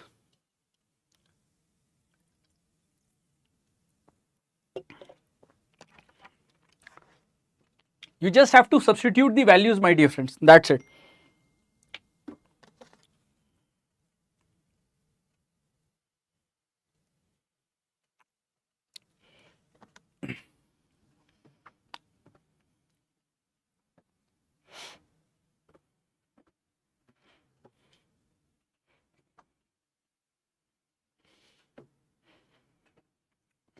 Poll over. Let's substitute the values. This is going to be minus mgh, right? We can take the magnitude also. You know why we have got a minus sign over there. So mgh, an object is located at 2 kilometers beneath the surface of the water. Fine. Okay. Sorry, rho gh. So density is 1000. Everything is in SI unit. This is 9.8. Let's take 9.8 multiplied by 2 kilometer, that is 2000 meters, divided by 1.36 divided by 100. Solve this. Everything is in SI unit. You are going to land to option D. That's it. Please see, a very easy question. Most of you have said C. C is definitely not the correct answer. D is correct. Please check again. Please check again. I have written this. You just have to solve. Answer D is correct, not C.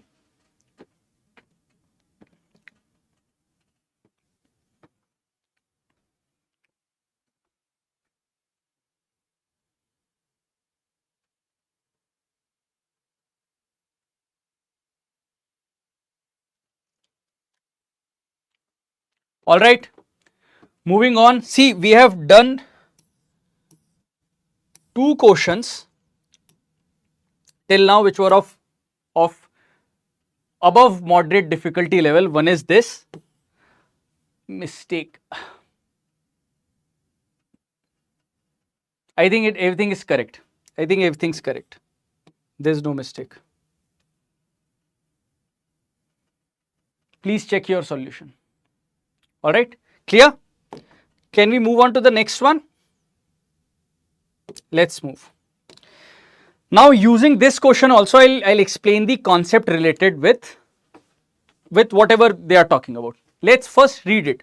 The velocity of small ball of mass m and density d1 when dropped in a container filled with glycerine becomes constant after some time. Right. So they are basically talking about terminal velocity. Right. So let me first now explain what terminal velocity is, then we'll again come back to this question. See, whenever we have got a let's suppose we have got a fluid medium over here and we drop a spherical object, although drag force acts on every object, but in our course we are going to only talk about spherical object, right? So when this object starts to fall, obviously mg is acting downward, right? Hold on, let me explain this concept.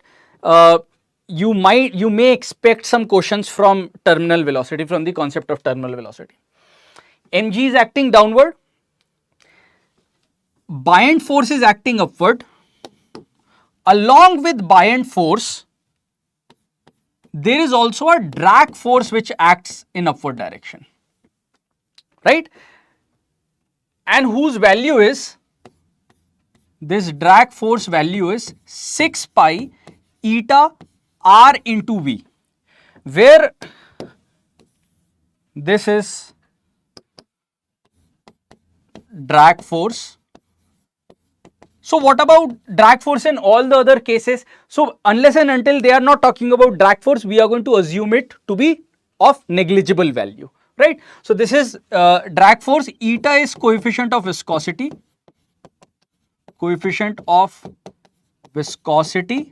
and r is the radius of the body. Radius of, obviously when we are talking about radius, we are discussing about spherical objects, right? And this v is the velocity. V is the velocity. Correct? So see what really happens. Because of this mg, at the very start, v starts to increase.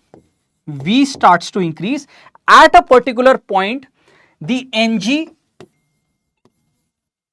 and this buoyant force, that is rho vg plus 6 pi eta rv, they become same, and at that point we say,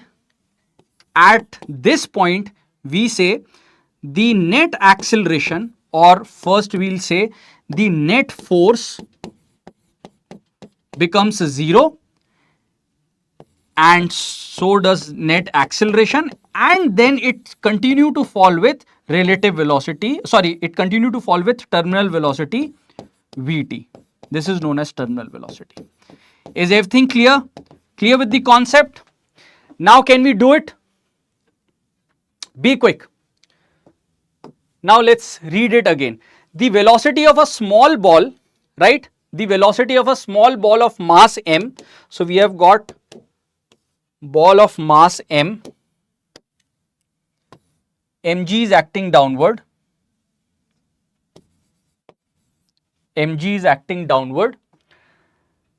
Density is d1. So mass m1, density is d1, when dropped in a container filled with glycerine, becomes constant after some time if the density of the glycerine is d2.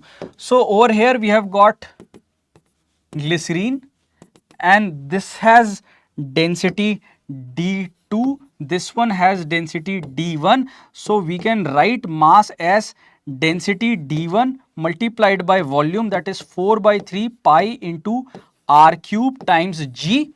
Please note, my dear friends, and buoyant force will be written as density of glycerine times volume of this body, 4 by 3 pi r cube times g. And then we have got a drag force also, right? We have got a drag force also. So they are saying when dropped in a, if the density, then the viscous force. So they are only talking about viscous force. Find it out, my dear friends.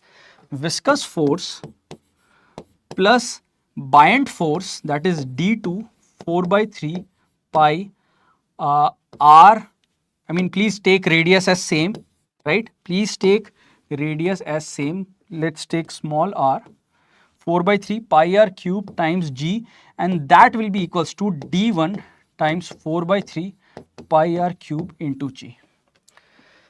All right, so I mean, because they have not talked about anything about radius, let's write this thing as mass. I'm sorry, let's write this thing as mass. That's it, and after this you can do it. Let me know if you have any doubt. Be quick. Everything sorted?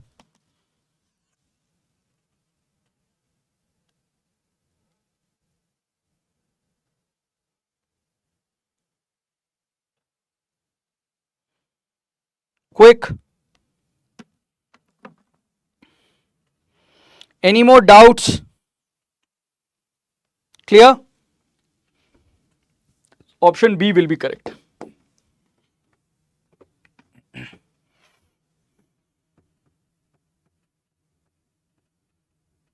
Clear?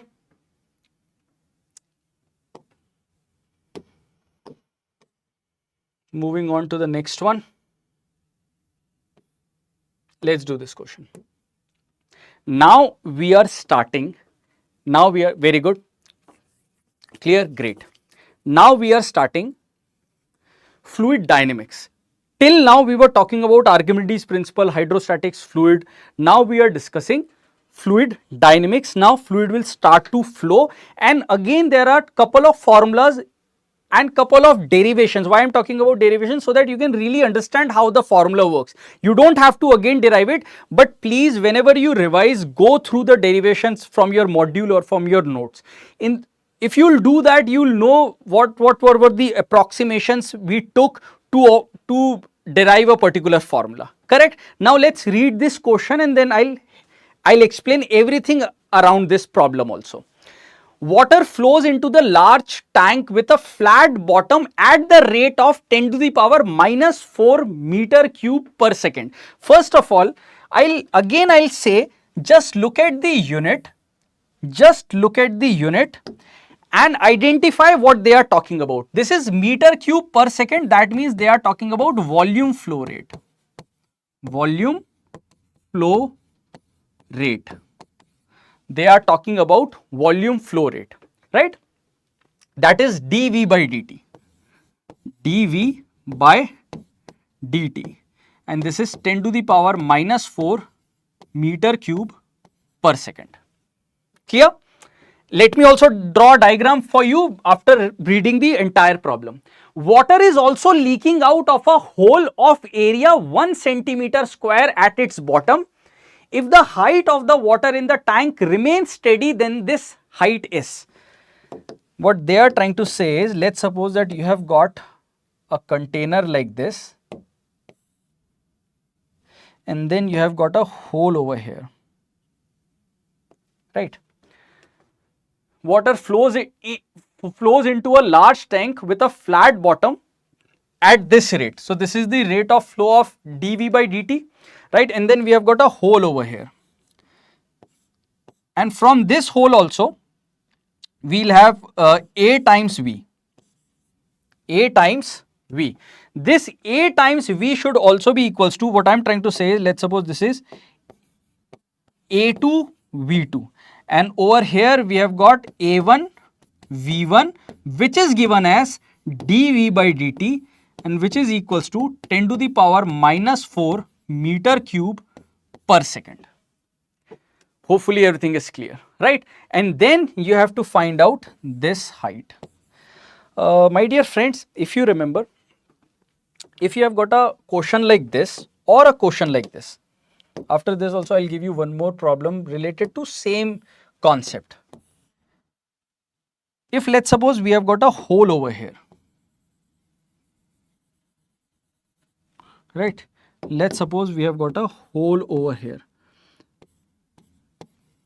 The velocity comes out to be 2gh.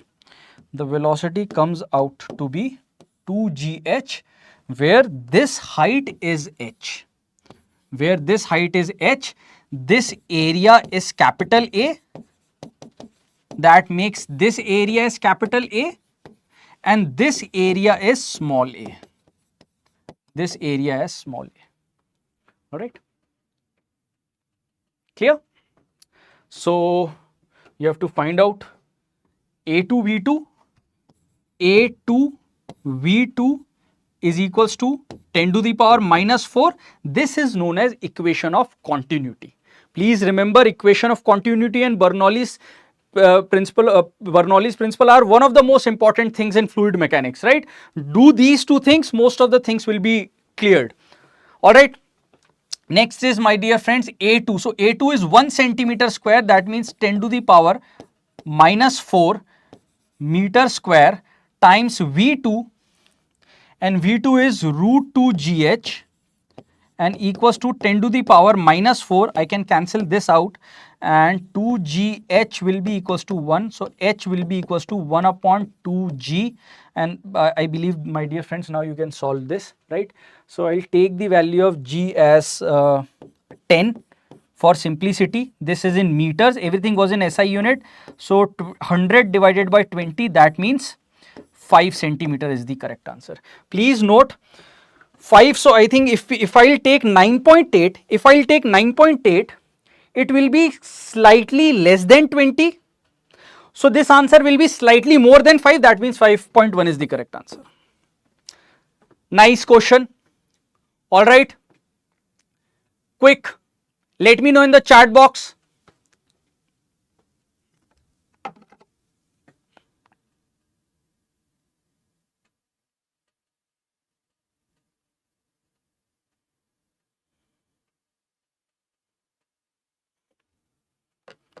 Be quick.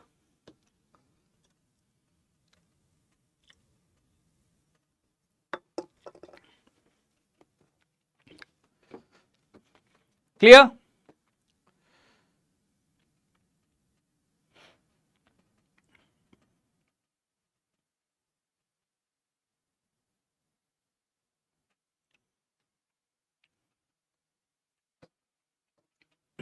Please see, this is a very nice problem, and it is from mains PYQ. Now let's move to the next question.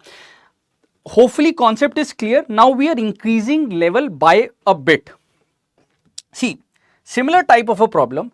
Now they are saying, clear? Very good. Now they are saying a light cylindrical vessel is kept on a horizontal surface. That means, what do you mean by light cylindrical vessel? That means the container does not have any mass. We are not going to consider the mass of container, weight of container.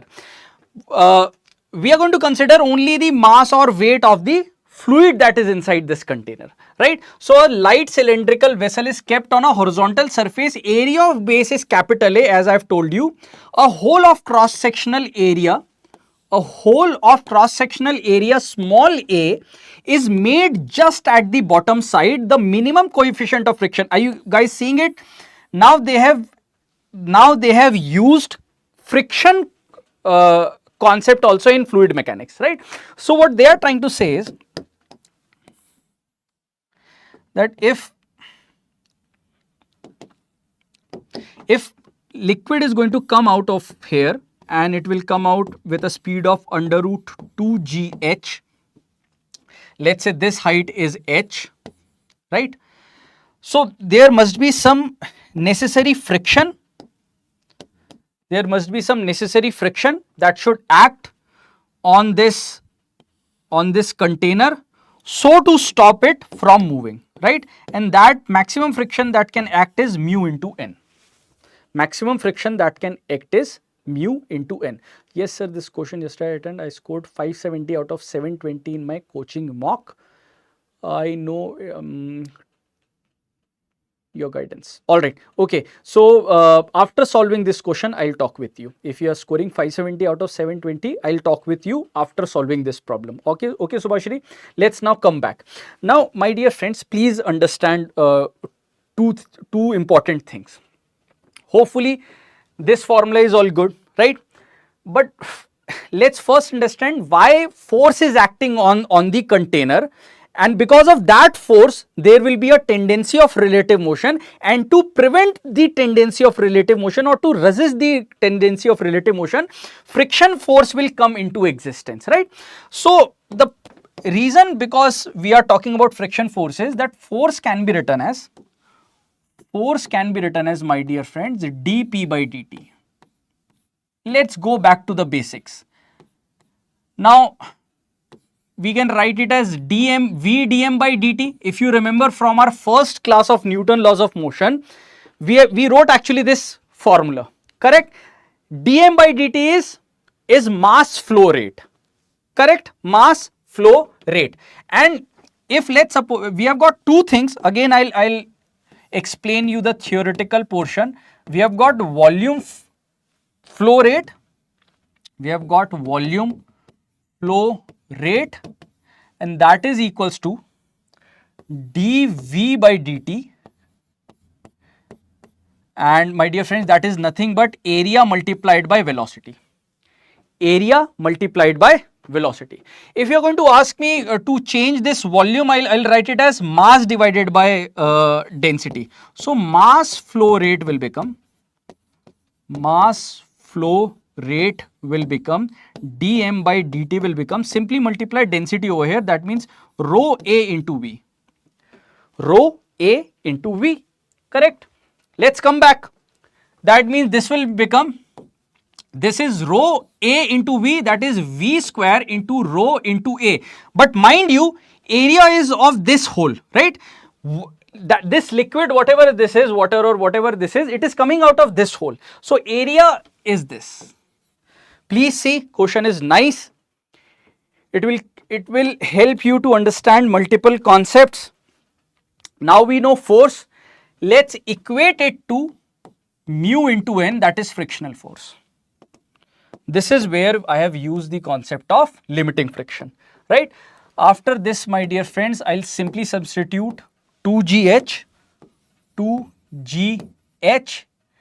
rho into small a mu into normal reaction. What do I mean by normal reaction? My dear friends, this liquid has some weight. This is going to be mg, and mg will be equals to density of liquid times volume of liquid, that is a into h.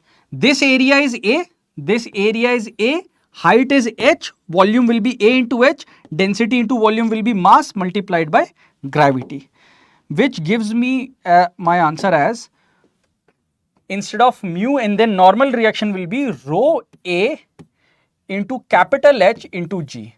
So g gets cancelled out, and by the way my dear friends, h is also like this small h only, right, small h.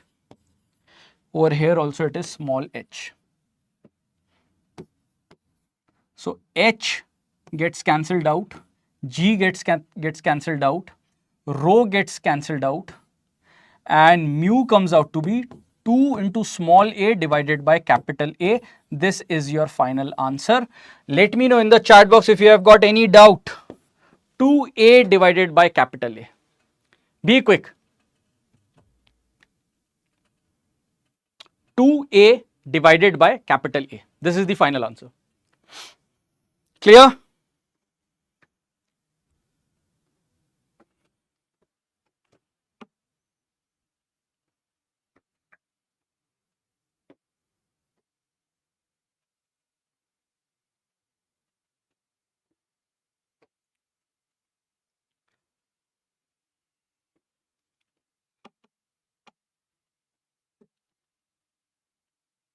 All right. Can we move on to the next one?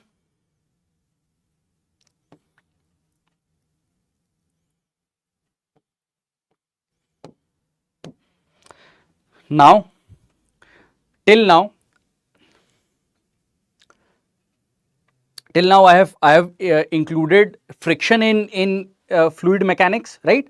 Now we are also talking about one part of fluid mechanics with surface tension, right? So this question is from there. A soap bubble having radius of 1 millimeter is blown from a detergent solution having a surface tension of 2.5 into 10 to the power minus 2 Newton per meter. The pressure inside the bubble equals at a point Z0 below the free surface of water in a container, and take the value of G as 10, density of water is 10 to the power 3. For this also, let me explain you the basic concepts surrounding this question. We are going to talk about two things. We are going to talk about drop and we are going to talk about bubble. So let's suppose you have got a drop and this is a inside point, this is an outside point. So for a drop, outside minus pressure inside is actually equals to 2 times of surface tension divided by R. This is the access pressure in a drop. This is for a drop. For a bubble, and also please note one very important point. How to write down these pressure equation is also really important. See, whenever you are going to come across a curved surface, whenever you are going to come across a curved surface like this,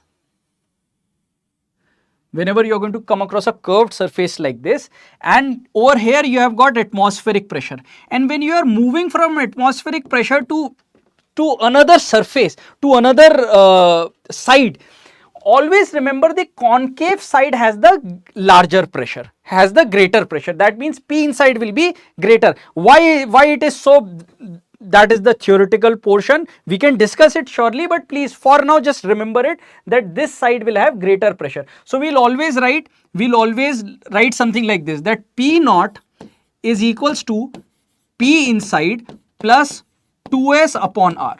We are going to write something like this, or P inside, you guys can say something over here. This is P inside minus P outside, right? Inside it is greater. So P inside will be P outside minus 2s by R. All right. Hopefully everything is clear, my dear friends. Be quick. Just a second. We are going to write it like this. P out is equals to P in minus 2s by R. And similarly over here, when we are going to talk about a bubble, we are going to do the same thing. The only difference is now the access pressure will be P inside minus P outside will be equals to 4s by R. All right, will be equals to 4s by R, because in bubble we have got two surfaces. Got it? In bubble we have got two surfaces. Coming back to the question. In this question they are saying, let's suppose you have got a surface of water, I believe, having equal at a point Z0 below the free surface of the water. So let's suppose this height is Z0. So at this point, the access pressure will be, or the absolute pressure will be, let's say this is PA. The absolute pressure will be atmospheric pressure plus rho G into Z0. Sorted? Clear? And then we have got a soap bubble which is made up of a detergent solution, and inside it has got pressure PIN. And now PIN will be P outside, which is atmospheric pressure, plus 4s by R. Please now remember it, right? Now they are saying a soap bubble having a radius of 1 millimeter is blown from a detergent solution having a surface tension of this. The pressure inside the bubble equals at a point Z0 below the free surface of water in a container, right? Taking G as this, density of water as this. Great. That means this value is equals to this value. Fine. So PA is equals to PIN. That means P naught plus 4s by R is equals to P naught plus rho G into Z0. P naught and P naught gets cancelled out. We wanted to find out the value of Z0. So Z0 will be equals to 4s divided by rho into G. You guys want me to solve it, or you will do it? Be quick. Let's quickly find me the answer of Z0. 4 times of surface tension, which is 2.5 times 10 to the power minus 2 whole divided by density. Density is 10 to the power 3 times gravity. Gravity is 10. Great. So, let's write this thing as 4. This will get cancelled out. And I believe they are giving answer in centimeter and everything is in meter. So, I'll multiply 100 over here. Right. So, this will also get cancelled out and I've got this as my answer. Right. Anything else?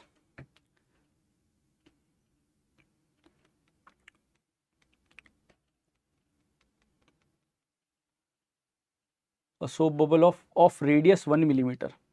I'm sorry. We have not taken radius, right? We have also got radius over here. Sorry for that. So we have got radius also and it is of 1 millimeter. That means 1 into 10 to the power minus 3. Correct. That makes everything cancels out and this comes out to be 1 centimeter. D is the correct answer. Some of you were saying C. D is correct. Please see. Check. My dear friends,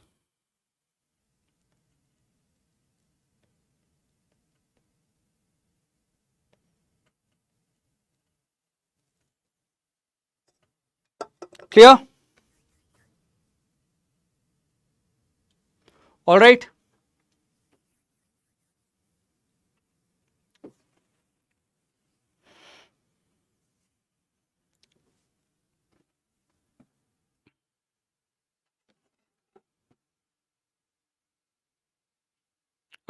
Unfortunately, no.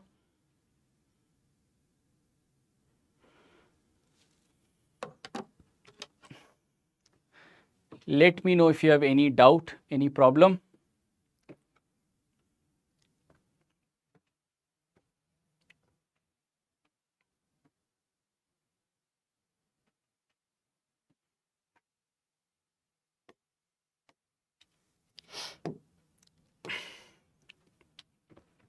I have explained equation of continuity to you. Equation of continuity basically says volume flow rate will remain same. It will remain constant.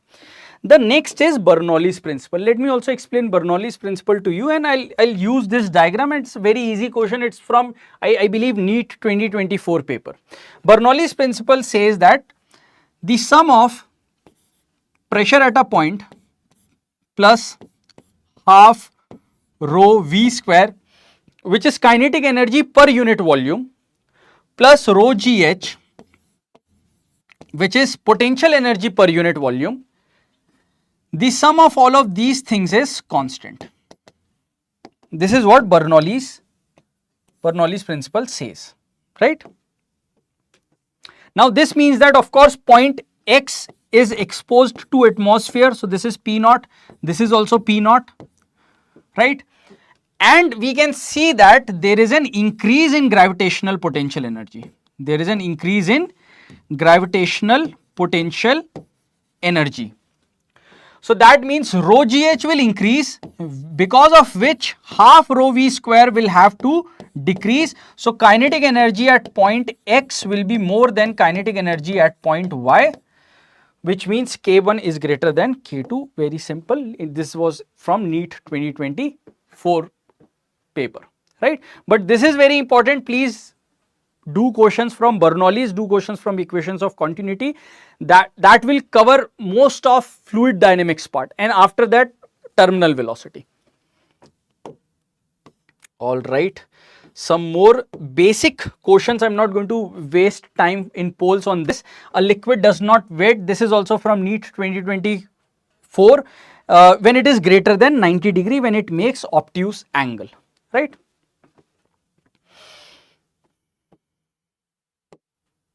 And then I'm going to give you this question as homework. A air bubble of radius 1 centimeter in water has an upward acceleration of this, right? The density of water is this, and water offers negligible drag force. Just now I have said that most of the time they will say that drag force is not there, right? So if drag force is not there, you don't have to worry about it. Similarly, in this question also they have said drag force on the bubble is negligible. It offers negligible drag force. Got it? So we have got a bubble over here, and this bubble is actually has an upward acceleration of 9.8 meter per second, sorry, 9.8 centimeter per second square. Centimeter per second square. Now we know that of course mg will act downward, and an buoyant force will act in upward direction, which will be rho v into g. So that's it here, nothing else, right? Rho v into g minus mg is equals to m into a. Solve this as your homework. Along with this, I'll give you one or two more questions. All right. So we have completed till fluid. Now after this, we'll start from the next class, and now in the next class, I'll club, or I'll try to have a single lecture in which I'll take KTG, thermodynamics. I have completed SHM in this. Now you can study waves on a string and sound waves by yourself, and then I'll take a question class of that also, right? So waves and KTG and thermodynamics is remaining from 11th class. Other than that, we have done each and everything from 11th class with questions up to JEE mains level, right? Clear? All right. So take this question as homework and take this question as homework.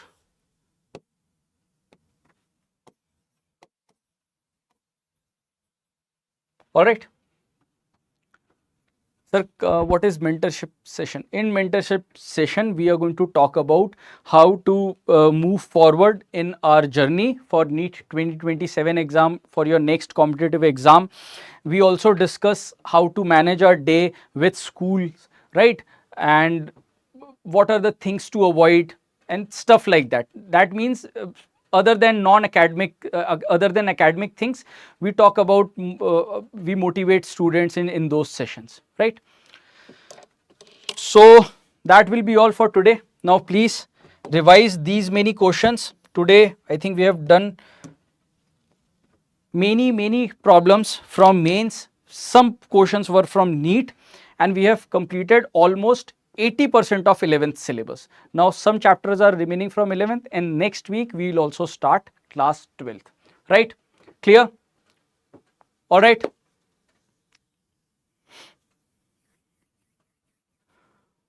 All right. Okay. Then I'll see you in our next class.